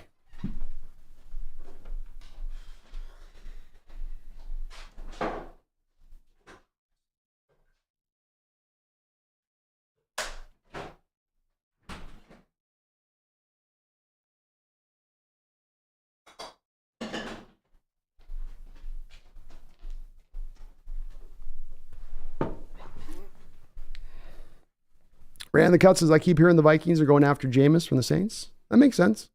Won't cost them a lot. And certainly they need to do something. They can't really go into sell mode at this point. Jason says, I'm not sold. John has done great with 2 second-round picks. His half a season of Williams, equivalent to Mafe K9 Hall Charbs for 4 years. It is if it helps to push you over the top, I would say, Jason. And it's a move that comes down to, do you think you're a contender or not? And it's a move about making a decision for now and the here and now. It's a move I believe that, and this is a place where I'm sure we might have a bit of a difference of opinion on, but I certainly do feel like this is a place where you've got to make these kind of moves if you decide you're going to be a contender. And if we want to land at the spot where we say, well, I don't think that we're a contender this year. I don't think Geno's good enough. I don't think the offense is good enough. I don't think the time's right. Then that's a valid argument. And I can't push a whole hell of a lot back on that. But if we're going to say that this team is a contender, that this team is good enough to go out there and make that kind of move. And, we're looking at the recent track record, not from 5 and 10 years ago, but I look in the last couple of years and I look at the Bears making the moves for Roquan like they did, or the McCaffrey trade from the Panthers, or the Rams deal for Von Miller, or last year, Kadarius Toney and the Chiefs and the deal that they made. If you are going to be in that spot, in my opinion, Jason, to decide, yes, we indeed are contenders, you got to make this kind of move. And that's where it does kind of come down to for me on that. And I do think there's people that are on your side of it, and there's plenty of them for sure. And I expected that with the cost. But I do feel like my answer to that is yes, I do believe this team can contend. This team that currently sits almost halfway into the year is the number 2 team in the NFC in a wide open NFC. Yeah, I think they are contending. Okay. Well, then it's a year to kick in that price of doing business if you're going to be a contender. And it's not for the faint of heart, that's for sure. And it is a risk. It is a risk. You could end up, Jason, on this with a half year of middling play and lose it for nothing at that point. That is a possibility. But I think the timing is the important part here. If you set the stage with a Mafe, Kane, and Hall and Sharps already on the forefront, you can afford to, I think, make this kind of move. And I'm also anticipating a little bit of the compensatory back end on this, but we'll see. I get where you're coming from, though.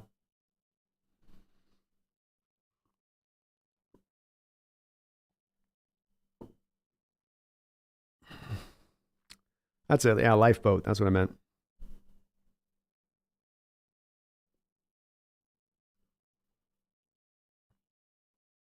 Flag Sabbath, the descent into the maelstrom. That was the post story. That's just one of those creepy little It's one of those creepy facts. Like, how could he have known? What was that? What was that? What was he doing? Was he tapping into some singularity there to get that story? How did he pull that off? Lorraine Jensen, Thanksgiving game will be the test. We can't lose to the 49ers again. No, we cannot. It's going to be a tough game, Lorraine. It's going to be a hell of a game on Thanksgiving. Final game of the night. And you know it's going to be a battle. Holy Hand Grenade, would you create a paradox if you went back in time, grabbed William Shakespeare, showed him Hamlet before he wrote it, and that's what inspired him to write it? I kind of think it's a paradox, isn't it? Though there's that whole thing, this is the place we've gotten to with some of the time travel movies where it's also, no, you're creating your own new timeline, so you're actually not affecting the prior timeline. You can't go back and affect the prior. Everything's just kind of into the new. I don't know. I get very confused by all of this multi-universe stuff. It's gotten eminently complicated. Do you know that second round pick could potentially have been a quarterback? It could have been. It could have been. Maybe it does speak to a little bit, Dino, of what John Schneider looks and thinks about these quarterbacks and his initial assessment of them, that he is willing to move this second round pick.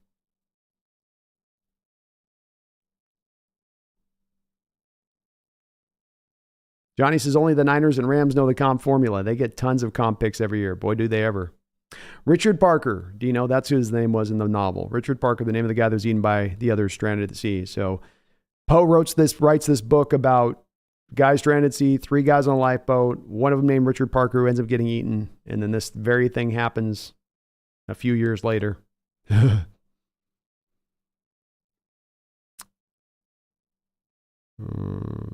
Flag, do you get that? Lamar? I didn't see your Bobby comment, so I couldn't find it. Chicken God says, last I checked, Seattle is listed as having $17 million in cap space going into next year. I thought I saw less than that when I checked here. Let me take a look.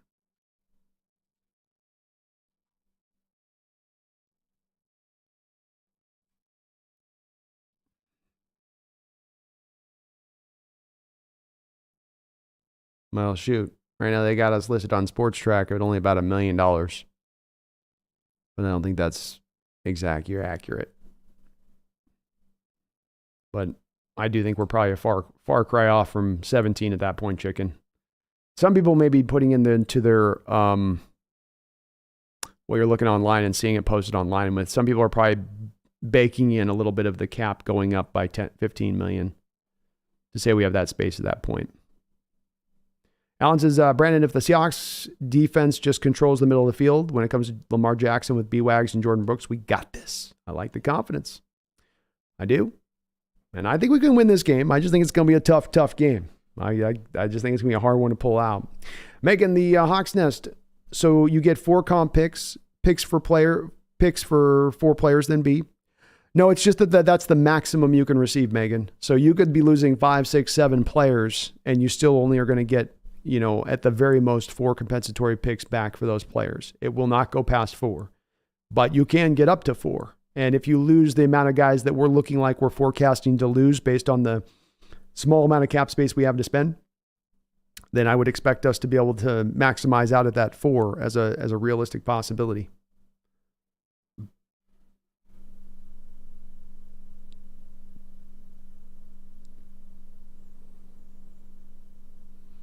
And Megan, no, not all the teams get compensatory picks. So think about those teams that are going to go into this offseason. For instance, Megan, let's look at the teams that are going to be a little bit on the other end of the scale here this offseason. Specifically, let's take the Chicago Bears. Chicago Bears are going to have $95 million of cap space to spend on the books right now as it currently stands for this upcoming offseason. They don't have any real free agents that are leaving out the door that they've got to worry about. So remember, it's that flow. It's the flow out versus the flow in. And the Bears are not going to have a tremendous amount of flow out as far as their free agents go, but they're going to be spending a lot out there in free agents to be bringing in.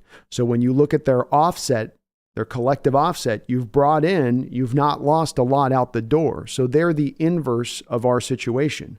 Whereas we don't have the cap space and we're losing a lot out the door, they're going the other way with it. And what that then means, Megan, is that they're going to sign a bunch of free agents and then they're going to receive no compensatory draft picks. In fact, I would tell you that any of the teams like the Titans at $87 million, the Commanders at $79 million, the Patriots at $77 million, None of those teams are going to be in the compensatory realm of things because of the amount of money they're going to spend on free agents. And so, yeah, no, it's not a finite number. It fluctuates, and it fully is dependent a bit upon what you lose and what's going on throughout the league as far as those free agent losses across the board. But it's the balance of what you've taken in versus what you've lost out in general terms.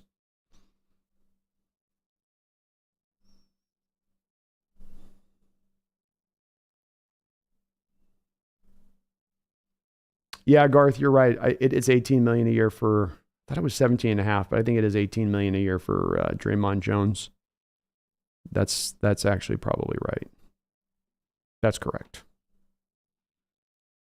Happy birthday, Space. Hope you're having a good one.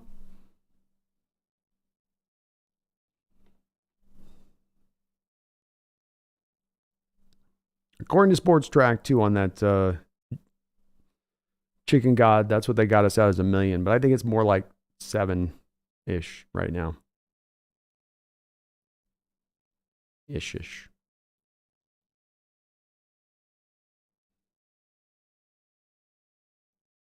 Yeah, sorry about that, King. Says, thoughts on letting go of all of our outgoing free agents except B-Wags to play the comp game, maybe a 3 to 4 third round picks with Lewis, Brown, Fan, Hayes, and now Leonard. Certainly, it's a lot of guys collectively, which could end up adding up more on those picks side of it. King Bomber, that could end up driving the NFL to give us a little bit more from it. I would be most in favor of bringing back B-Wags on a deal because of the fact that I think you're getting the maximum bang for buck with B-Wags. I mean, looking at the difference between him and, for instance, Taylor, I think you know what are we spending right now on B-Wags here this year? It's he's costing you.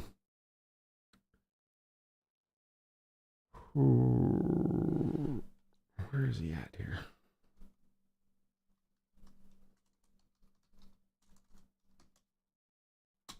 I don't have a list of here because I'm at 2024. That's why. So Wagner's costing you this year right now $7 million.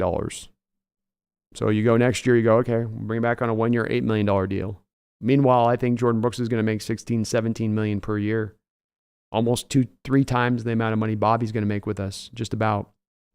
And I think that just, why wouldn't you bring him back in? Veteran presence still has not fallen far back in his game, still playing at a really high level. I don't see why you'd let Bobby, come back again. Absolutely, I would. My instinct on this is it's probably going to be more when it all plays out with Lewis going out the door, Brown going out the door, Fant going out the door. You're probably looking at like a third, 2 fourth-round picks, and maybe a fifth. I don't think you're going to get multiple thirds. But some of this does depend, King Bomber, on the contracts that's handed out to those particular players. But if there's some funny money being passed around to those guys, and all it takes, Bears look at Damian Lewis and they're like, yeah, you're a franchise left guard for us. We're going to bring you in. We're trying to rebuild this offensive line. We got $90 million burning a hole in our wallet. Let's go. It's possible that they take that route with it, for sure. And then a couple of these guys end up getting snagged. Noah Fant. Some team out there looks at him and goes like, every year you've been highly productive, yet no offense has worked to try to really feature you. We will feature you. Come over here. We'll give you a 3-year, $39 million deal. I don't know that it'll get it, but these prices are going up, and there are some teams, as I just talked about a second ago, that are sitting on a mighty amount of cap space. It's a lot of cap space. $95 million for the Bears, $87 for the Titans, $79 for the Commanders, $77 for the New England Patriots, $74 million for the Houston Texans, $70 million for the Cincinnati Bengals, $64 million for the Cardinals, who are also rolling a bunch of cap space over. Colts with $62 million, the Lions with $60 million, the Raiders with $53 million. Whoever's getting paid on the free agent market this offseason, folks, is going to make some dough. That much is true. This much is true.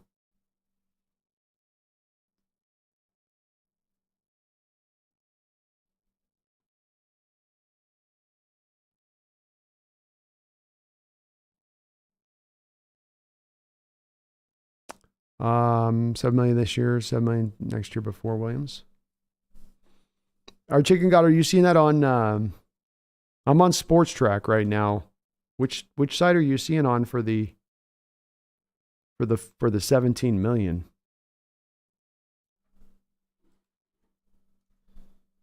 Let me look it over the cap.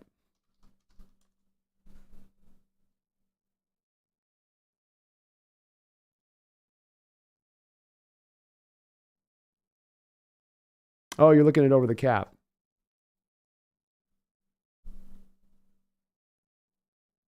I'm not sure how there's that much of a difference between them and Sports Track.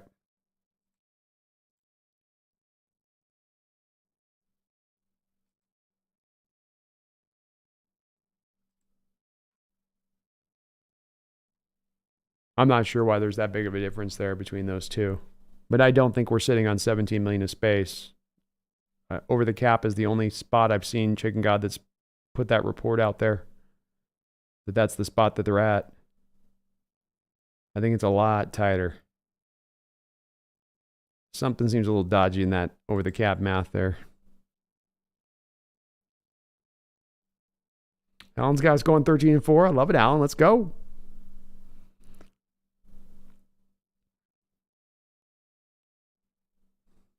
Thank you, Alan. Appreciate you, brother.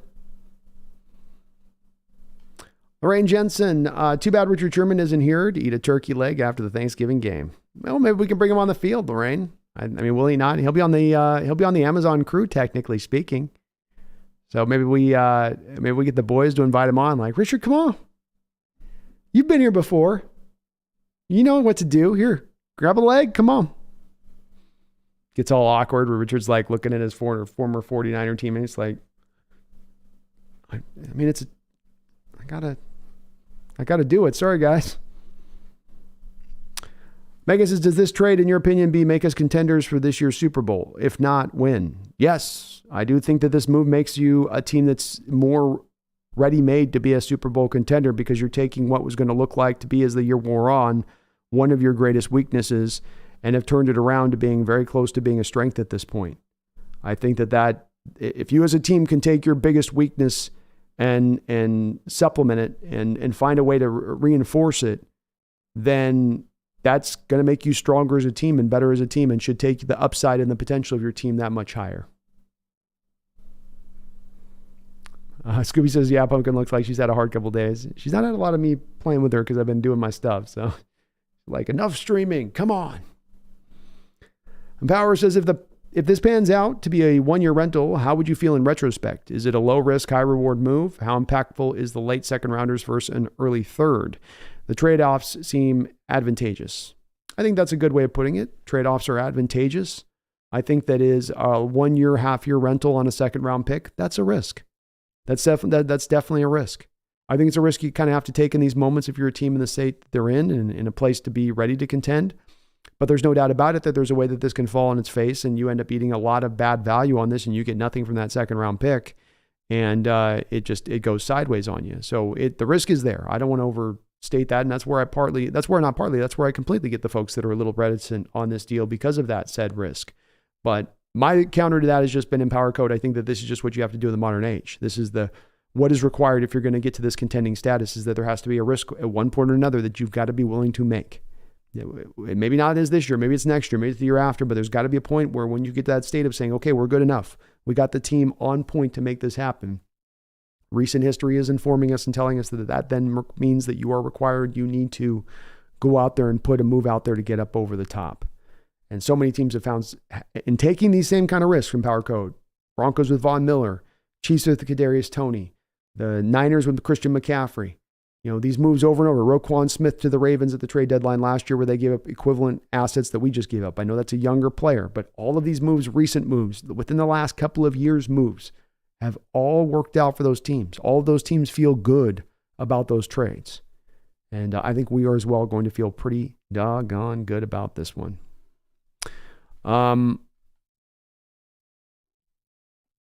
Rumbler Podcast, thank you for another $10 donation. That is very kind of you for the double dip dono, Rumbler. I appreciate you for that, man.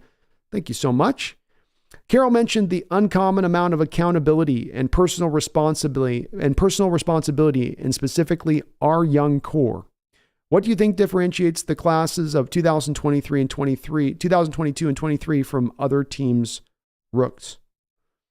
I think that certainly the Seattle Seahawks have put a preference on guys that are all about ball. And if you're going to have a guy all about ball, I think it means a couple of things. Number one, it means football is the most important thing to them. It means that they're going to train and do everything they need to prepare themselves off the field to be ready on Sundays. And that's undoubted. I think it also means, though, and this is a little bit in you're inferring about what Coach Carroll's talking about, that it also means you have players more open to the accountability and taking more of that ownership on. And it is really, for you to bring it up, Rumbler, is interesting because I think it's one of the most important pieces of the puzzle for the team taking that step forward from ascent to contending status.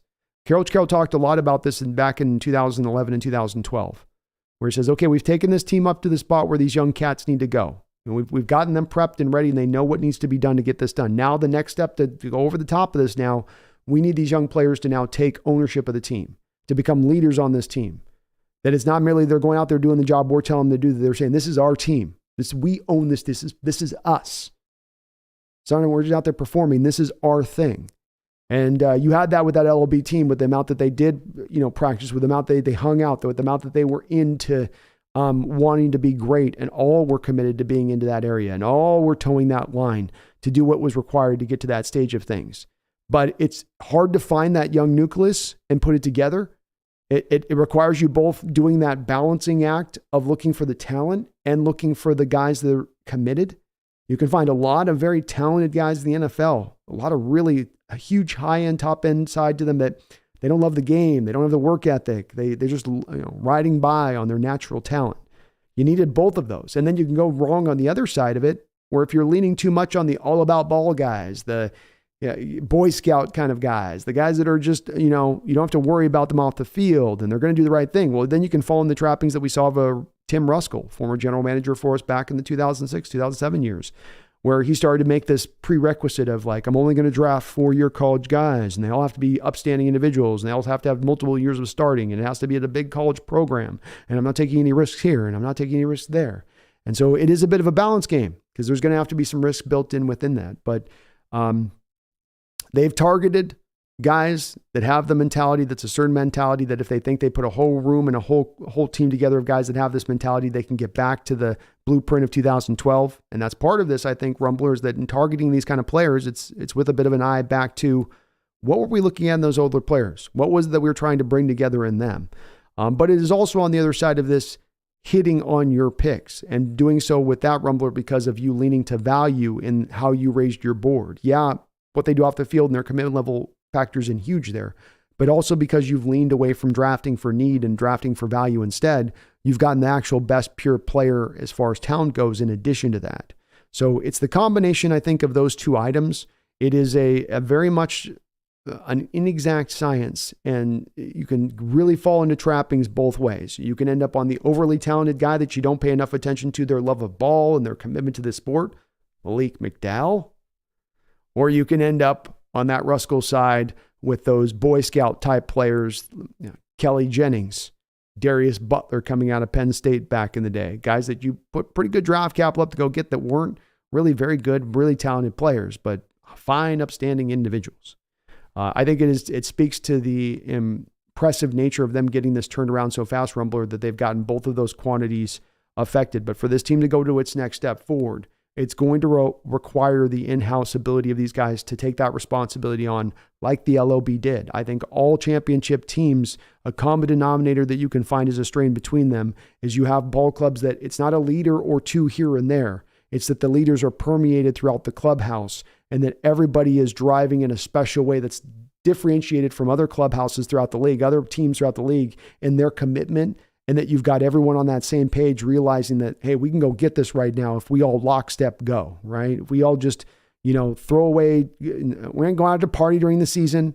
It's all about ball. It's locking in on what your job is to do. We have a lot of potential for the season ahead of us. And it's hard to get there with these guys. There's so many distractions in this modern age. You have multi-millionaires that you're trying to get to work hard and bust their butt and grind every day. It's an easier said than done deal. But I think the team has done that here. And everything we hear about these young guys is that they work their butts off and that they want to be great and that they all seem to have a little bit of that commonality to them in that vision and that drive. And that will only help this team now and into the long-term future, Rumbler. But I think Carroll's referencing it because he's seeing the team in that same state like he referenced in 11 and 12, where I got the talent here. Now I need my leaders to emerge. And now I need the team to take that final last step of responsibility of ownership. I'm not merely playing on this team. I'm not merely a member of this team.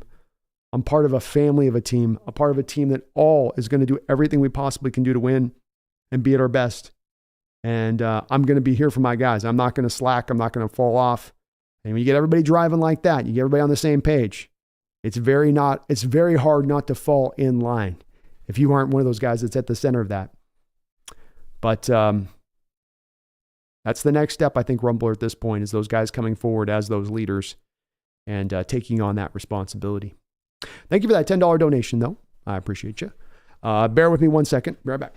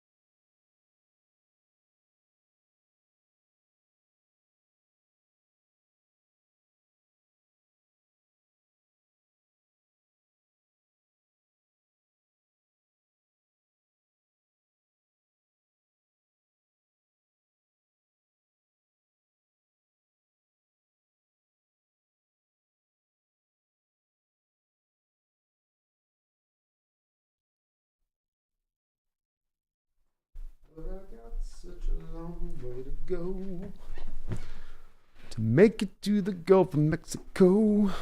So I ride like the wind. Guard Knight, thank you for the $5 donation. Says, check out Brando's stream tomorrow with a Ravens YouTuber. Be respectful to those with upwards of 5 favorite teams along with Ravens fans. Indeed. Thank you for reminding me of that, Garth, and I appreciate all your donations tonight. Folks, just as a reminder, tomorrow, I think at 2:30 or something like that. Oh, it's 3. I think it's 3 o'clock. 3 o'clock, you can see it. It's scheduled if you're subscribed up to the channel. We are going to be going back behind enemy lines. We got Coach Evans coming in the house here onto the Hawks Nest. Shout out to Megan for setting me up for him. He's been really responsive, Megan, and I'm looking forward to being able to chop it up with him. But we're going to be talking about this Ravens team and this upcoming matchup between our Hawks and those Ravens, seeing how this thing can go. And do please check that out tomorrow, folks, as we'll be doing 2 streams tomorrow. We got both that one going on, and we got the B&B stream at 7 o'clock a little bit later on. So thank you for the $5 dono, though. Appreciate you for that. Marcus B28 with a $2 dono says, Thursday night is an NBC game. Oh, it is. My bad, Marcus. I'm all used to these Amazon streams on every night with that. So, okay, there we go. Well, no Richard, I guess, on that one, Marcus. Though, how could they not put Richard? I guess he won't be out on the scene on that one. Cool to have the Hawks just have him on the sideline.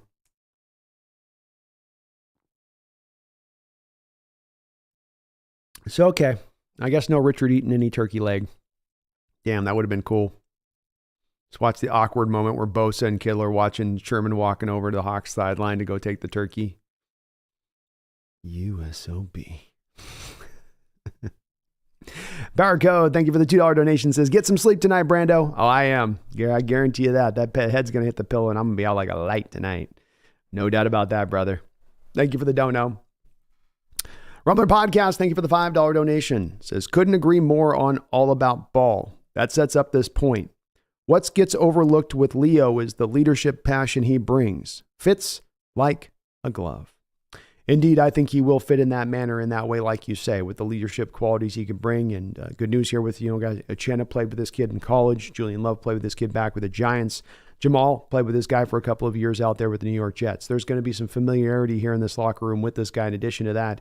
And if there were any worries about his ability with the leadership, passion, or energy he was going to bring in, I certainly think these guys would have raised those concerns up with Coach Carroll and Schneider. You got to figure, like, if you're Schneider, you're going to use those assets in-house that have that knowledge and understanding of that player.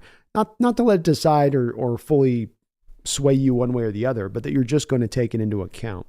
But that was a place where, when the fandom goes, I always say, you guys folks, you're always growing and learning on football. You're always adding things on and understanding perspectives and things that you don't understand. And especially when we get to the intricacies of building a winner and building a contender and building a team that's ready to take that firm, full next step forward to being that team that is now elite in the NFL, that now they can go out there and compete with anybody.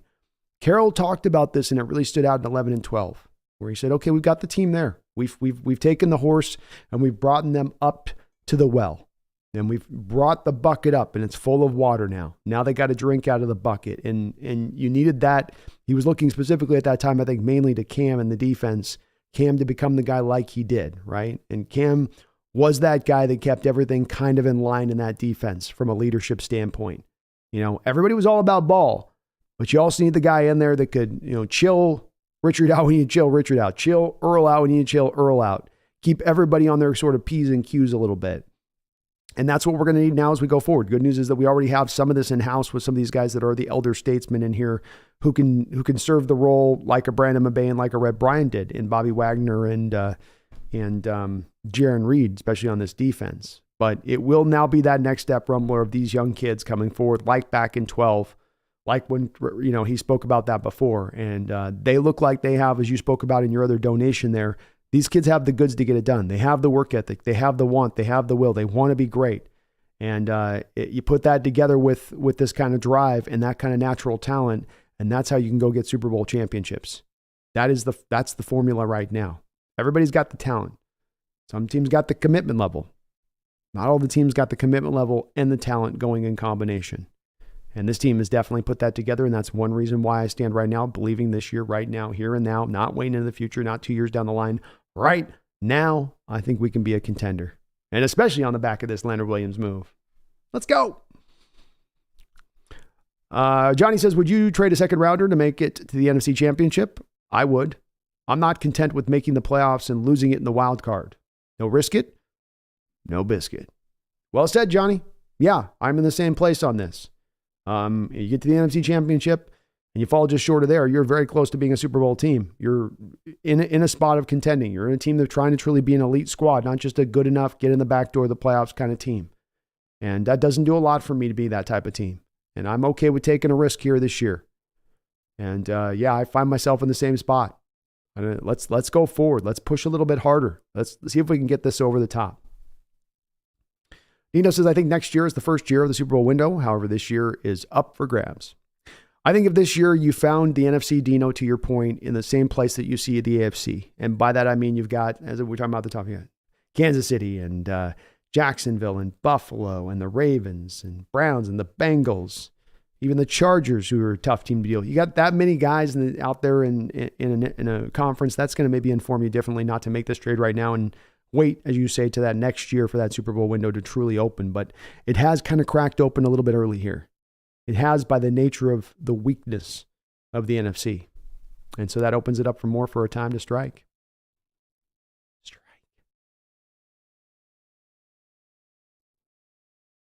King Bomber says you got my entire draft for a National Football Conference championship. I like it. There we go, King.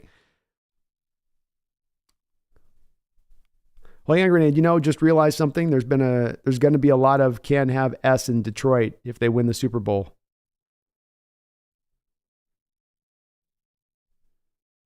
Can't have stuff in Detroit if they win. I'm missing something on that.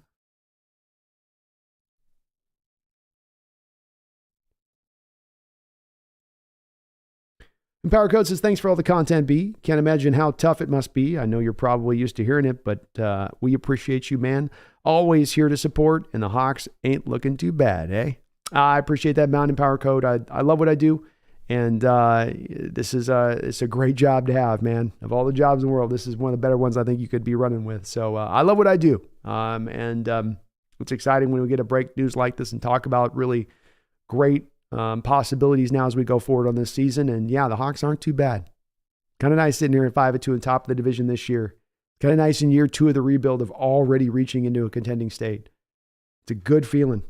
It's a really good feeling. And I from the bottom of my heart, I love where this team's coming from. But also I want to say, Empower, it's no doubt about it. We can see it from all the donations I've got just on this stream alone. the love is always here. It was amazing yesterday. We did 2 different streams. We had donos coming in constantly. I couldn't even keep up on them.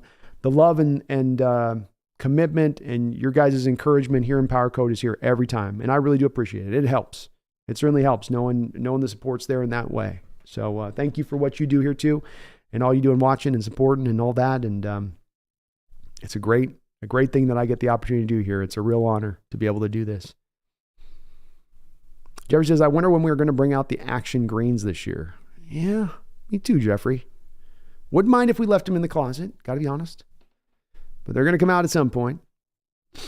We know that.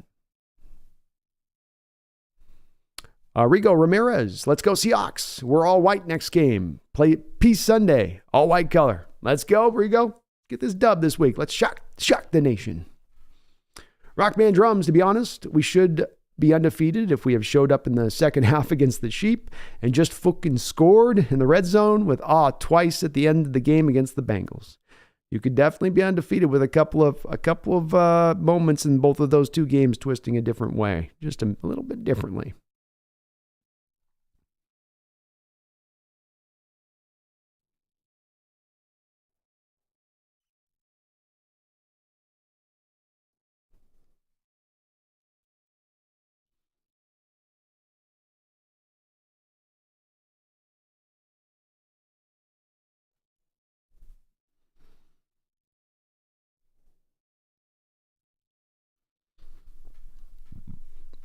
Digitox says Bears have $95 million in extra cap space in 2024. Only Bears management could fail at not turning that into something great. Shaking my head. It'd be interesting to see how they spend that money, Addicted Hawks. You get the Patriots back again, too, with a lot of money to spend. Remember the Patriots a couple of years ago went on that hog wild spending spree where Belichick was giving everybody a contract and he didn't get much return for all that money spent. And that's very easy to have happen on the free agent market. You can blow your money quick, even $100 million. But you'd think they would be able to get something done. At least get a little bit of progress there. Alan says, okay, be fast forward. Say the Seahawks don't win anything this season with us going all in. Do we still have a chance at the Super Bowl next year and the year after the next? Yes. When you've got a young nucleus right now and you are fairly cheap at certain positions and you're not paying a quarterback an exorbitant amount, you have flexibility to be able to move in different directions if things aren't working in a certain fashion. We're not all in this year where we've sacrificed ourselves up that we got to blow it up after this year if it don't work with this trade. You already were coming into this trade with having an extra draft pick with that 3rd rounder from Denver. There's really a feasible way here where, like I was saying, I think where John looks at this and he goes, not only do I have the compensatory pick, I can work on this with Leonard, but I'm going to take that pick 32, let's say, if we win the Super Bowl in the 1st round, I'm going to trade out of the 1st round. I'm going to pick up extra picks from that. I'm going to package those picks up and then end up recouping that 2nd round pick when it all comes down to it down the line. And it really won't be that big of a loss. But you can still absolutely go after it next year. Even though you have the tight cap space, there's a lot of flexibility within the cap. You've got movable contracts. You can convert base to bonus. You can get, if you want to, aggressive in certain aspects of things. And you have so much across the board that is going to still be set going into the future of next year, Johnny. Your offensive line, your wide receiver core, your running back room, your edge group, your safety group, your cornerback room. You're not going to have as many needs to have to address, and that's also going to help. Johnny, yep, still have 7 picks at this draft at the moment, and we're filling needs with this trade as opposed to next year. Agreed. This may be a move into now and into the future if you are able to re-sign him, but still have all your picks for the most part. Yeah, we're missing a 2nd, but we got the 2/3. A little bit of movement and mobility there in the draft. You can recoup this 2nd round pick, no problemo. Rockman Drums, what other teams wanted Williams? A 2nd round pick and a 5th seems a little steep. I'm guessing with the fact that there's not a lot of players available on the market so far, Rockman Drums, like we find ourselves here now 12 hours away from the trade deadline finishing up, and you're not seeing a flurry of moves coming down the line. I think that is indicative of there's not a lot of players available on the market. I think it is a seller's market. That means the cost is going to be a little bit more expensive.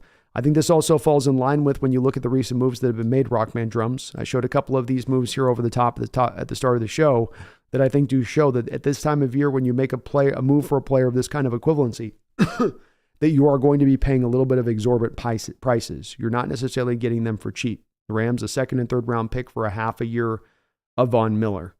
A 2nd, a 3rd, a 4th, and a future 5th round pick for Christian McCaffrey last year for the Niners. The Bears, a 2nd and a 5th-round pick in 2023 for Roquan Smith. Even Kadarius Toney being traded to the Kansas City Chiefs last year for a 3rd-round pick and a 6th-round pick. A guy at the time in Kadarius Toney who he had done nothing for the Giants. But that just tends to be the bit of the cost if you're going to make this move. And I think that's really, I don't know the teams that would have been on this for sure, Rockman, but I think that is why a little bit of this goes up. The final point of this is to remember with this as well is part of the reason the cost is steep is because of the fact that you're having the Giants pay all of the rest of his salary throughout the rest of this year, absent about $1 million. That's also a part of this too. You sort of gave up extra draft capital for extra cap space. King Bomber says, outside of B-Wags, I'm inclined to bring back any of our free agents, really. Rather build through the draft and make those late free agent signings for value moves like we did last year with Brown. Me too, King Bomber. I think you can play the compensatory game on this, and even as to your point on that, wait till that third wave period of free agency. Because remember, with the compensatory game, it only kicks in up until June 1st. So if you go into that third wave, wait past June 1st, and sign a guy after that point, it then doesn't factor back to the compensatory picks you lost in on the front end. And that would be, if I'm guessing, the way that John's going to try to run this, and can still build up a pretty damn good roster by going with that method, as he did this year. I mean, those were value picks you signed this year, and Edwards Jr. and Jaron Reed and Evan Brown at $2.1 million. Jeffrey says the NFL needs to switch to college rules with the jersey helmets, like staying at 2. I'll be okay with that. Daniel, we can push Gino's money into the final year of his deal, $14 million. Cut Quandre post June 1st and free up $15 million. Let Kobe and Jarek compete for free safety, and now have $30 million to work with. It's a great way of putting it, Daniel. Add into that too, if I may, for you, Daniel. Let's throw in Boye Mafe. He's on the hook for $6 million. You have $500,000 of dead money by moving off of him. Probably could let's throw another $6 million on top. So you can create some space if you want to. They have a lot of flexibility here. And Power says, feels so good having the D-line rotation up and running again with no bye week. We need these guys to hold up. The more the merrier. Versatility inside and outside is tough to game plan against. It is indeed, especially when you can't count on guys being at certain positions. Is Witherspoon on the outside, or is he in the slot? Is Jamal down near the box, or is he out there in cover 2? Is Julian down in the slot, or is he out there as a strong safety? Is Williams in the 1 tech? He's at the 2 tech. Do they go out with the 3-4 bear fronts and put him out there as a 3-4 defensive end? When you have so many players that can play all across the board in so many different areas in Power Code, it makes it hard to prepare for. It makes it harder to predict pre-snap what's happening. And that's been one of the big parts that's been kind of a missing piece to this defense at times in recent years. Just my opinion. Thank you for the $10 donation. Just my opinion. Sorry, I'm a little bit late on acknowledging the dono. I didn't see it come down the pike there, but thank you for that $10 drop. I really do appreciate you for that. Eskridge, Collier, Marquise Blair, Malik McDowell, Rashad Penny, Jermaine Offetti, Paul Richardson, Christian Michael, all first or second rounders. I'll take Floyd. I'll take Floyd. Williams, you mean. Plus, we get a compensatory third if he dips after the season. Beautifully put on your part, just my opinion. And I think that the track record that you show on the team trying to take guys in that first, second round range, it has not been a guarantee. Yeah, we've had some luck in recent years with Charbonnet, Derek Hall, Boye Mafe. It's been good in recent years, sure. But if you look at the track record over a 10-year period there and picking in that realm, there's been a lot of misses. A lot of misses. So it certainly doesn't put you in the territory knowing that that second round pick absolutely is equivalent out to a really great player, especially one that's going to be probably a second round pick that's going to be at the end of that second round, as opposed to more at the top of the second round, which there can tend to be a bit of a difference in the quality of player that you're getting from picking one to the other on that realm of things. Very well said on your part, just my opinion. There are no guarantees in the draft on these players. That has shown that many times over. And the compensatory pick that you bring up is a very elemental, important part of the evaluation of this trade. You find yourself not liking this trade and you're not taking into account the compensatory angle of this, then we're not taking into account all the factors that apply to this trade. And I don't know if they'll be able to get the third rounder. That's the part there, just my opinion, so much based on what's the contract he's going to get, who else is getting paid out there. But I think at least a 4th rounder minimum is what you can get back in return. That offsets the cost to at least a decent degree. And especially to be a go for it move, a move for it that's with the hope to push you on up over the top and bring you up into a contender status this year. Not to mention a guy that, even just my opinion, this might be a guy that does end up staying here in the long term. We never know. It could still play out that way too. It's very uncertain at this point. But I love the move too. I'm not, for the reasons you mentioned about the draft picks, I don't get as much into that territory of looking at draft picks like you're kind of intimating about some others do, where they're held up as these like end all be all things that you can never let go or give up. Or I think that you've got to use it as an asset. And that's all it is it's an asset along with money, along with other ways of roster building. And you got to maximize it to the utmost. And I think that's what the Seattle Seahawks are doing here, as well as addressing a position that's just damn hard to find, just my opinion. That's another part of this, is where you're getting your defensive tackle of the future. Probably not in the first round of this draft. Probably not out in free agency. And there certainly isn't a lot of teams out there that are really trading these guys. It's all got to be taken into account. It's kind of a complicated one, this defensive tackle position, with where it's at in the modern NFL and availability and how else you could look to address it. You have to almost kind of take it all in a little bit, along with, as you mentioned, just my opinion, the track record you've had in taking those guys in that realm, in that range, and the mixed results they've had over, let's say, a 10-year period in that spot. Well put, brother. I love all those examples. Very well applied. John Cheney, thank you for the $3 donation. Says, just watched film on the Giants 49ers. Leonard's a beast. He did play good in that game. I do remember that. I was watching that game too back when it was on live at the time, and indeed, he was a really strong player for that in that game. I think most of the games I've watched this year, he's flashed at a given time or another. And he's stout at the point of attack, strong. He can use his hands, good first step quickness, great motor. Fans are really going to like this guy's play. And the one part that's one little extra, I've mentioned it a couple times on this, John, but I think the one extra part to consider here with this guy is there a difference? You go from being on teams throughout your career since 2015, almost 10 years. You find yourselves on two organizations that can't get right, that can't find themselves to getting to winning football. Yeah, I got a little taste of it last year with their measly little playoff appearance being the Giants, but for the most part over his career, this has been a team that has not been good, be it the Jets or the Giants, whichever one that he's on. Now he gets to go to a team that's in first place. Now he gets to go to a team on the rise with a lot of young pups that are hungry and ready to roll, and he's got Bobby out there in the middle running the defense like he is, and he's going to a supporting group and a supporting cast unlike he has ever had. Does Leonard Williams take off in that environment? Does he take off like Quandre Diggs did when you brought him over from Detroit, when you rescued him from a similar dilapidated situation? Does he take off like Carlos Dunlap did when you brought him over from an equivalent situation in disrepair at the time? I know the Bengals have gotten themselves to a winning state now, but they weren't then. And he had been in that Bengals misery of long time losing, just never getting there. It wasn't because Dunlap wasn't good. It wasn't because Quandre Diggs wasn't good. It's because they were in bad situations. And not all good football players find themselves in good spots coming up out of college. And indeed, there's all those guys that go through a career of having some hard luck with the teams they just happen to find themselves on through the period. And now he gets to go to finally a team that is winning. And I think like you saw with Quandre, like you saw with Carlos Dunlap, you might see your best version of Leonard Williams going from a 2-6 Giants team that's going nowhere to a defense that's living on the football field to now going to a place where he can just fit in and find his role and take off as he will. I love the upside here, John. I love that the tapes got you hyped. I'm hyped as well with it. This guy's legitimate. He is not just a jag. This is not just them making a move for the sake of making a move, rearranging chairs on the Titanic. No.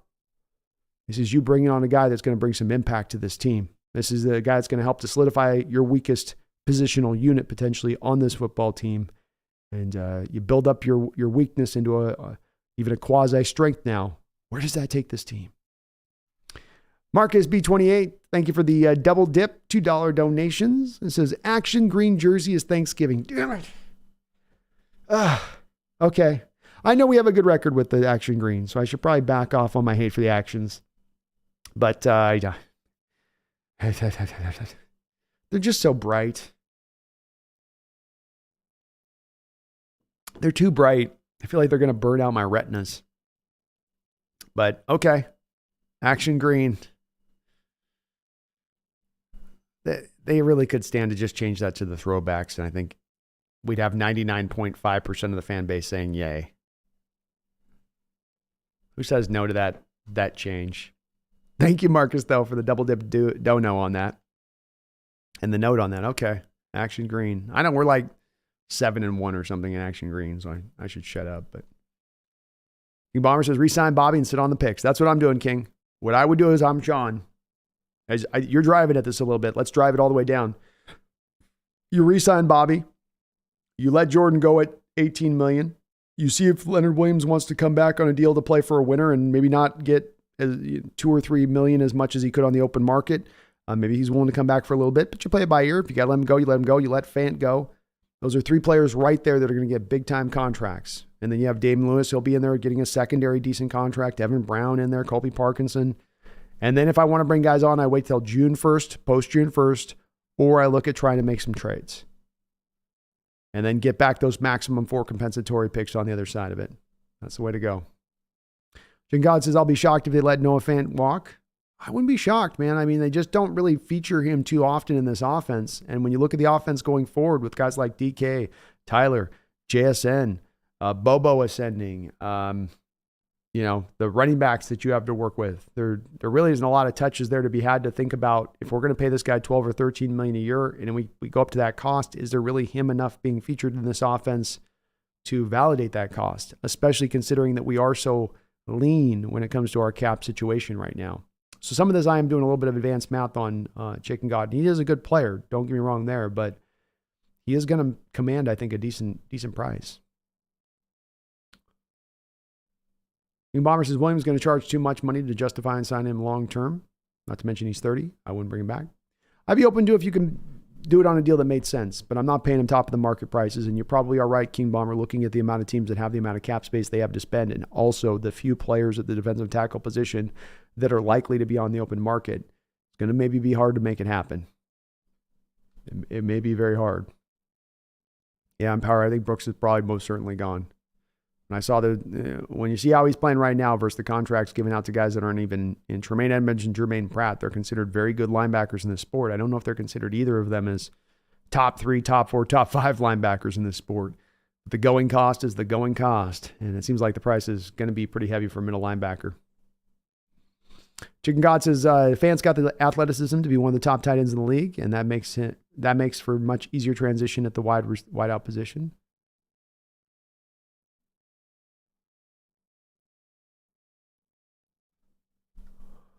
Wide out?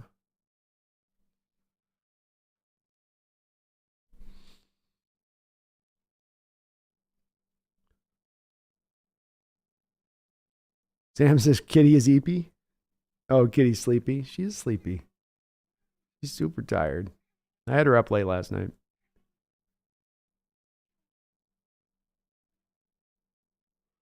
Mervin Yaboot says, could the Seahawks trade for Drew Lock to the Vikings for draft picks? You could.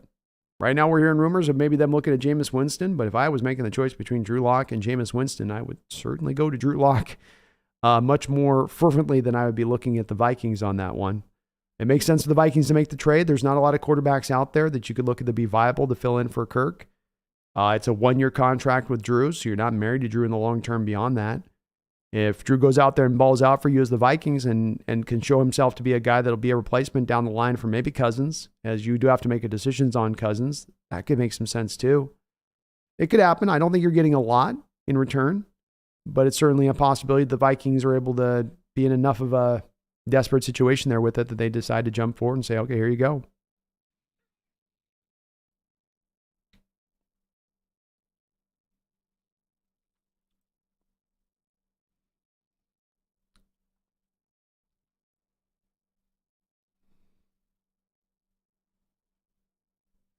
Johnny says, think about how this affects the team's mindset. Front office ownership are telling the locker room they believe in them right now. They believe in Gino, Pete, and the D. This is a culture move. No doubt about it, Johnny. That's going to signal that in this way. It will absolutely resonate through the locker room. They go, okay, they've done what we've needed them to do. They've done their part. It's our time to come to the table and do our part now. I believe it. It will resonate in that way too. How can it not?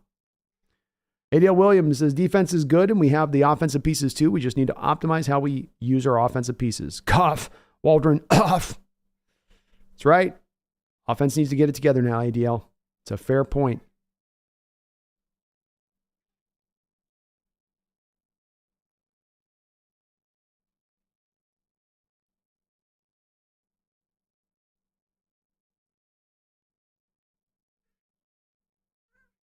Chicken God says, give me a locker room filled with guys playing for each other and let the individual superstars walk. I like that. Let's go. Johnny Utah, Philly 7-1, but hasn't been dominant. Niners are a mess. We own the Lions.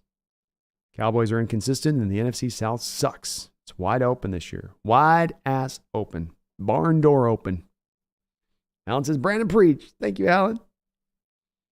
Aaron Donald says, hey, we putting the Niners in their place, boy. Let's do it.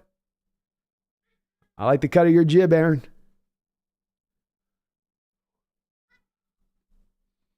What are you doing? What are you doing? You're being feisty. Feisty girl. Nope. Grant has Brandon Kane. I'm a victim of the modern age. Cash rules everything around me. Cash rule everything around me. Cream, get the money. Dollar bill, y'all. Cash fool everything around me. Cream, get the money. I know how it goes, brother.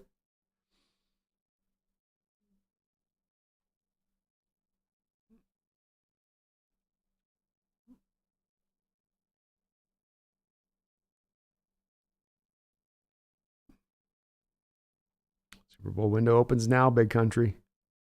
Begins now. Dear God, have you talked about Metcalf's route running? When you remove his statistics from Geno's stat line, Smith is playing like an all-pro. Yeah, I mean, I think that I haven't looked at myself, Chicken God, DK, and what he's doing as far as separation and how he's pulling off with that. I think when you do look at really the whole year beyond certainly last game was super inefficient, and you weren't finding the connection between those two guys. But when you do look at, for the most part this year, with him and DK, they've been pretty efficient. I guess the Bengal game could be a little bit more like this game, and it has been a recent trend where they haven't been on the same connection point. I think they will get on that connection point when it's all said and done. It just seems to be a bit of a rough road as it stands right now. But I haven't seen anything necessarily that stands out to me that Metcalf in some way or another isn't creating separation, or that these struggles are on him. Certainly a lot of those throws of this last week, there was times where he was even having separation on the routes and Geno just did not put a good throw in. It would just be an error throw, an off throw. You know, even on some of the ones where he caught the ball, there were some throws in there that he was a little bit off and behind him on. Lowrider Chevy, I says, I don't think action greens are coming out this year. We can only have one alternative, I thought. This was the year where they opened, that was the rule and how it used to go, Lowrider, but then they opened up the rules to allow you to do more this season, I believe.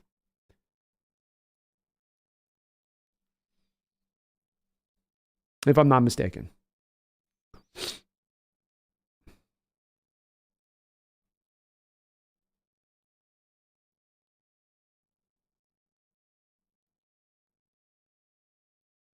And Power Code, have you heard all about the Chiefs Dolphins playing in Frankfurt this week?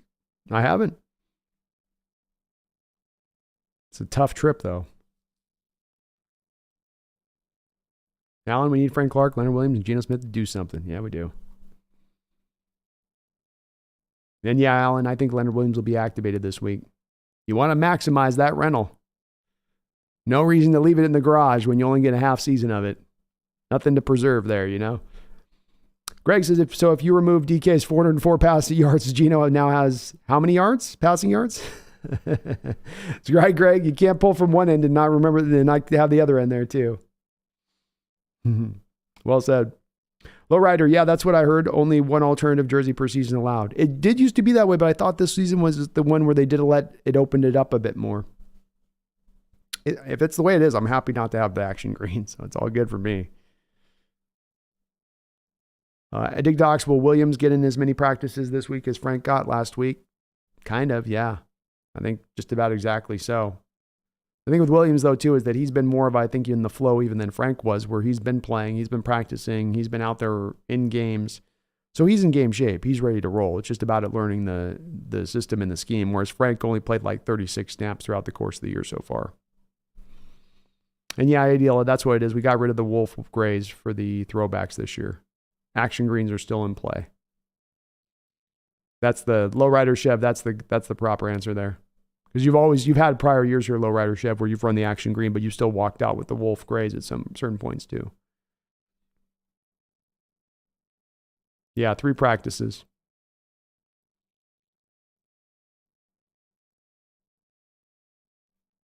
Alan says, I see the future, y'all.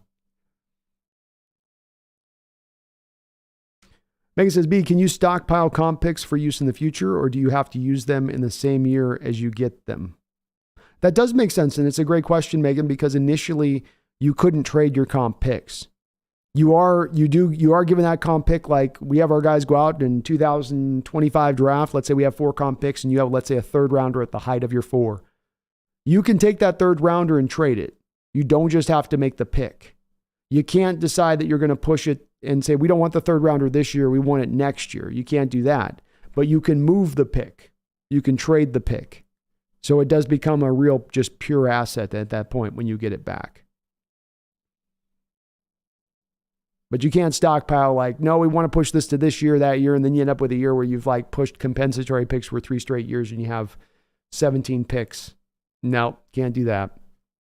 You could stockpile it if you traded. If you traded the 3rd to a team and said, okay, we want your future 3rd, we want a future 5th. You could do that, but you couldn't do it and telling the NFL just, roll it over to next year kind of thing.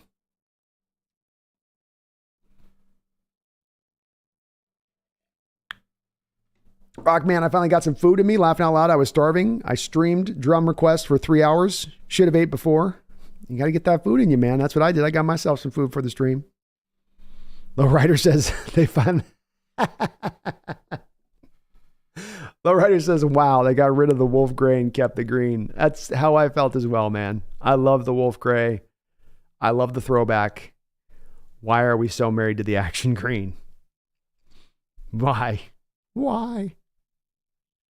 Let it go. Chance the Fapper.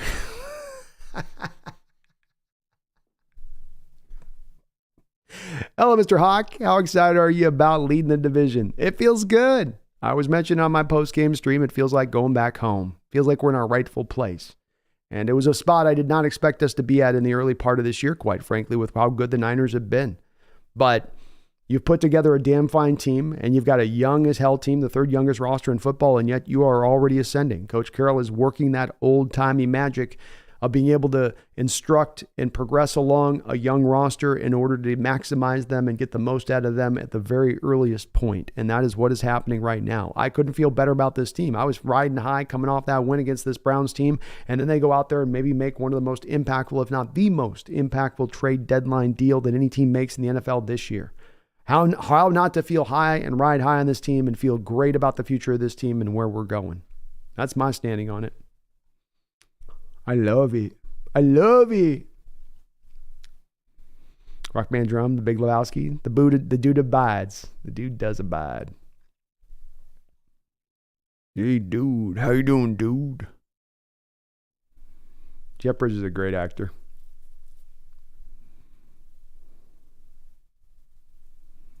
Alan says, let's be real. Jaron Reed, Frank Clark, Mario Edwards, Leonard Williams coming at you. Don't forget Draymond Jones, Boye Mafe, Daryl Taylor, Derek Hall. You forgot Draymond Jones, Alan. There's just so many of them.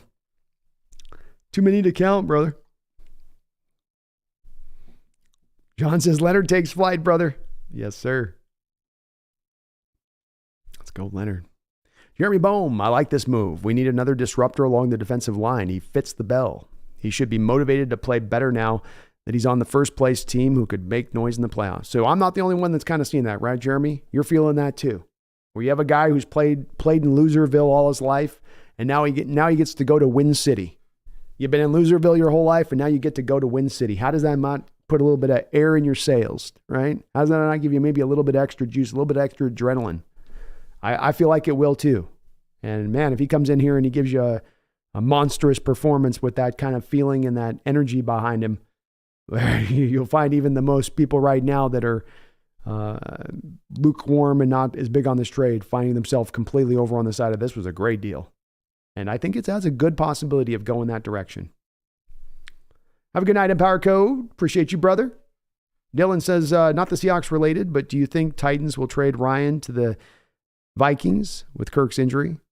It's going to be hard, I think, because Tannehill's had some injuries himself going on right now. If the Vikings get to make one move here to replace Kirk, is it to go make it for an asset or for a quarterback that's not playing particularly well, and then also one that himself is a little bit injured too and has an injury history? I think they would be more likely to go a different direction myself than that, Dylan. It could go down, but if I'm the Vikings, I want something a little bit better than that. But maybe they don't have a lot of choices. Megan, Hawks Nest, the green gives me migraine, and I will support any petition that supports the change the throwbacks full tie. Now, I'm going to eventually have to do that petition, Megan, especially when it means that we have to a couple less games of the throwbacks. But there's the folks who love the action green really love the action green. That's the tough part. Ben Endless says, so does Reed take Mario's spot? Kind of. I think more what happens here, Ben, is you have Miles Adams is now out of the rotation.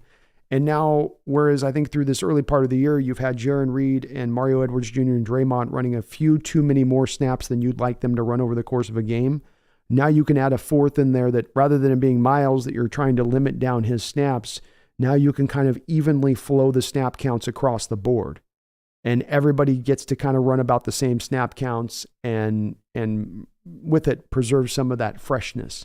I do think at the end of the day, Leonard Williams, as we move forward for the remaining 10 games, probably will be getting the majority of the snap counts over anybody else there. It may not by a lot. They all will be around the same level, but the Hawks are going to maximize this rental as far as they can take it. No doubt about that.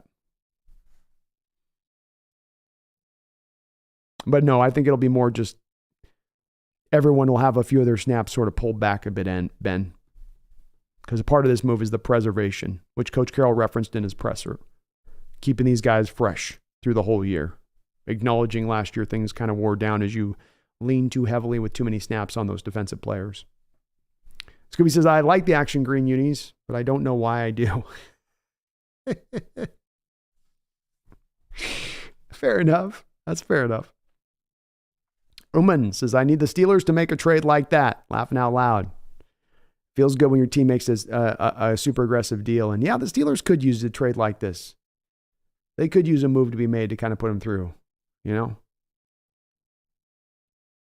would the Steelers, if I was the Steelers, where would I look to address?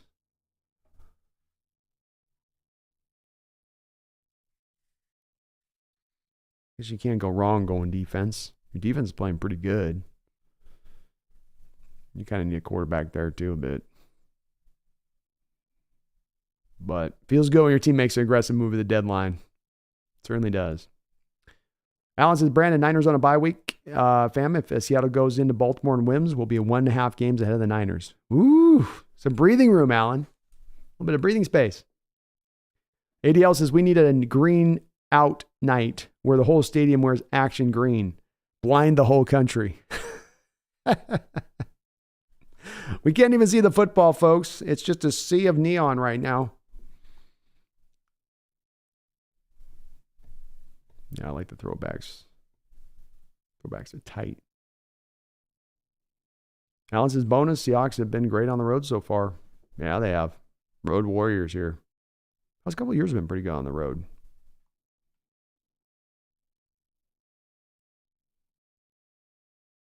PT says, I know some fans will disagree with me, but the newer uniforms that we have are better than the retros. Ooh, bold take from PT.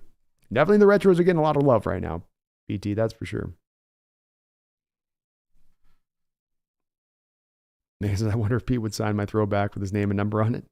I don't know if his wife would like that, Megan.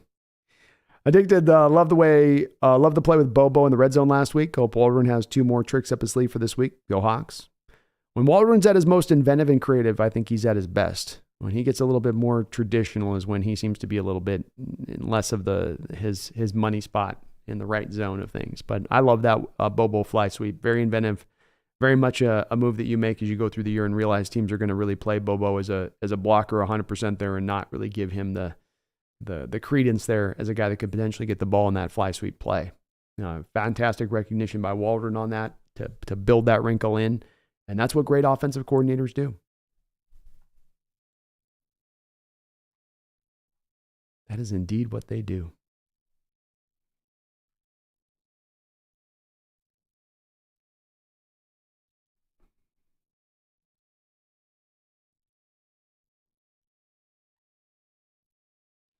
Indeed, yeah. Well, I guess I hadn't thought about it. We might be grooming Devin Bush for the future middle linebacker role. I hadn't thought about that, but that's possible. Definitely possible. What's up, Maze Guru? How you doing? Val Ramos says congrats on first place. Thank you, Val. Does feel good. And, I'm still not overlooking your Niner team. I think if you guys can get back to a healthy state this year, that you can be every bit as dangerous as you guys thought you would be coming into this year. I do think your success, and I think you're seeing that right now with the 3-game skid, though, is really relying on especially the top-end guys being out there on the field. You can maybe lose some of the mid-tier guys on the team, but you can't lose a couple of the top-tier guys and expect that same level of dominance you guys were kind of at. But you're not going to lose anybody for the year, Val. You've got them come back. Your Niners sitting right now in the most cap space in the NFL. They certainly still could end up making a very aggressive move in the next 11 hours or so. But it's going to be a fight down to the wire. You know that too, brother. Rockman, Waldron has underutilized our tight ends big time this year. I mean, they can catch too. They are weapons in the red zone. Shit. Aha. Yeah, he's definitely not used them as much. I think a little bit of it has been the draw, the keep those guys in pass protection at times, and then you've had way more of a pull to the 3 wide receiver sets with JSN this year. Combo of that. Dak, it feels like Geno has much more success when throwing to anyone else besides DK. Yeah, they haven't found that kind of connection you'd hope they'd have there, Dak, being that they played together for multiple years now and that you'd think they'd be on the same page, and last week was as much about being off the page as on it. I don't even have an explanation for why we're seeing it like this. It's weird, it's strange. They should be way more synced up. I'm hoping maybe it will come along, but it has been odd. As you did say, John, that's another great point on that game that we didn't know about going in with DK, and maybe we should kind of keep this in mind a little bit, as DK is coming in that game already with the rib, already with the hip, and then he was sick and barfing in meetings and all of that leading up to the game. Like, he was really, really sick leading up to playing that game. Something that we gotta remember a little bit there with him on that. I know I'm kind of a DK apologist, but I think that's a valid one there.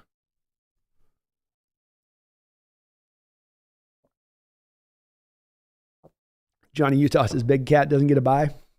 I think he's happy not to have a bye as long as he gets to play for a winner. I'd reckon and guess that's how he feels about it.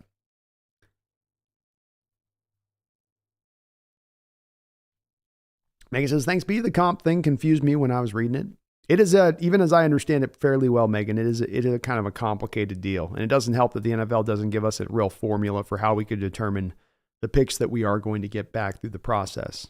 But I do feel very strongly that we're going to be able to play the game and get at least 3 picks out of this on the other side of it. Scooby Snacks, I have a feeling they will snap out of it. Oh, sorry, you're talking to Val. Domain, how you doing, Domain?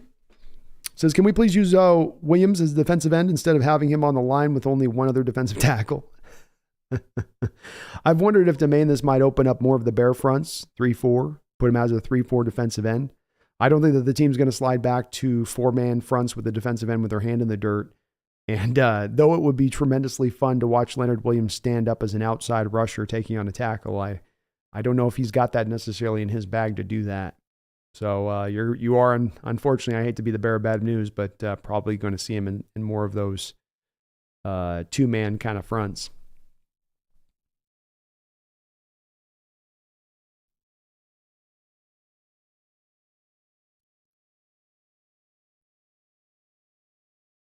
Alan, yeah, the throwbacks were clean. I like those. Casra, thank you for the $5 donation. I do appreciate you for that. Hope you're doing well tonight, and thank you. I know you donated yesterday too, so appreciate you for all that support. Says, hope you're doing well. I'm doing great. I'm riding high on my cloud tonight. Coming off a win, first place, team making a big swing in the trade deadline. This is what us fans hope for in the offseason when we're dreaming about the upcoming year. You know, this is the stuff like kids before Christmas with sugar plums and gumdrops dancing in their head, whatever that is.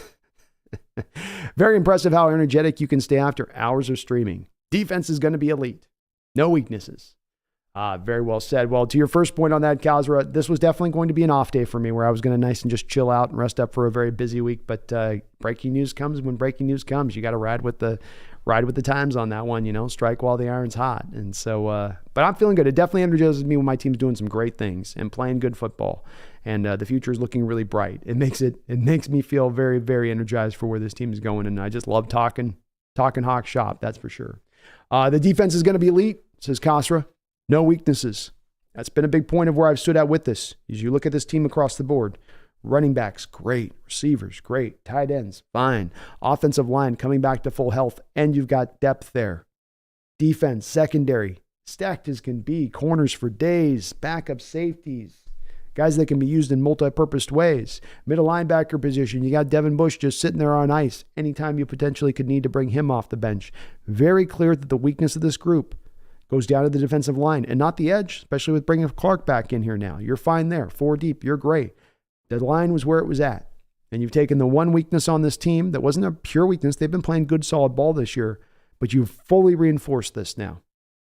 And yeah, you've now brought this team up to a spot, Kasra, where when we looked at it this offseason, we said there's no way that this team is an elite defense or that that's going to evolve into that state this year. They're just not quite good enough yet. Looking at that line, no way they can get to that spot. But now with their development, with the young guys doing so well very early on, with the Boye Mafes taking the step forward in their game into year 2, now instead we can go, well, wait, no. Now that top end rises. Now the potential of this defense rises. And now you add in Leonard Williams with it. And indeed, I do believe this is a defense you can look at and say now, very likely to end out the year as a top 10 defense, and even potentially a defense now that can push into the top 5, let's say by points allowed. And if they can get to that state with where I expect the offense to eventually find its footing from, this team has a chance to be a contending team, no doubt about it. And I love that move for that reason almost alone. And I do think it does solidify you in that manner, Kasra. Does it put you over the top? I don't know, but it does put you over the top to a contending place of things, because you're now not going to be able to fall. You're not going to have teams able to then just go, lean in and attack that weakness. The Niners absolutely destroyed us with it in that playoff game last year. You had no nose tackles healthy for that playoff game, and you just got decimated. And you've taken a move today to try to fix what had happened last year, to try to correct that potential eventuality. And I think it will pay off, and pay off big time. Love the move, Kasra. Love the move. And thank you for the donation and the support to the channel, and appreciate it. I love what I do on this, though, that's for sure. Jeremy, throwback versus action green. What's your pick? I'm a throwback guy all the way. It's got to be throwback. Got to be throwback. Got to be done. I'm a big Wolf Gray guy, too. I think the Wolf Grays are pretty tight. King says, it seems like we've run a lot of screens and arounds that have actually worked this season. We're finally breaking the curse. A little bit there, King. Yeah. A little bit. You did have the negative 5-yard gain on the Eskridge fly sweep in this game too, but it's baby steps, right? Baby steps.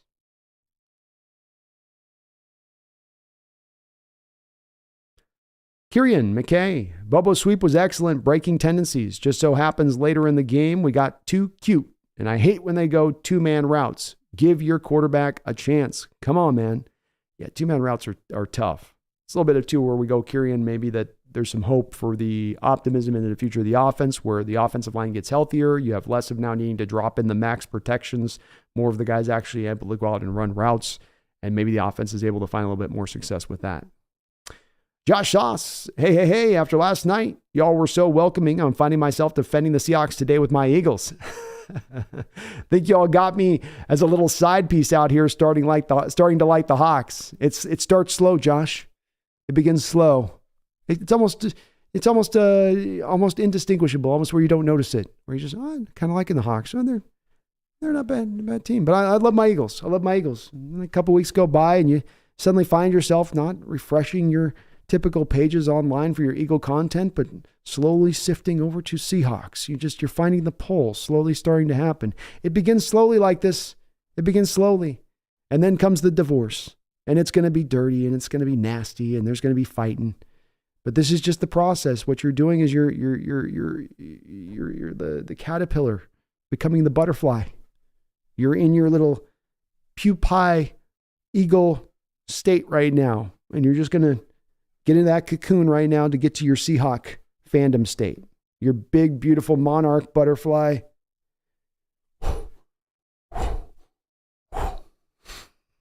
It's the process, Josh. Just embrace it, brother. Marcus, if we beat Baltimore, we gain a half game on San Francisco. If we lose, we'll be tied with San Francisco. We had our bye already. That's true. Yes, sir. Jeffrey says, I really don't think Gino doesn't truly realize how fast DK is. Maybe not on that. The connection thing is definitely true with it. And that they were just not quite on that same page. To God, I think Gino doesn't trust the DK is going to run the proper route. Smith doesn't show the type of inaccuracy when he's throwing to the other receivers. That would be a plausible explanation for sure there, Chicken God. Maze Guru, Hawks Nest, could we trade Locke, get a first rounder for him from a desperate team? It would be amazing if you could pull that off. I think the best that you could get for Locke, your maximized return for Locke here would be like a third rounder. And that's probably even going to be a bit much. I don't think there's any team that for a half season of Locke performance is going to give you a first and or a second. But if there's a team offering it, I say yes on that real fast. Real quick.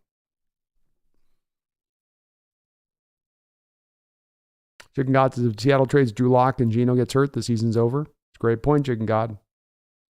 I don't think it's likely that's one of the reasons. I just don't think it's likely Lock gets moved. You're not going to get him much back in return, and there's more value to keeping him here. Agreed, Kieran. Just got to keep him here probably. But it would be tough, I would say, if John got offered a second round pick. Somebody's like, how about a second? That'd give him a pause. Jeremy, I can see how they give you headaches, especially in high def. Oh, you're talking about the action greens? Yeah. Bright as hell. Dak says this might sound like the most biased take ever. No, I'm certainly owner of that. But genuinely believe that the Seahawks at their very best are a top 3 team in the entire league. Oh, well, I love it, Dak. Well, I mean, to your point on that, we haven't gotten a chance to see a full team performance at this point, right? We've had some good to great performances on the offensive side of the ball, good to great performances on the defensive side of the ball. You know, what happens when you put together a full performance over the course of the game? I'm not talking about dominance, but just where you're having consistency on both sides of the ball throughout the game. And even if you just get to that stage, I think they can be a very, very, very good team. And yeah, potentially even one of the top 3 teams in the league. That's certainly the upside there. It's not realized yet, but definitely that upside does exist with this team. Vandabons, how would you rank the Seahawks defense? I think we're now a top 10 unit thoroughly with a high-end top side if it can come together. If Leonard Williams can fit into the mix appropriately, that you have a high end here of even reaching upwards of a top 5 defense at this point. I don't think that they're capable of being the number 1 defense in the NFL, but top 5 is now the ceiling, whereas I saw the ceiling fend to bends this offseason as being a team that wasn't going to be able to really get past like 15. Johnny says best part is we're not even playing our best football by and far. He stole my words right there, Johnny. Exactly. And if we get Lucas back, that's like another big trade deadline deal. Yeah, getting Lucas back at right tackle versus where right tackle has been from a performance standpoint will be a huge, huge upgrade. Like you say, like a trade deadline deal for the right tackle position. God willing that Abraham is able to come back and able to get healthy and able to get right. But yeah, we haven't even played our best football yet. 5-2 top of the division, and you haven't even played really an A game yet. You played some B+ games. I don't know if you played a full-on A game yet. Flag says, I wonder how Houston fans felt seeing those Oilers throwbacks. Yeah, I'm not a fan of that one. That was come on. I know that they're like, it's like, leave it in Houston, right? But then Houston has a new team, so I guess whatever with it. I always did like the Oilers, though. It's just a creative name. Rumbler says, Brandon was thinking about those legendary NASCAR packages of the LOB era. Who is that starting for us now on the defensive line, and how does it stack up against the same ideal top 4 of Philly, San Francisco? So right now your NASCAR package would be probably like Derek Hall, Boye Mafe, or not Derek Hall, but Darrell Taylor, Boye Mafe on the edge. You'd have Leonard Williams as your one tech, and then you would have Draymond Jones as your 3 tech. That would be your front 4 package. The Eagles counter that, I believe, with Brandon Graham, Fletcher Cox, Jordan Phillips, and Josh Sweat? Is there other guy? I think he's ahead of Nolan at this point. I know Josh Sass Price, and they're going, yeah, don't talk about Eagles. You don't know anything about them. But that's, I believe, their 4. If we're going with their NASCAR package, because the Eagles do a rotational thing too, I think you would flip out Jordan for Phillips for Jalen Carter. Is Jalen Carter, Fletcher Cox, Brandon Graham, Josh Sweat? It's kind of equivalent. Or no, Hassan Reddick. Sorry, Reddick. God, I was totally spacing on that. It's Reddick. So you might give the Eagles a slight edge, but it's very close with the Niners, where Hargrave does give them really good performance in their NASCAR, and Bosa's awesome too. Gregory on the outside. I don't know if they're as strong then with that sort of one tech in their NASCAR. I think we might have a bit of an overall edge with where the Niners have been with that front 4 this year versus where Niners have been in years past. Eric Armstead, that's it. So is Eric Armstead, Hargrave, Randy Gregory, and Bosa better than Mafe, Leonard Williams, Draymond Jones, and Taylor? I think it's all really close, to be honest with you. And I don't know if I've got one or the other that I'd put ahead. I might make the argument in one day that Niners and Eagles would be a little bit ahead with it. And then another day where I'd say, no, the Seattle does. There's the potential to stand step for step with them, Rumbler. There's the potential in this group to be right where those 2 teams are at and what they're able to bring to the table. And one thing that, is different, at least from what Philly had last year, they've been better at stopping the run a bit this year, but I think you definitely have a little bit more better potential at stopping the run there than what Philly has and how they roll it. But we're right there. Wayne G says, Gino needs to learn how to calibrate his sights for all his weapons. There you go. Well said. Alan Branoy speaking reality facts. Thanks you, man. John, love our depth. Cool they are grooming the offensive line with the rotation idea. Heard Carroll say that's their intent, possibly more Jason Peters, Stone, right tackle. In the past, that bent season over. It did. This is something that Carroll interestingly has said, that he's way more into embracing a bit of more of the rotations on the offensive line, where so many teams lean towards continuity being more of what you want to put in there, even if you're dealing with backups across the board. But Carroll doesn't shy away from that. Sees a lot of benefit to it. I think there's a nice part here with Peters too, and a guy that you want to manage his load. This isn't a guy at his age you want him playing 16, 15, 10, 12 games. And you certainly probably don't want him playing a lot of games all the time 100%. So you're probably, this is that load management thing that comes into play with those older players. Grandizer, your thoughts on Raekwon Davis, a nose tackle from Miami, or Emmanuel Ogbah? Are they good fits for the Hawks? They'd be okay. I was not a big Raekwon Davis guy coming out of Alabama. I thought he was pretty limited. A lot more people were way more higher on him than I was. I thought he was just kind of a guy out there. Ogbah's, I think I'm even less interested in him, to be honest with you.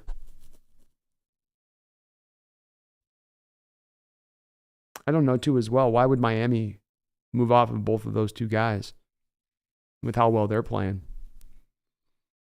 But nah, I wouldn't. Neither of those 2 would really do much for me.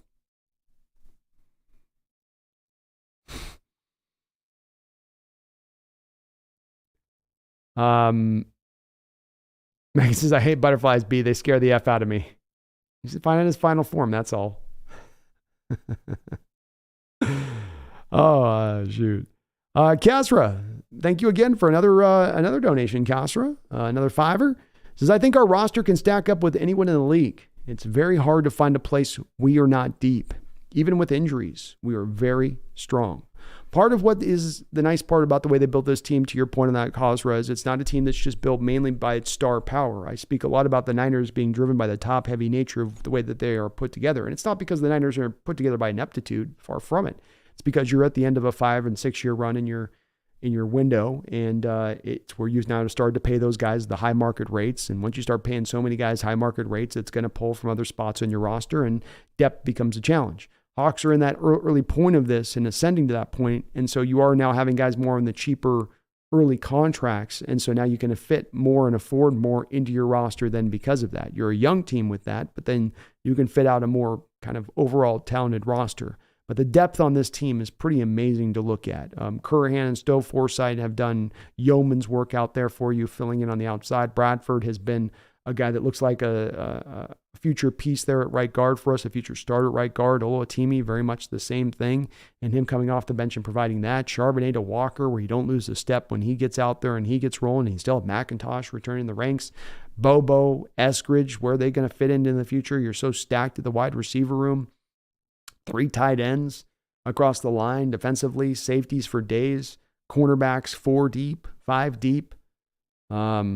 It's pretty wonderful how they've set this up, Khosra, and also why this team should have a good chance to remain in this contending state, and that you can weather the storm on some injuries here by the nature of this depth. But it's got the top end talent and it's got the depth. It's not the either or on this team too. It's that you have both there. And it's a testament to the roster John Schneider's put together and how well Coach Carroll and these coaches have developed these young players so quickly that this roster looks so, as you put it, Khosra, stacked as it stands right now. When you really consider as well that it's merely only been 2 years since you really turned this whole roster over. It's pretty outstanding that they were able to get that done. Garth Knight, thank you for the $5, and Castro again, thank you for your double donation on the chat tonight. I very much appreciate you for that support. Garth, you dropped a bunch of donos tonight as well, man. Thank you for all your dono drops, brother. I appreciate you. He says, I know Pete's wife, Greta, and she would certainly get Pete to sign something for any fan that wasn't stalking her husband. maybe so there, Garth. Maybe so. Shout out to Greta.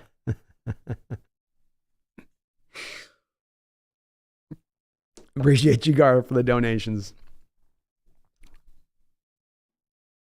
Rockman Drums, Kenny McIntosh has great ball catching skills and was the best pass blocking back in the draft. The guy is a Swiss Army knife of skills. I can't wait to see what he brings possibly in the playoffs. He's going to be a fun addition, man. He's got a lot he brings to the table. Megan says Garth Knight, his wife's name is Glenna.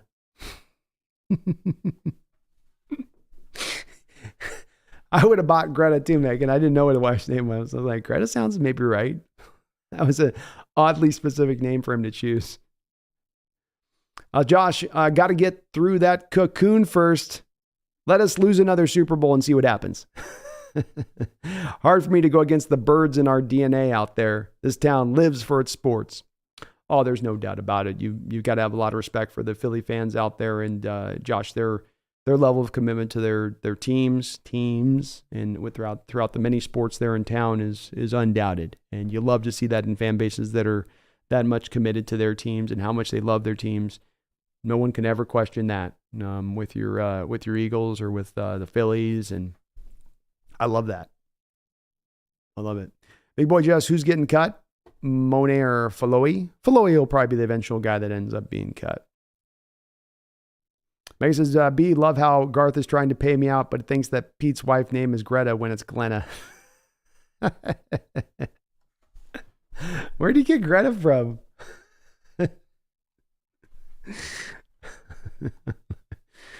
Oh, Lordy. Rockman Drums, I got money on Monet getting cut. Laughing out loud. He may. They did have to wait until the injury thing was fully free and clear before they could cut him technically here. So that could be part of the impactful factor here a bit. Very well may be. Kirian says, hot take, the biggest weakness of this offense is Shane Waldron's play calling. Agree or disagree? I think Waldron's play calling was really good last year, Kirian. So let me try to kind of parse this down a little more specifically. I think his play calling this year has been uninspiring, to your point. I think there's a little bit of a difference between last year and this year. And I think that there's some explanation for that, but I don't think that it's an end-all be-all explanation that should just cover up the inequities that have happened there with his play calling this year. And I would say that when you look at Geno being affected by the pass protection issues, 3/4 of your offensive line down, that's going to affect your play calling too as well. And it's going to turn things into a little bit more of a rudimentary look at times because you're having to provide extra protections for those offensive linemen so that you don't allow for that to just become something that gets you beat in the game, being your backup offensive lineman getting beat one-on-one. So I'm not going to explain it all the way to that, Kieran, but I will give you that there is a fair point to be made within that, and that it's just been he can't seem to get on that. Offensive coordinators need to get in that rhythm, and you feel the rhythm when they're in it, and that they're ahead of the defensive coordinator.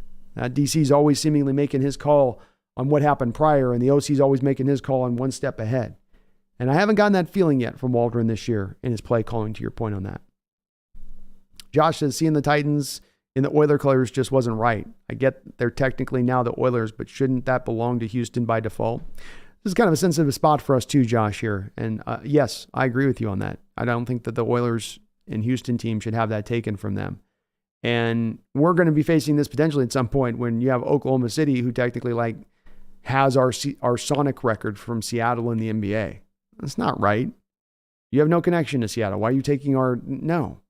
As Flag says, can you imagine the Thunder coming out in supersonic gear? No, it doesn't work. It's stupid. I don't get it. If you're going to move the team from a city, it's almost like a middle finger back to the city in doing it. Kind of. Josh Sass says, Jordan Davis laughing out loud, but you nailed the rest. Okay. I did Phillips, didn't I? I'm getting old, Josh, where just too many names, too many same names that all roll together, and I start having my elder statesman moments from Jordan Phillips. I got it pretty close. There we go. We nailed it. Rockman drums, Draymond Jones is kind of made. Probably why they got Leonard Williams. Maybe a bit. I don't know if it's I don't know if it's them looking at him not bringing like they thought as much as they knew they were going to need the depth. The team's coming up, the 2 Thursday night games, the 3 games in 15 days. You're going to need to call upon that depth through that time period in order to come out of these with a couple of wins at least. Yeah, Reddick's a good player. God, the problems I've noticed with Waldron is he puts together a nice game plan, but once the defense adjusts to what he's trying to do, he hasn't done a great job of readjusting later in the game. That's a wonderful point, Chicken God. And succinctly put and 100% on point. Yeah, it's a bit of he's got the plan A. This was the whole thing that was always the deal a little bit with Schottenheimer, which is kind of ironic about this, is the guy he replaced, this was also the commonality problem with Schottenheimer, is that Schottenheimer might have a good plan A, but he doesn't have a good plan B, C, D, or E, or great adjustments to be called upon. And in Waldron right now, it remains to be seen if he does have that in his bag as well. You came out in that Bengals game, you had a couple of scores out the gate, everything's good. You had the Rams game, you have a couple of scores out the gate, everything's good. You've got this last week, a couple of scores out the gate, everything looks good. And then it all is just brought to a complete stop. To your point on that, it seems like once those defensive adjustments are brought into play. So that's definitely a spot that's definitely a spot worth addressing a bit. Greg Kemp says, Brandon DK had a career high 78 catch rate going into the bye week, and after that, it's dropped the last 2 games. The 2-game struggles with DK happened when JSN started getting more playing time and Geno got hurt. Some great information in there, Greg. I think it also illustrates how these 2 games are it is the sample size point, and you got to give things a little bit more time over the course of the year to see where it all settles in at. But that's a great point on how he had been efficient prior to those 2 games. He had been operating at his most efficient rate in targets to catches. So that would lead me to believe on that data and the way you put that, Greg, that this is a little bit more of a blip than it would be something that we're going to see as a long-term kind of situation. EC says, love the trade. Me too, EC. Me too.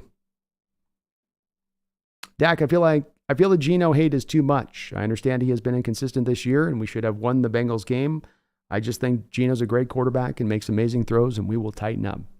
That's how I see it as well, Dak. I have been fighting this fight pretty commonly now throughout about the last year and a half. And in a lot of ways, it's kind of worn me out as I'm trying to have Geno's back with this stuff, and I can't seem to bring the people over that are anti-Geno and their feelings of it. I like you, feel like it is a bit too much. I feel like people's opinion on Geno were kind of long-colored long ago, and that there's nothing that he would have been able to do over this last year and a half to bring anybody that was in that standing over to his side of things. But I land where you land on this. Jamarcus says, I wanted Matt Crosby so bad. Oh, don't even know if the Raiders are selling, though. Also, don't know about his contract.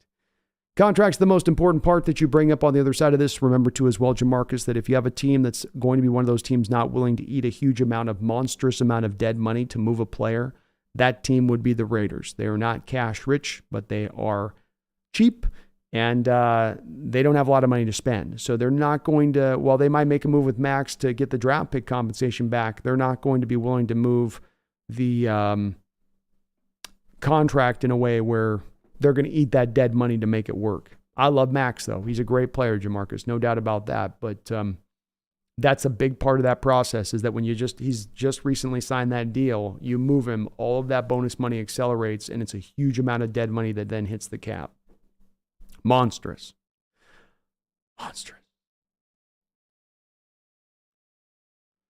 Dak, I agree. We should run the ball more. Definitely, that was one thing stood out from last week's game in Browns, is that you just did not stay committed to it. Part of some of the issues there that are ongoing with Waldron, on top of the just not having a plan A, lack of commitment to the running game. Kieran says the Geno hate is ridiculous, but he's definitely not quite as sharp this year as last. I'll give you a dumb pick every now and again. I can't watch missed, wide open, walk-in touchdowns. Nope, nor can I. I think that's a great way of putting it, as you did. And that maybe not playing quite as good, but yeah, it has gotten ridiculous. It really has. I think it's fair to say he can play better. I think it's fair to say that he hasn't been at his best. But a lot of these folks with their hate are like, got to bench him, not the guy, go with Drew Lock. You get a little bit of that endless string going down that line. Dak says, I think Pete should have won Coach of the Year last year. Do you think he could win this year? Agreed with you on the first part, Dak. Just don't think that it's going to be a point where, man, got to a Super Bowl and beat the number one overall offense and create a historic defense and didn't even get close to a sniff of a Coach of the Year award. So be it both General Manager of the Year, you can make the argument that John should be getting that too. And I don't think either him or Coach Carroll are going to be given that award. I think it's just one that lends itself to being more of an East Coast award, unfortunately. It's not impossible for a West Coast guy to get it. You probably got to be like in LA or something. Maybe I'm just bitter about it. That East Coast bias thing, it's kind of a real thing. Flag says Crosby would have been a get for sure. I just wanted the Hawks to take a swing. When I heard the Carl Lawson rumors, I was disappointed. Don't dip your toe in. You got a cannonball, baby. Let's go, Flag. That's right, man. No half measures. I just want to test the water. See if is it cold? Is it warm? It's like, quit being a pussy. Jump in. And yeah, this is a lot bigger of a swing to me than the Carl Lawson. That was the one where you're going, that kind of had me rolling my eyes. But this, let's go. Let's go. And I'd love to get Crosby. He's fantastic. He's one of my favorite edges, the Condor. Let's go. But yeah, they're gonna have him for a while. Alan A., what does Max Crosby's contract looks like compared to Leonard Williams? All right, we'll look at it. We'll look at it here. Let's see. Where's my Raiders? So Max Crosby is currently has a cap hit of $24.5 million. He would carry almost $35 million dead money hit this year if you were to move him in a trade. So they would have to come up with $11 million of dead money hit, which I guess isn't quite as bad as I thought it was going to be. But that's still relatively significant. Oh,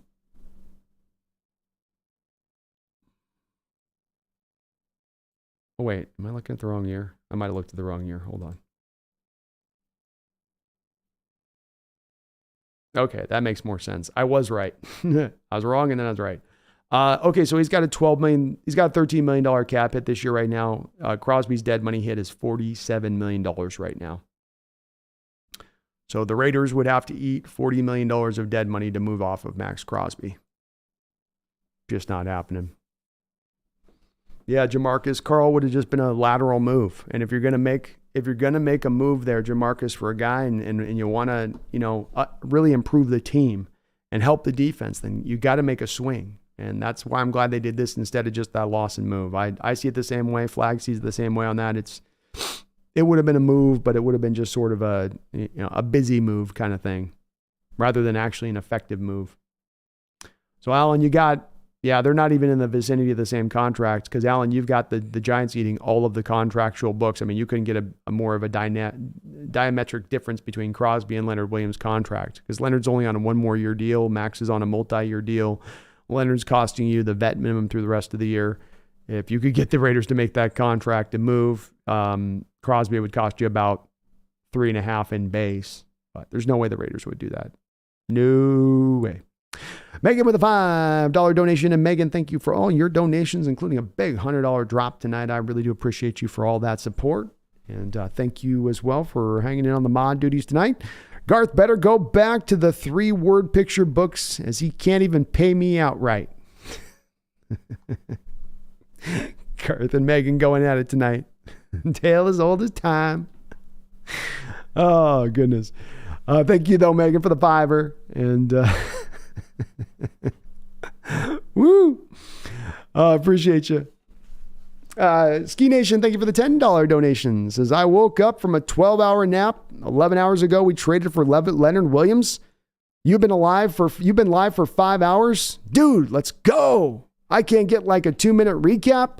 Let's go. Well, thank you for the $10 donation, man. I'm glad you're hyped up. I'm hyped up as too, man. I woke up today thinking it was an off day, and we made a trade. We made a roll. Let's go. Ski Nation, love the deal. Love it in every way. There are some that have trepidations about this deal. I have no trepidations about this deal. I look at the recent history and the deals that have been made in the last couple of years and those teams, Ski Nation, that have determined we are good enough that we need to be a little bit better. We need to make that move to go over the top. And when teams go out there and look to make that deal, they have to give up the maximum amount of draft capital to make it happen. I've referenced a couple of different examples in recent years, like the Kadarius Toney trade from the Giants to the Chiefs, or the Von Miller deal of the 2nd and 3rd round pick for a half-year rental of Von Miller from the Broncos to the Rams, or even going to the Roquan Smith deal last year with the Ravens and giving up a 2nd and a 5th round pick like they did. The cost just tends to be high around the trade deadline, but you're getting a player that can play all over that defensive line. You're getting a player that is in many ways as equally good against the run as he is against the pass. Historically, he's been a little bit better against the run, but he does give you a really complete player. He is a number 6 overall pick in the draft. Finely talented.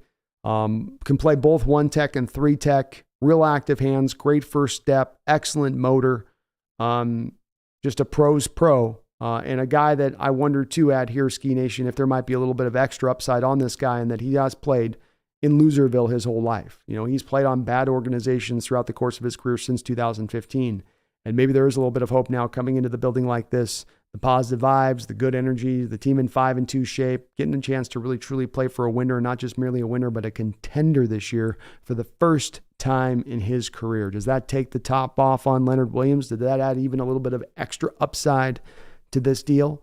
I kind of think it does. Regardless of whether it does or not, Ski Nation, he instantaneously becomes the best interior defensive lineman on your team right now. Even being a little bit better than Draymond Jones, a little bit more of a complete player, whereas Draymond Jones is maybe a little bit of a better overall pure pass rusher. But that's the odd part here, even with it, is that Leonard Williams right now is setting career highs with his pressure rate. 12.4%, that's a top 25 pass rush win rate in the sport as it stands right now for his positional group. And that's the best that he's done in his career, along with the best PFF scores he's had as a pass rusher in his career. So you're getting a lot here for this. And you're getting a lot for, the 2nd, 5th round picks a lot, but just on a final note as a summation on this, Ski Nation, part of why the deal is costing so much is that you're having the Giants eat 96% of the remaining base on his salary this year, about $9 million. And that's also part of why the cap cost went up a little bit here on this one. But I love the deal, Ski. Love it. Love it, love it, love it. Jamarcus says Shane Waldron literally has no creativity. Seemed like last year he was willing to do it a little bit more, Jamarcus, but it's gotten a lot more dialed down this year, that's for sure. Delta Force says perfect analysis. Thank you, Delta. Appreciate you for that. Lag says scripted plays are great. Then it goes vanilla. It's all saltines. That's true. That's true and accurate.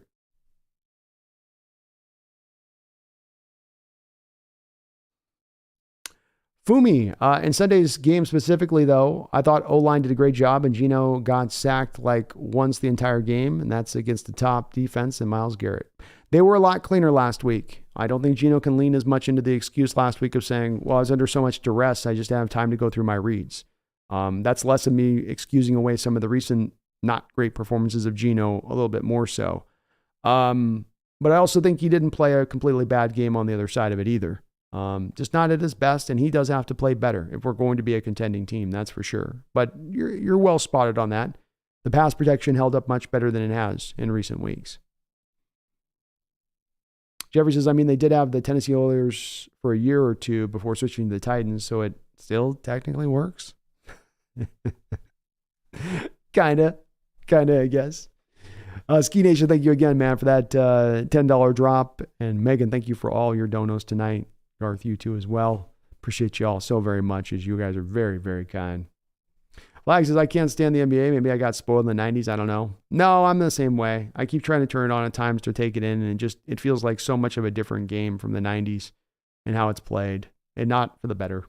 Kieran, I actually thought Shane Waldron's calling was better when you have to keep the tight ends on the field, and Fant and Parkinson get a lot more playing time. I feel like he loses juice when we go 4 or 5 wide. I even offer into the 3 wide, Kieran. I agree with what you're saying on that too, by the way. I think I feel the same way, that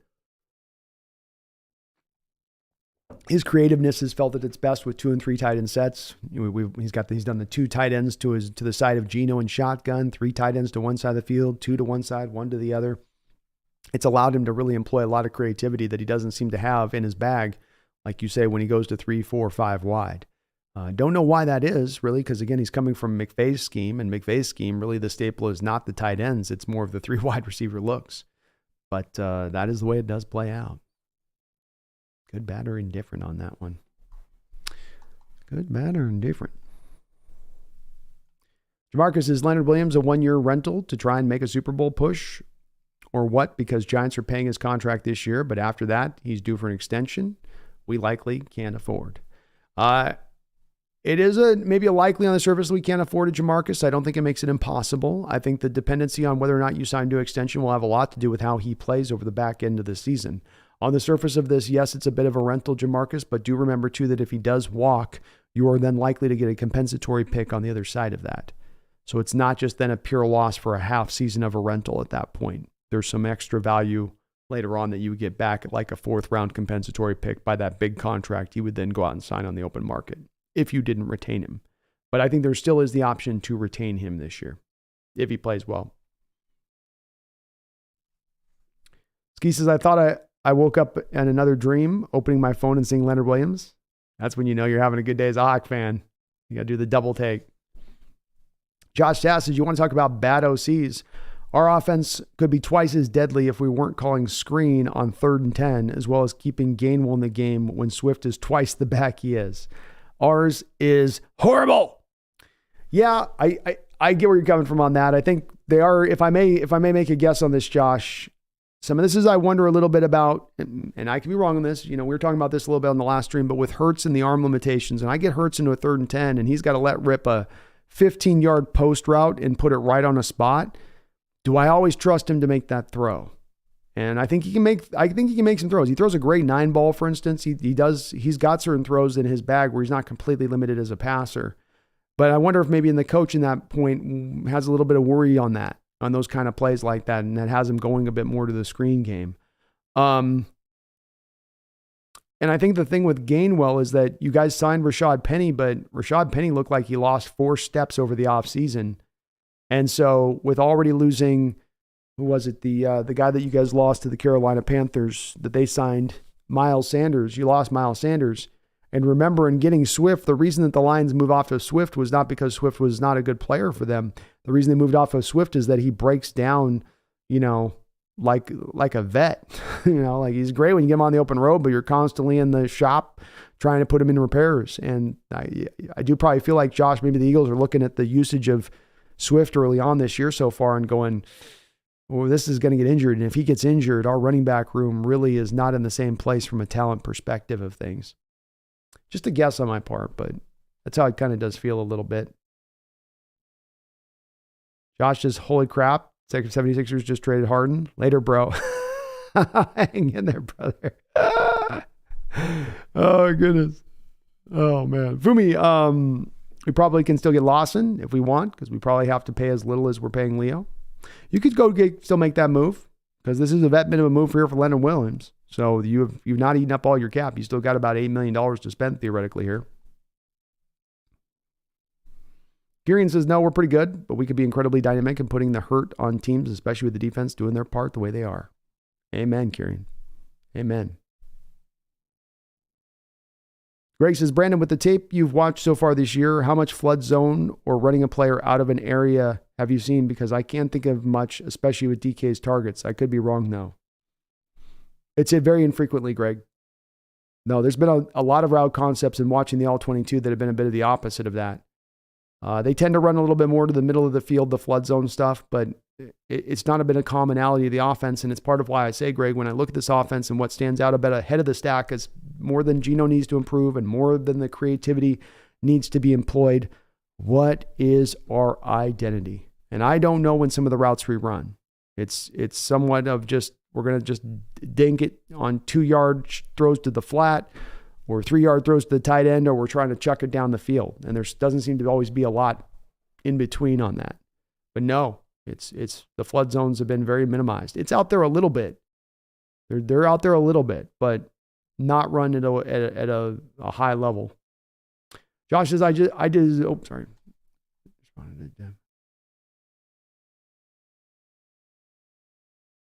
ALG says, for me, it's funny. The same people who thought Seattle will lose every game with Geno now want to ask, can we win the Super Bowl with Geno Smith?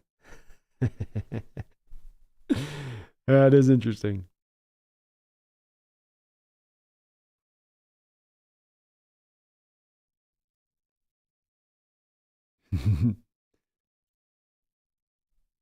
Interesting, Josh, if maybe the Eagles look to make a trade here around the deadline for running back. That'd be the one for Roseman, being a guy that is tend to be pretty aggressive at the deadline. And it feels like there may be some backs like a Dalvin Cook.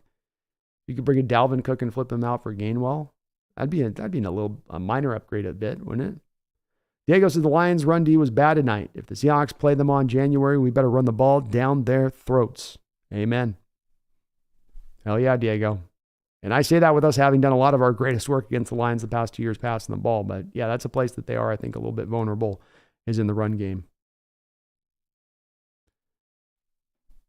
Greg says, Brandon, the only example I can clearly remember from this past game is Tyler running a slant behind DK after the play on off coverage. It's funny you say that. That was the one play in my mind too, right, Greg?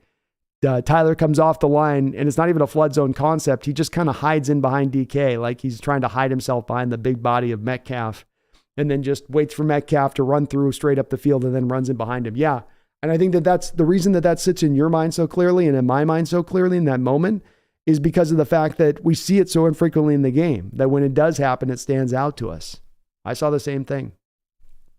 Josh says, top 5 offensive line in the NFL, and we're throwing 40-plus passes. Our offensive coordinator's trash. I would, running the ball would be if I'm the Eagles, that is my identity. That's where I would be leaning into if I was them. Without line, why not? That's totally fair. Megan says, B, love you in the 12s. I'm heading out now. It's 6 p.m. and I need food. See you in the chat with Coach Evans tomorrow. Sounds good, Megan. I'm looking forward to it. Garth Knight, thank you for the $5 donation. Says, Brando, I called Pete's wife Greta because they know her name is Glenna and proclaim it that he can put it on a watch list. Be vigilant out there, Glenna. Fair enough, Garth. Fair enough, brother. Greta. Where did you even get Greta? That would not be one of the first names I'd pull out randomly.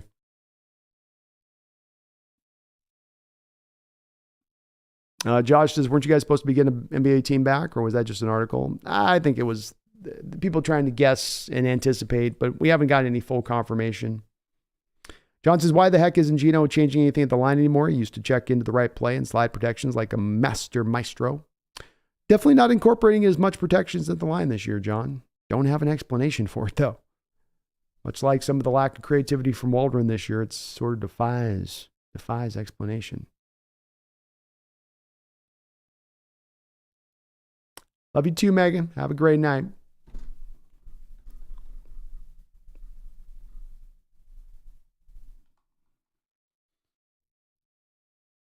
And boy, I think two guys with this, we're about 5.5 hours in, so I probably will go ahead and start to put a little bit of a button on this one because I did 12 hours yesterday, so I got to take a little bit of a break. I got 2 streams going tomorrow, and we got a heavy week due on deck here. And Addis, I can't watch the NBA without the Sonics either. Prerequisite at this point. Josh is starting to like the Seahawks like 70-30 Eagles, but it's growing still. We'll get you yet, Josh. We're just beginning to onboard you here. Mickle Cam, Brandon, do you think tomorrow we might see another splash in free agency and add another player on defense? Do you think trading for an outside linebacker for depth is a foreseeable thing? Well, I was the guy that was saying I didn't see there being any trades here at the deadline, so maybe I'm not the best guy to ask on if there will be another trade to come because I didn't really think this Leonard Williams thing was going to be able to brought to fruition and they were able to pull it off. The nice thing that stands out on this place when you look at it, to my opinion on this, is that you're paying him the veteran minimum here, so you have opened the door with still having $8 million of cap space to make another move if you want to make one, Mickle. Do you want to go get the Carlos Lawson kind of guy out there with the Jets, just to reinforce the ranks on your edge group, just to make sure they're solid and solidified? You could if you wanted to. I'm open to doing it. I don't think the team has to do it, or there's a driving necessity right now to get it done.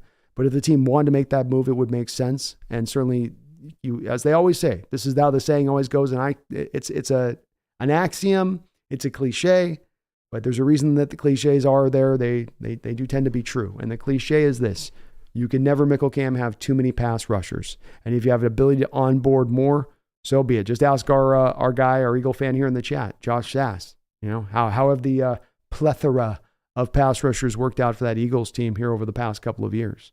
And he'll probably acknowledge and say, mighty, mighty fine.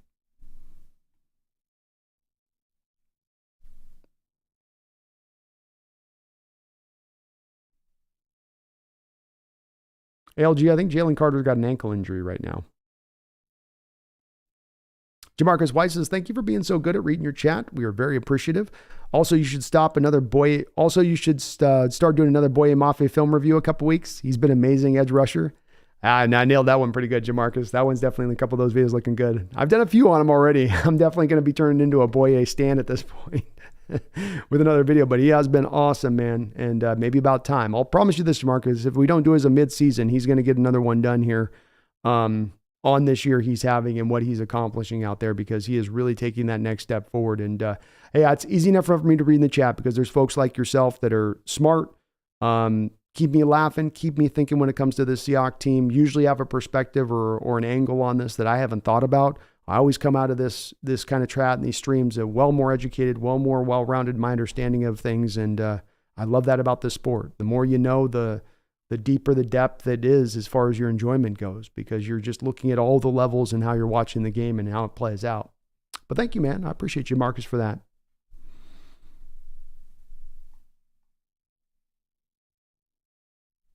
Oh, it's his back, Josh. I'm sorry.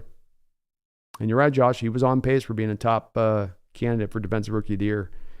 I think right now Witherspoon's got him edged out, but he certainly still is in probably number 2 rare. 360 Bets Hawks Nest. What's your prediction for the Ravens game? I think we'll put a good fight. I think we'll keep the game close. I don't think we're going to get out there and get embarrassed like the Lions did a couple weeks ago on the road in Baltimore. I do think the Ravens are probably going to be about a 4-point better team than us on the road at 10 a.m. I don't like saying that. I'd love to see us come out with the win, but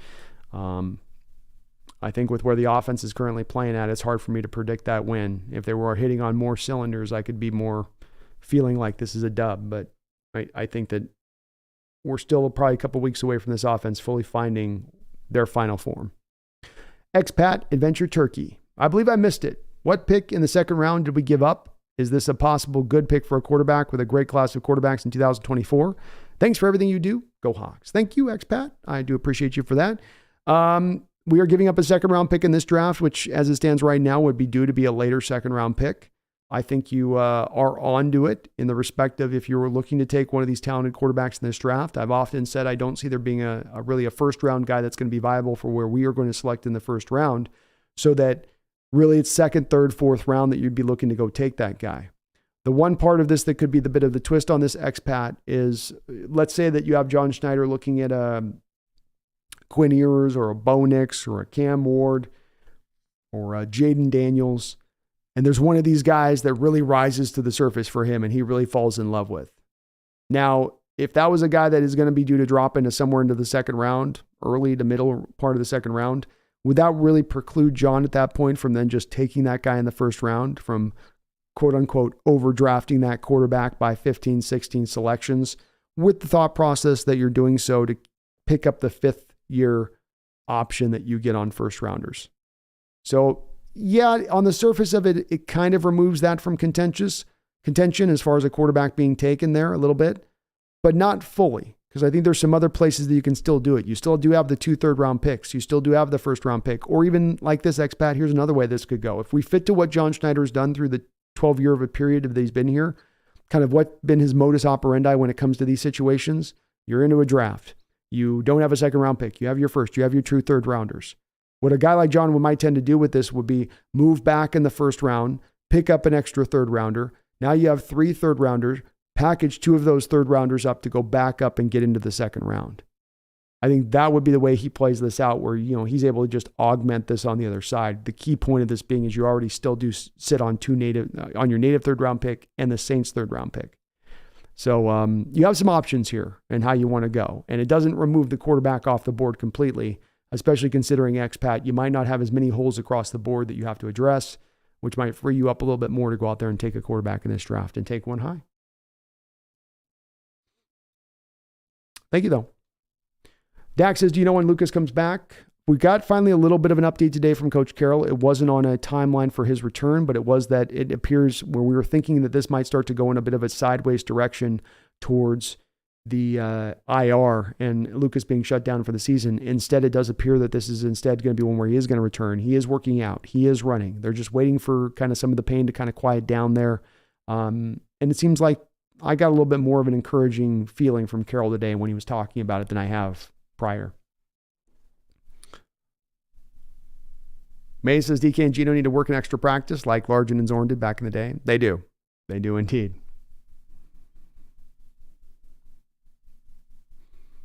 Have a good night, Megan. Appreciate you.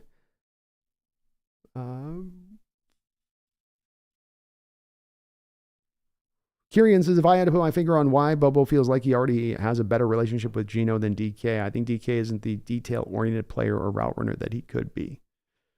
Possible. It's possible. I think some of this is a little bit the injuries, and I mean, they were pretty efficient last year in their connection. They weren't kind of as out of sorts as they've been the past couple of games, and the injuries with DK, hip, rib, he's deathly sick this last week. That's probably a bit of an effect here, but just have to kind of see how it goes as the year goes along with that, I think, a little bit. Addis, the gamer, thank you for the $2 donation. I do appreciate you for that. It says, wanted to say we want our revenge. We want our revenge, Baltimore. We're coming for our vengeance. We've had to wait 3 long years to come take it back from you. Now is the time. Bear with me 1 second here. Be right back.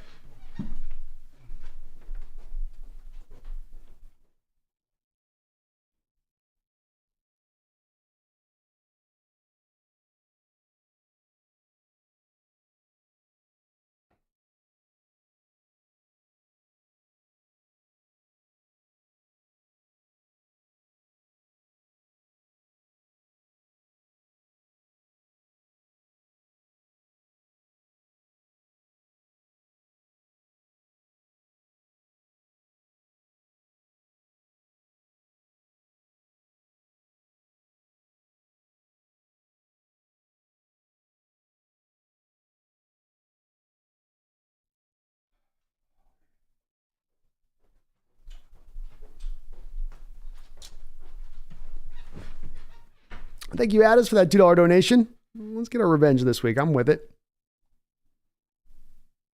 Yeah, and Jamarcus, so that's the update on Abe. It sounds like he's working out. He's running. It doesn't give us a confirmation that he's due to come back. He is going to take a little bit of time, it sounds like, still to come back. But Carroll's not speaking with sort of a grave. I mean, I'm trying to read between the lines on Pete when I look at his face here, so take that for what you will. But he did seem like he's a little more positive in the way he was speaking of it. Just a tiny bit. Gosler says, what do you think of us playing 3 games in 11 days? Is that what it is? I thought it was 3 and 15, but it might be 3 and 11. The schedule makers messed with us big time through the back end of the schedule. That's the toughest part, the Kazra. That's also the part where I go to say, well, people want, well, we're going to go 5-0 through this run of games. Well, no, you're not likely to do that. There's going to be probably a couple losses in here. And even if there are a couple losses that shouldn't remove us from contender status, it's just that you just went through a hellacious period of your schedule. But yeah, the makers definitely, I don't understand why they had to set that up in that way and make that so hard for us in that realm. Three games in 11 days is vicious. Vicious.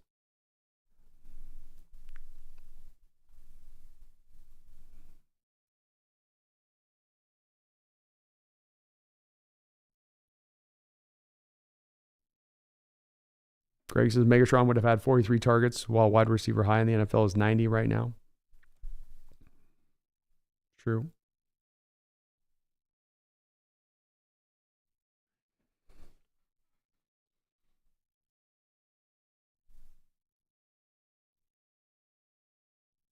Rubbler says, I did have a question for you actually on your content front. How much emphasis on the YouTube Shorts format do you shoot for? Seems to me like it's a great way to draw more impressions. If I was starting with where, your channel is in beginning point, I would lean heavily into the shorts. I think you don't want it to be the wholesale thing you do on your channel because I think it doesn't necessarily bring as much pure subscribers in as doing uploaded content. But the key on this right now is that it does sound like sooner or later at some point, TikTok is probably going to go the way of the dodo bird. And once that does happen, YouTube Shorts now becomes the main kind of marketer to overtake that realm. And they've set themselves up to be that. And part of them doing and setting that up is that they do push out the shorts much more than they push out the uploads. So, they really want to pump that stuff up. And if they have something that's a viral short, they want to make sure that's getting out to maximum eyeballs. So I would lean very heavily and early on in your channel into doing as many shorts as possible. They're quick and easy to put together. You don't have to come up with a thumbnail.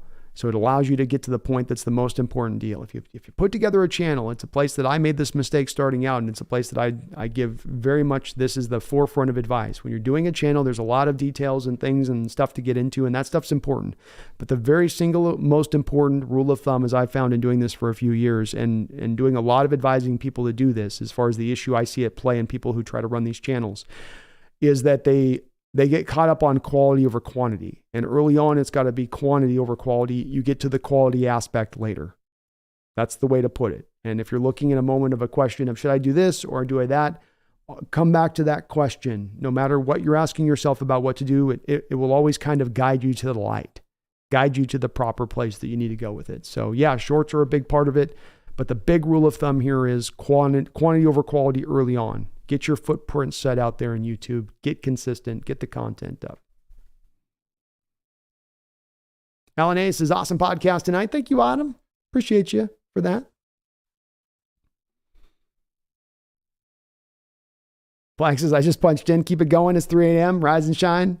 I wish I could, man. We did the 12 hours yesterday or something like that cumulatively. 3 shows and the upload. And I was up till 7 in the morning this morning. So I got about 6 hours of sleep and then it's up and I had to get on the Leonard Williams thing. So I got to chill a little bit. We got some streams coming up. I got 2 streams tomorrow, stream on Wednesday, 2 streams on Thursday. We got a lot this week. I gotta kind of relax a bit. Zorn video will come, Megan. It'll come at some point. We'll get it in there. ALG, I think Seattle, when they pass, they need to spread out. Use Fant more. He's the best yak guy. Last game, it looked like Gino was forcing it to DK. It did appear to be that. Yeah. And spreading it out's not the worst way to go. They've had some effectiveness there. Using Fant more would be nice. He's been so good and effective and efficient on the touches you have gotten him. Getting him some more wouldn't be the worst way to go. That's for sure. ALG, Ravens never look easy at the same time, never look that scary at the same time. You're going to get a tough game against them. I feel like if you're going to win, you got to bring their A game. I don't know if you can beat them, especially on the road, with a B game. We'll see.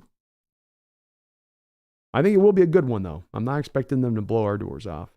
Expat Adventure Turkey, thanks for the feedback. Appreciate your insight. Go Hawks. Go Hawks, Expat. Thank you so much. Flag says we played some frustrating winnable games against the Ravens. We have indeed. That last one in 2019, we just couldn't get our hands on Lamar. He was just running free and wild and in the open. ALG, I don't want Quinn Ewers either. I'm not a big Ewers guy. There's a couple of quarterbacks in this draft that I'm definitely going to be in the realm of no thank you. No thank you. He can take his mullet and go somewhere else. Alan says, go Hawks in the NFC West, number 2 in the conference. Woo! Kieran says, yeah, DK getting too many 50-50 balls versus like running a good route and getting rewarded. Agreed.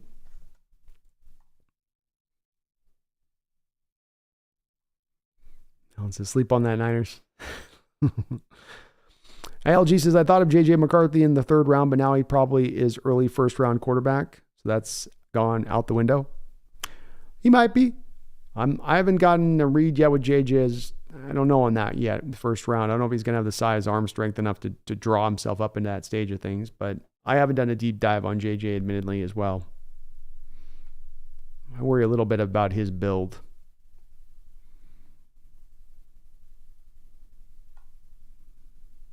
Flag, yep, no, Leonard Williams doesn't get a bye this year. He's going to play 18 games this season.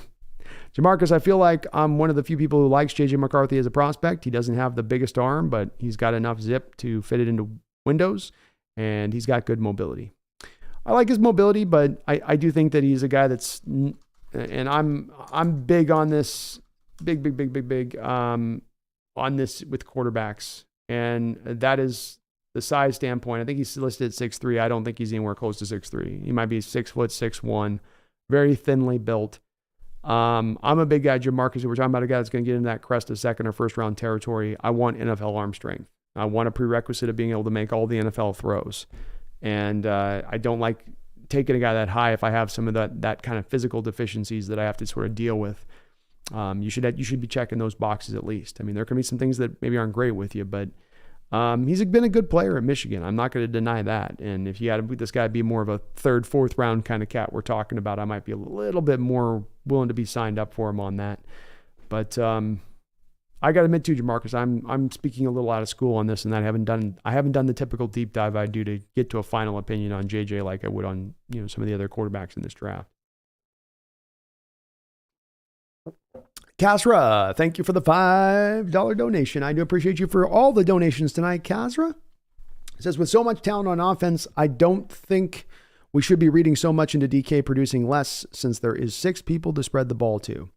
It's not a worry on my part, Kasra. You will hear me, of course, responding to folks as it gets mentioned a lot in my chat. So, sometimes I'm responding to a question, but it's definitely not necessarily my specific thought on it.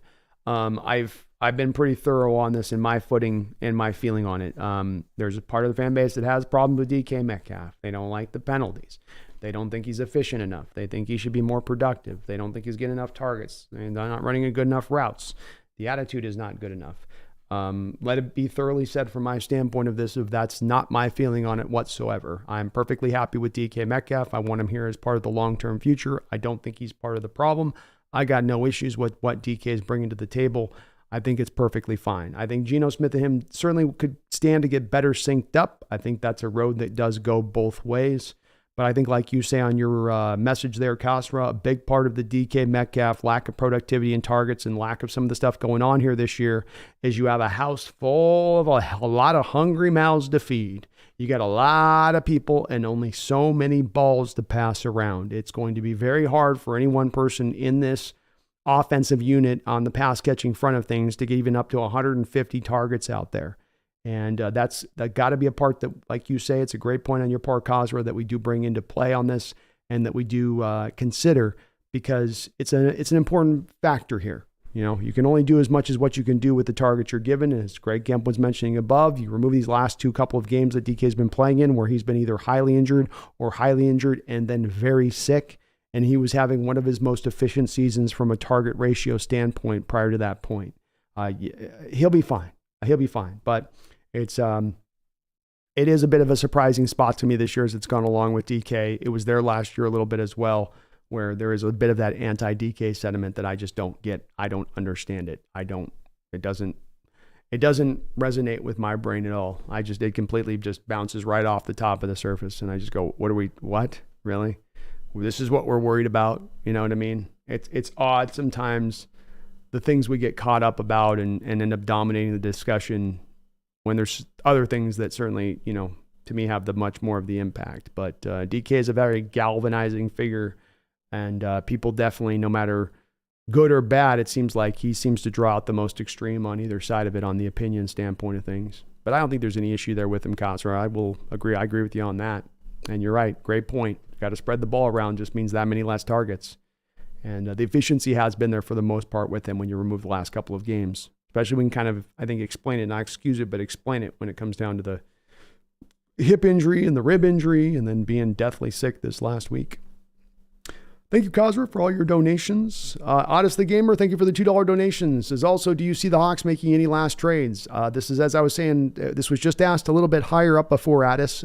So it's kind of the same answer on this one where I made the prediction that I didn't think the Seahawks were making a trade in the first place to move for Leonard Williams. I was wrong on that. So, I mean, if you're asking me to try to like read the room and where I thought the room was at, I didn't think that there was going to be any trades that was going to be facilitated here. So if I made a guess to you right now and said, man, I know right now that we're not going to make the move.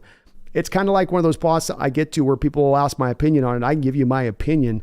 But if I don't have a tremendous amount of confidence in it, I don't think it's really great for me to give you that opinion because I really want to only be telling you that I think something's going to happen when I've actually got a certainty of happening. It's a 50-50, man. You've got $8 million to spend. You've got draft capital. The team has indicated that they're in a contender status mode right now. So they certainly could be very aggressive in the next 10 hours and go make a move. They could also just simply stand pat and say, we're very happy with what we got. We added Frank Clark. We added Leonard Williams to already a very dynamic defense. We're fine. We're good enough. I don't have a feel at this point, to be honest with you. I think it's going to be a quiet trade deadline. I don't think that there's going to be any moves to be made, but my confidence in this prediction is 50%. You know, flip a coin on that one, Addis, and that's kind of where I'd feel on that. So I wish I gave you more of a clear answer. I thought I had a kind of a feel for this deadline, but Hawks kind of surprised me with this one. This one definitely caught me from outside of left field on this one. Thank you, though, for your double donations and all your donations in the chat today, Addis. You guys are amazing. You put one donation in, you guys drop 5, 6, 7 donations, and I'm not talking over the course of 3 streams. You drop on one stream, 7 down the line. I mean, just the amount of support I get is absolutely tremendous from you guys. I really hope you guys know I am very much appreciative of that. Thank you guys all on the chat here. I know we've got some more comments here on the chat, but I've gone 6 hours today. I did 12 hours yesterday. I'm going to just go through, see if there's any last little bit of questions in here, but we're going to have to kind of put a button on this. My voice is wearing out. I'm getting hungry, and I get to that place too. I know about 6 hours where I start feeling the hangry kick in, and I got to wrap it up a little bit. Got to keep this a little bit tightened up here. Listen, I love Hurts, but I absolutely miss having a gunslinger as he has no arm strength. And I do like Hurts, Josh. So it's not that I'm out on Hurts as a player. He brings a lot to the table. He does. And I think that the coordinator does a lot to work around him. But yeah, I'm a big arm strength guy. I'm a big guy on you having to get around quarterbacks. These people will try to sell you on these quarterbacks that are 6 feet tall that process with no arm strength. And you go, man, okay, but that's other stuff's kind of important. I'm going to kind of maybe need that at some point in time in an NFL game. But I do like him.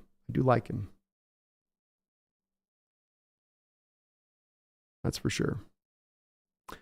Kosser says, I feel like the Hawk fans are the only ones who have so much to complain about while being 5-2 with a backup O-line. Yeah, it's been strange, some of the sentiment this year, Kosser, and doing this stream, doing this show 4 or 5 times a week like we do, and the variety of streams I have. And I mean, I get as much interaction with Seahawks fandom as anybody that you will see out there, right? Thousands of messages every stream. And it's been a bit of an odd deal for me to watch people and their determinations of the offense and DK and Geno Smith and coming to their ultimate determinations after 7 games of what they're seeing on the football field. And they know what they know at that point, and that it has such a negative bent to it, a negative slant to it when you are as a team finding yourself at 5-2 at the top of the division.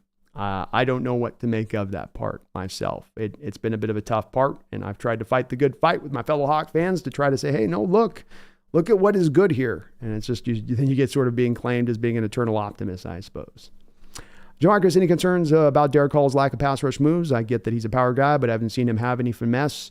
Whatever, no counters or nothing. I hope he can develop that. Let's remember Jamarcus Boye Mafe didn't have any counters last year either, right?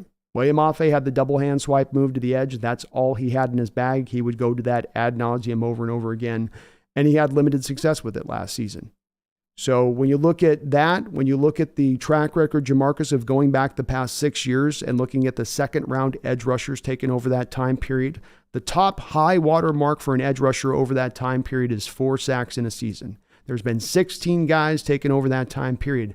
Nobody is good in their first year as an edge rusher taken in the second round. That's just not the way that this plays out. It's a tough position. There's a learning process that's in place that's not there for other positions. A running back can walk in and be great from day one. A receiver can come in there and be really good from day one. A linebacker from day one. With a pass rusher, like you mentioned, you might have one move coming out of college, but then you've got to find the counter moves, and those take time to develop. Boye Mafe, we saw he went through an offseason and took his pass rush from here up to here. I would expect that that's probably also going to be the case with Derek Hall. But I think if the expectation level is that should happen in his rookie year, that doesn't fit quite with the track record recently of those edges taken in the second round. I still love his upside, though, and I still fully expect him to be taking that step, Jamarcus, as we get into this next offseason, going into next year, just like what Boye did. Diego, I haven't looked into it yet, but what are the Ravens' weaknesses? I think the receivers are still just kind of okay on the outside. I know they've added more and more numbers, but they're just kind of okay out there. I don't think their corners are necessarily as strong as they've been in the past. The strength of their team is in the front seven. That would be the main place, I would say. I think the running game is a little inconsistent, absent the Lamar Jackson impact. I'm just talking about pure running backs.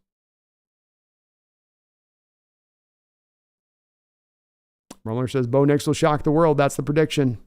Let's go, man. Let's go. Ramos still going hard. Hell yeah. Oh, we're just wrapping it up in here.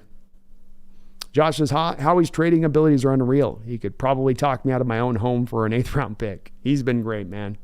He's pulled off some just absolutely just marvelous deals. I mean, that Saints trade to get that 1st round pick that got you Jalen Carter was a absolute masterclass in how to snooker out an organization on a trade.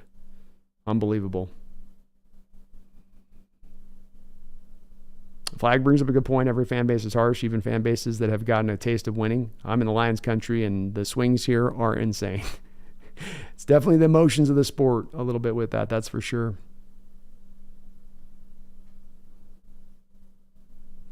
Greg says, I never see the breakdown of what DK's overrated at when people say it. Yeah, I'm with that too. I just think Greg is just there's all these guys that are just divisive figures, or that they just draw they draw the emotions and the spiritedness out in folks a little bit. Average Grell for a great night, Addis. Thank you, man, for that double dono at the end, man. Let's get that revenge game out there in Baltimore, and if they make a trade, I'll be doing breaking news again on it. You can bet your bottom line on that. But I'll give you the final answer on this one, Addis. I think it's quiet. I think it's going to be quiet. I don't think there's going to be any more moves. That's my final answer. Final answer? Final answer. Dax has been a fan my whole life, and I feel like this fan base keeps getting more toxic and negative despite being really good this year. Could be a little bit like that. I think, like Flag said, there's a little bit of this, that the modern era of being a fan a bit, and that maybe that's just a bit of a thing that you see a little bit everywhere on it. It has maybe been a little bit more on display this year than I've seen it in prior years, Dak. I think there's a lot of divisiveness in the Hawk fandom, and I think the Hawk fandom is one of the more smarter fandoms out there that exists in the NFL, and that they look at the sport very deeply. And in looking at that with that depth, people reach different conclusions, and those conclusions have been very diametrically opposed this year, and they have been very fierce in the head-to-head fights that you see go on between the two camps, and the way people stand and sit on this team and what they think and where the team's going. But yeah, it seems to be that place. It's one of the reasons we try so hard, Dak, here to push for the discussion and discourse to remain in a healthy place, because it's so easy for it to slide into that toxic area in so many other places. Jamarcus says, that's very true. He could develop. I did a deep dive on this, Jamarcus. Jamarcus, let me see if I might have it here still, where I can show it to you. Thought I had kept it. Maybe I did. Yeah, I did. There we go. So take a look at this, Jamarcus.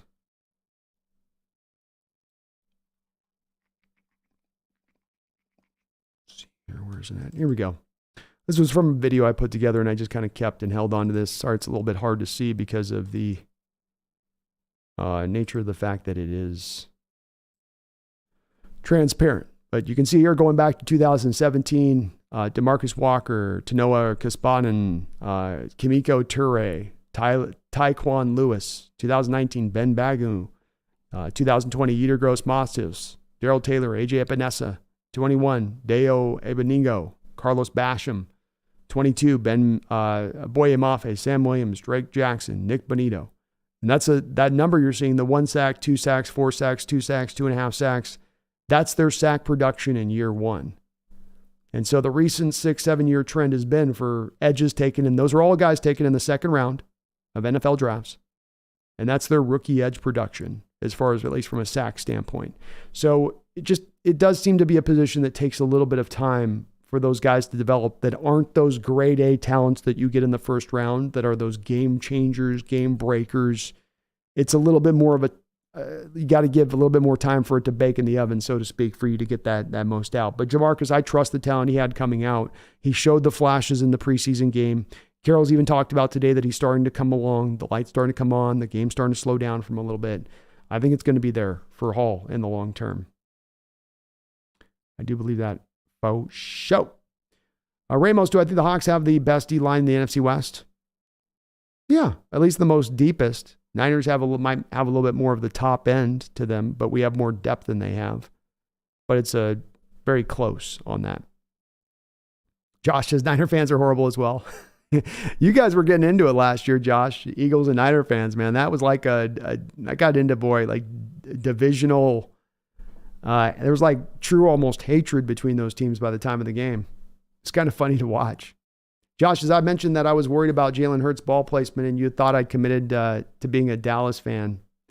Yeah, I imagine too, Josh, as I see the discussion in my fandom being so tough when talking about the quarterback or the team. I can only imagine with Hurts and some of the both pluses and then the minuses, and how that then takes the discussion in a place where it gets very hard to just have a open and honest discussion about Hurts and his abilities and what he brings. And especially when it comes to Josh, for instance, the decision to pay him the contract. It's one thing to have Hurts on that rookie second round deal and the value he brings for the bang for the buck at that point. It's much different when he's up at $55-60 million.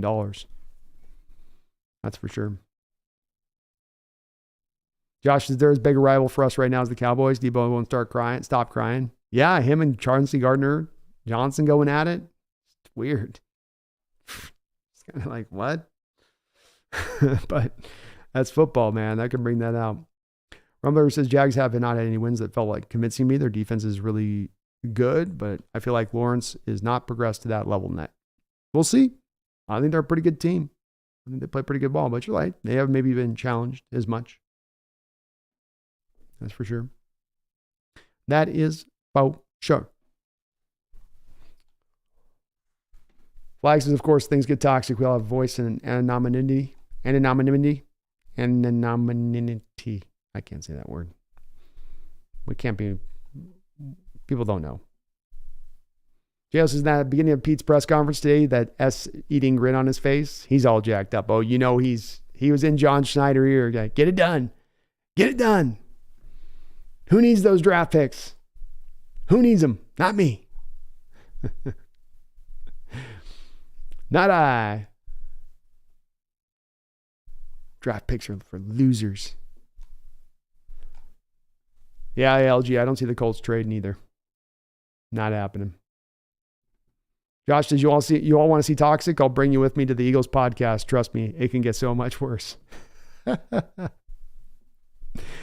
Jamarcus, let's get Walker and Charbonnet going this week. Let's get going. Diego, thank you for the kind comments. Says, thank you for all you do for the Seahawks community, man. Man, it's easy to do. You guys, you make this fun for me. I have a great time doing it. I didn't know if I was going to be able to stream today, but maybe 2 hours when I started this up. I was like, man, I am tapped out from yesterday, but we just passed 6 hours. We've been going strong here with this. And again, it's as much a testament to my channel, my community, the folks in the channel, just bringing up great topics to discuss. And always bringing that energy. I really do appreciate it. And thank you guys for coming in that manner and doing what you do. Danny McCormick, 13-year-old, saying second for a mid-defensive tackle is crazy. These young cats don't know the game yet. No, and there's going to be a lot of that sentiment out there, Danny. I think you'll see a lot of these folks quiet down if Leonard Williams can stay healthy as he has throughout the most of his career, and he gets on that football field, gets a chance to play for a winner for the first time. I think they're going to get to see the best version of the 29-year-old Leonard Williams, who's still got a lot left in that tank. And he is instantly, I think, going to become your best interior defensive lineman. He's going to round out these rotations. He's going to help to make this defense better. And the top end of this defense just took another jump forward, another rung higher in their potential this year. And if the defense can go another rung higher, then the team can go another rung higher. And if that team can go another rung higher, then anything is impossible and anything was within our control. We can go out there this year, here in the now, and go and get that Super Bowl championship. Do you hear me, my people? Do I have an amen from the gallery, please? Give me that amen out there, my fellow fans. Let's dream big this year, my fellow Seahawk faithful. Let's look at this team this year and say, we are not in year 2 of a rebuild. That's a loser mentality. Last year was the rebuild. We here in Seattle, we work off 1-year rebuild periods. That's just how we roll. And it's been that way for a good 20 years now. So let's see what this team can do now with Leonard Williams. This is a big, impactful trade. This is a big time move for your Seahawks team. A 2nd and a 5th round pick, it costs a lot. Yeah, it costs a lot, but that's the price of doing business in the modern age. If you wanted to determine you're a contender, at the trade deadline and that you were ready to go make a move, you'd be willing to pay the price at the pump. And if you pay that price at the pump, like teams that have done so in the last just couple years alone, like the Kansas City Chiefs did with Kadarius Toney, like the Niners did with McCaffrey, giving up all the trade assets they gave up for him, or the Roquan Smith trade that the Baltimore Ravens made last year. A variety of others I could go down the line and show you, but this has worked for teams. Von Miller with the Rams a couple of years ago. This has worked for teams, and this is the cost of doing business if you want to be a contending state. You don't get your cake, and you don't eat it too. You got to make a decision. Are you a contender, or are you not? And if the answer is, hell yes, brother, we're a contender, then you got to go make this kind of move. That's the determination. If you come to the other side of it and say, no, we're not a contender, well, then maybe the answer does change. But you're 5-2, you're second in the NFC. How can you not look at this team coming off of a playoff appearance last year in the first year of that rebuild and not say, yes, this is a team that can contend. Yes, this is a team that can hang with the big dogs. I'm not saying we're far and away some Super Bowl favorite. I'm saying we can hang with anybody. And if that's the case, go make this move. Go be aggressive. That is what the modern NFL is all about. Aggression is rewarded, both on the football field and how you play and the manner and the way you go about your business, and with front offices and how they go about their business and their manner. And I love this deal from that standpoint of it. Doesn't guarantee success. There is no guarantees in football with any move you make. Just like that 2nd round pick wasn't guaranteed to be some game changer of a player necessarily. Team's going for it right now, not next year, not the year after, right now. They are committed. They've just signaled to the players, are you guys ready to roll? Are you guys ready to get this done? Because we're going to give you all the ammunition you can need. Now it is on you. Now it is on you to take that big final step forward here. And it's going to be one hell of a fun season to watch this unfold, to see if they can take flight this year, especially with how hard this schedule is going to get in the corresponding next couple of weeks. But 2nd place in the NFC, Leonard Williams now on the roster. Now your greatest weakness on defense has been reinforced. And now the top end of this team rises with it. I shouldn't have to tell my Seahawk faithful right now to dream big, to live large, to hope that this team can get over the top. That is not a daydream built on nothing, but actually could tangibly happen this year. Does more got to happen? Does the offense got to get better? Does Leonard Williams got to fit in with the group and find the chemistry within that? Sure, that all does have to happen. A lot left to still do and a tough schedule on way. But the team has done what they can. The front office has done what they can to put the best, most stacked team on this football field. And now it's on them to see what they can do as we go forward for the rest of this year. I am jacked to the nines about this team. I love the way that they're operating. I love their aggressiveness. I love how they're drafting. I love how they're spending their money. I love how they're finding value. I love how they're doing their player development. Maybe I'm just a pure homer here at this point, but there's been times I haven't been, because those answers have gone the opposite direction in recent years. They've corrected, they've fixed, they've changed their ways, and they've changed it in the right direction. It doesn't guarantee success, but it takes us wholly much more further down that road to arriving at that destination. So I hope you do get jacked. Even if you will find yourself a little lukewarm on this trade, allow yourself a little bit of opening to be swayed. Allow yourself a bit of that possibility of watching a couple of games of Leonard Williams going out there and lighting the world on fire and going, oh, okay, this was the plan. This is what you're going to get by bringing him into the house. Maybe I'm just a daydreamer, but I'm not the only one. My fellows and fans, this is the Hawks Nest. Do me a favor today, please, and hit that like button if you could for me. I would really appreciate it. Also, get subbed on up as we just crossed over 14,000 subscribers here on the channel.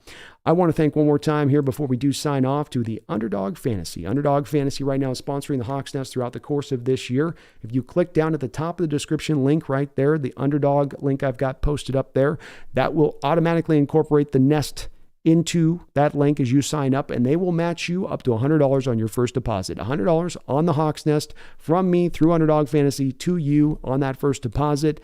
That's all it takes. Just got to use my code. And if you are in the state of Washington, there are limitations that apply. But even if you do go into a casino in the state of Washington, you can use the app within that casino. And they've got a lot of great ongoing contests throughout the course of this year, giving $200,000 away a week, $2 million on the year. And you can get in any kind of contest you could want that appeals to you. Be a go head-to-head with other people or go up against the system, however you want to do it on that. But thank you to Underdog Fantasy for sponsoring the show throughout the course of this year. I want to thank all of the folks. If you put one donation in, I swear all of you put a couple of donations in. So just Megan came with a big $100 donation. Garb with all of his donations came through. Addison Gamer 2. Castro's coming in with 3. Ski Nation. Unbelievable Marcus, John Cheney, Just My Opinion, Rumble Podcast, Empower Code. I hope you guys all know Grandizer. Thank you for all of you guys and all of your support to this channel. It is unbelievable. There's so much time. There's times where I have so many donations coming in and I can't even stay caught up on that, say nothing to the chat. So you guys are, as I say, the most supportive, I think, channel chat that I see out there on YouTube. Nobody gets this kind of bang for the buck, and your support doesn't go unnoticed. It's really appreciated. And you guys give me the opportunity to get up on a Monday and 2 after I was up till 7 and working on the channel to get right back in it and get going, which I love to do. This is my passion. This is what I love to do. This is my favorite thing to do in the world. Thank you for allowing me to be able to do it as much as humanly possible. We got a tough game coming up here against the Ravens. I will be back tomorrow at, I believe, 3 o'clock to chop it up with the Coach Evans, who runs a Sip to Tally Films out here on YouTube. It's a Baltimore Ravens channel. We're going to be talking about his Ravens, talking about this upcoming matchup, chopping it up a little bit. So do jump on in there tomorrow. But until that point in time, I hope I don't have to remind you, but I'm going to do it anyway. You know, that's just what I got to do. Even after a big-time trade that's got you hyped up to the nines, I'm still going to let you know.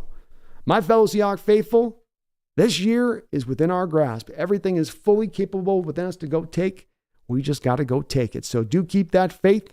Dream big, live large, hope for the best, and maybe our Seattle Seahawks might just bring this trophy home. We might just fool around, mess about, and win the whole damn thing. My name is Brandon King. This is the Hawks Nest. Please don't you ever forget. I'm talking to you now. Go Hawks.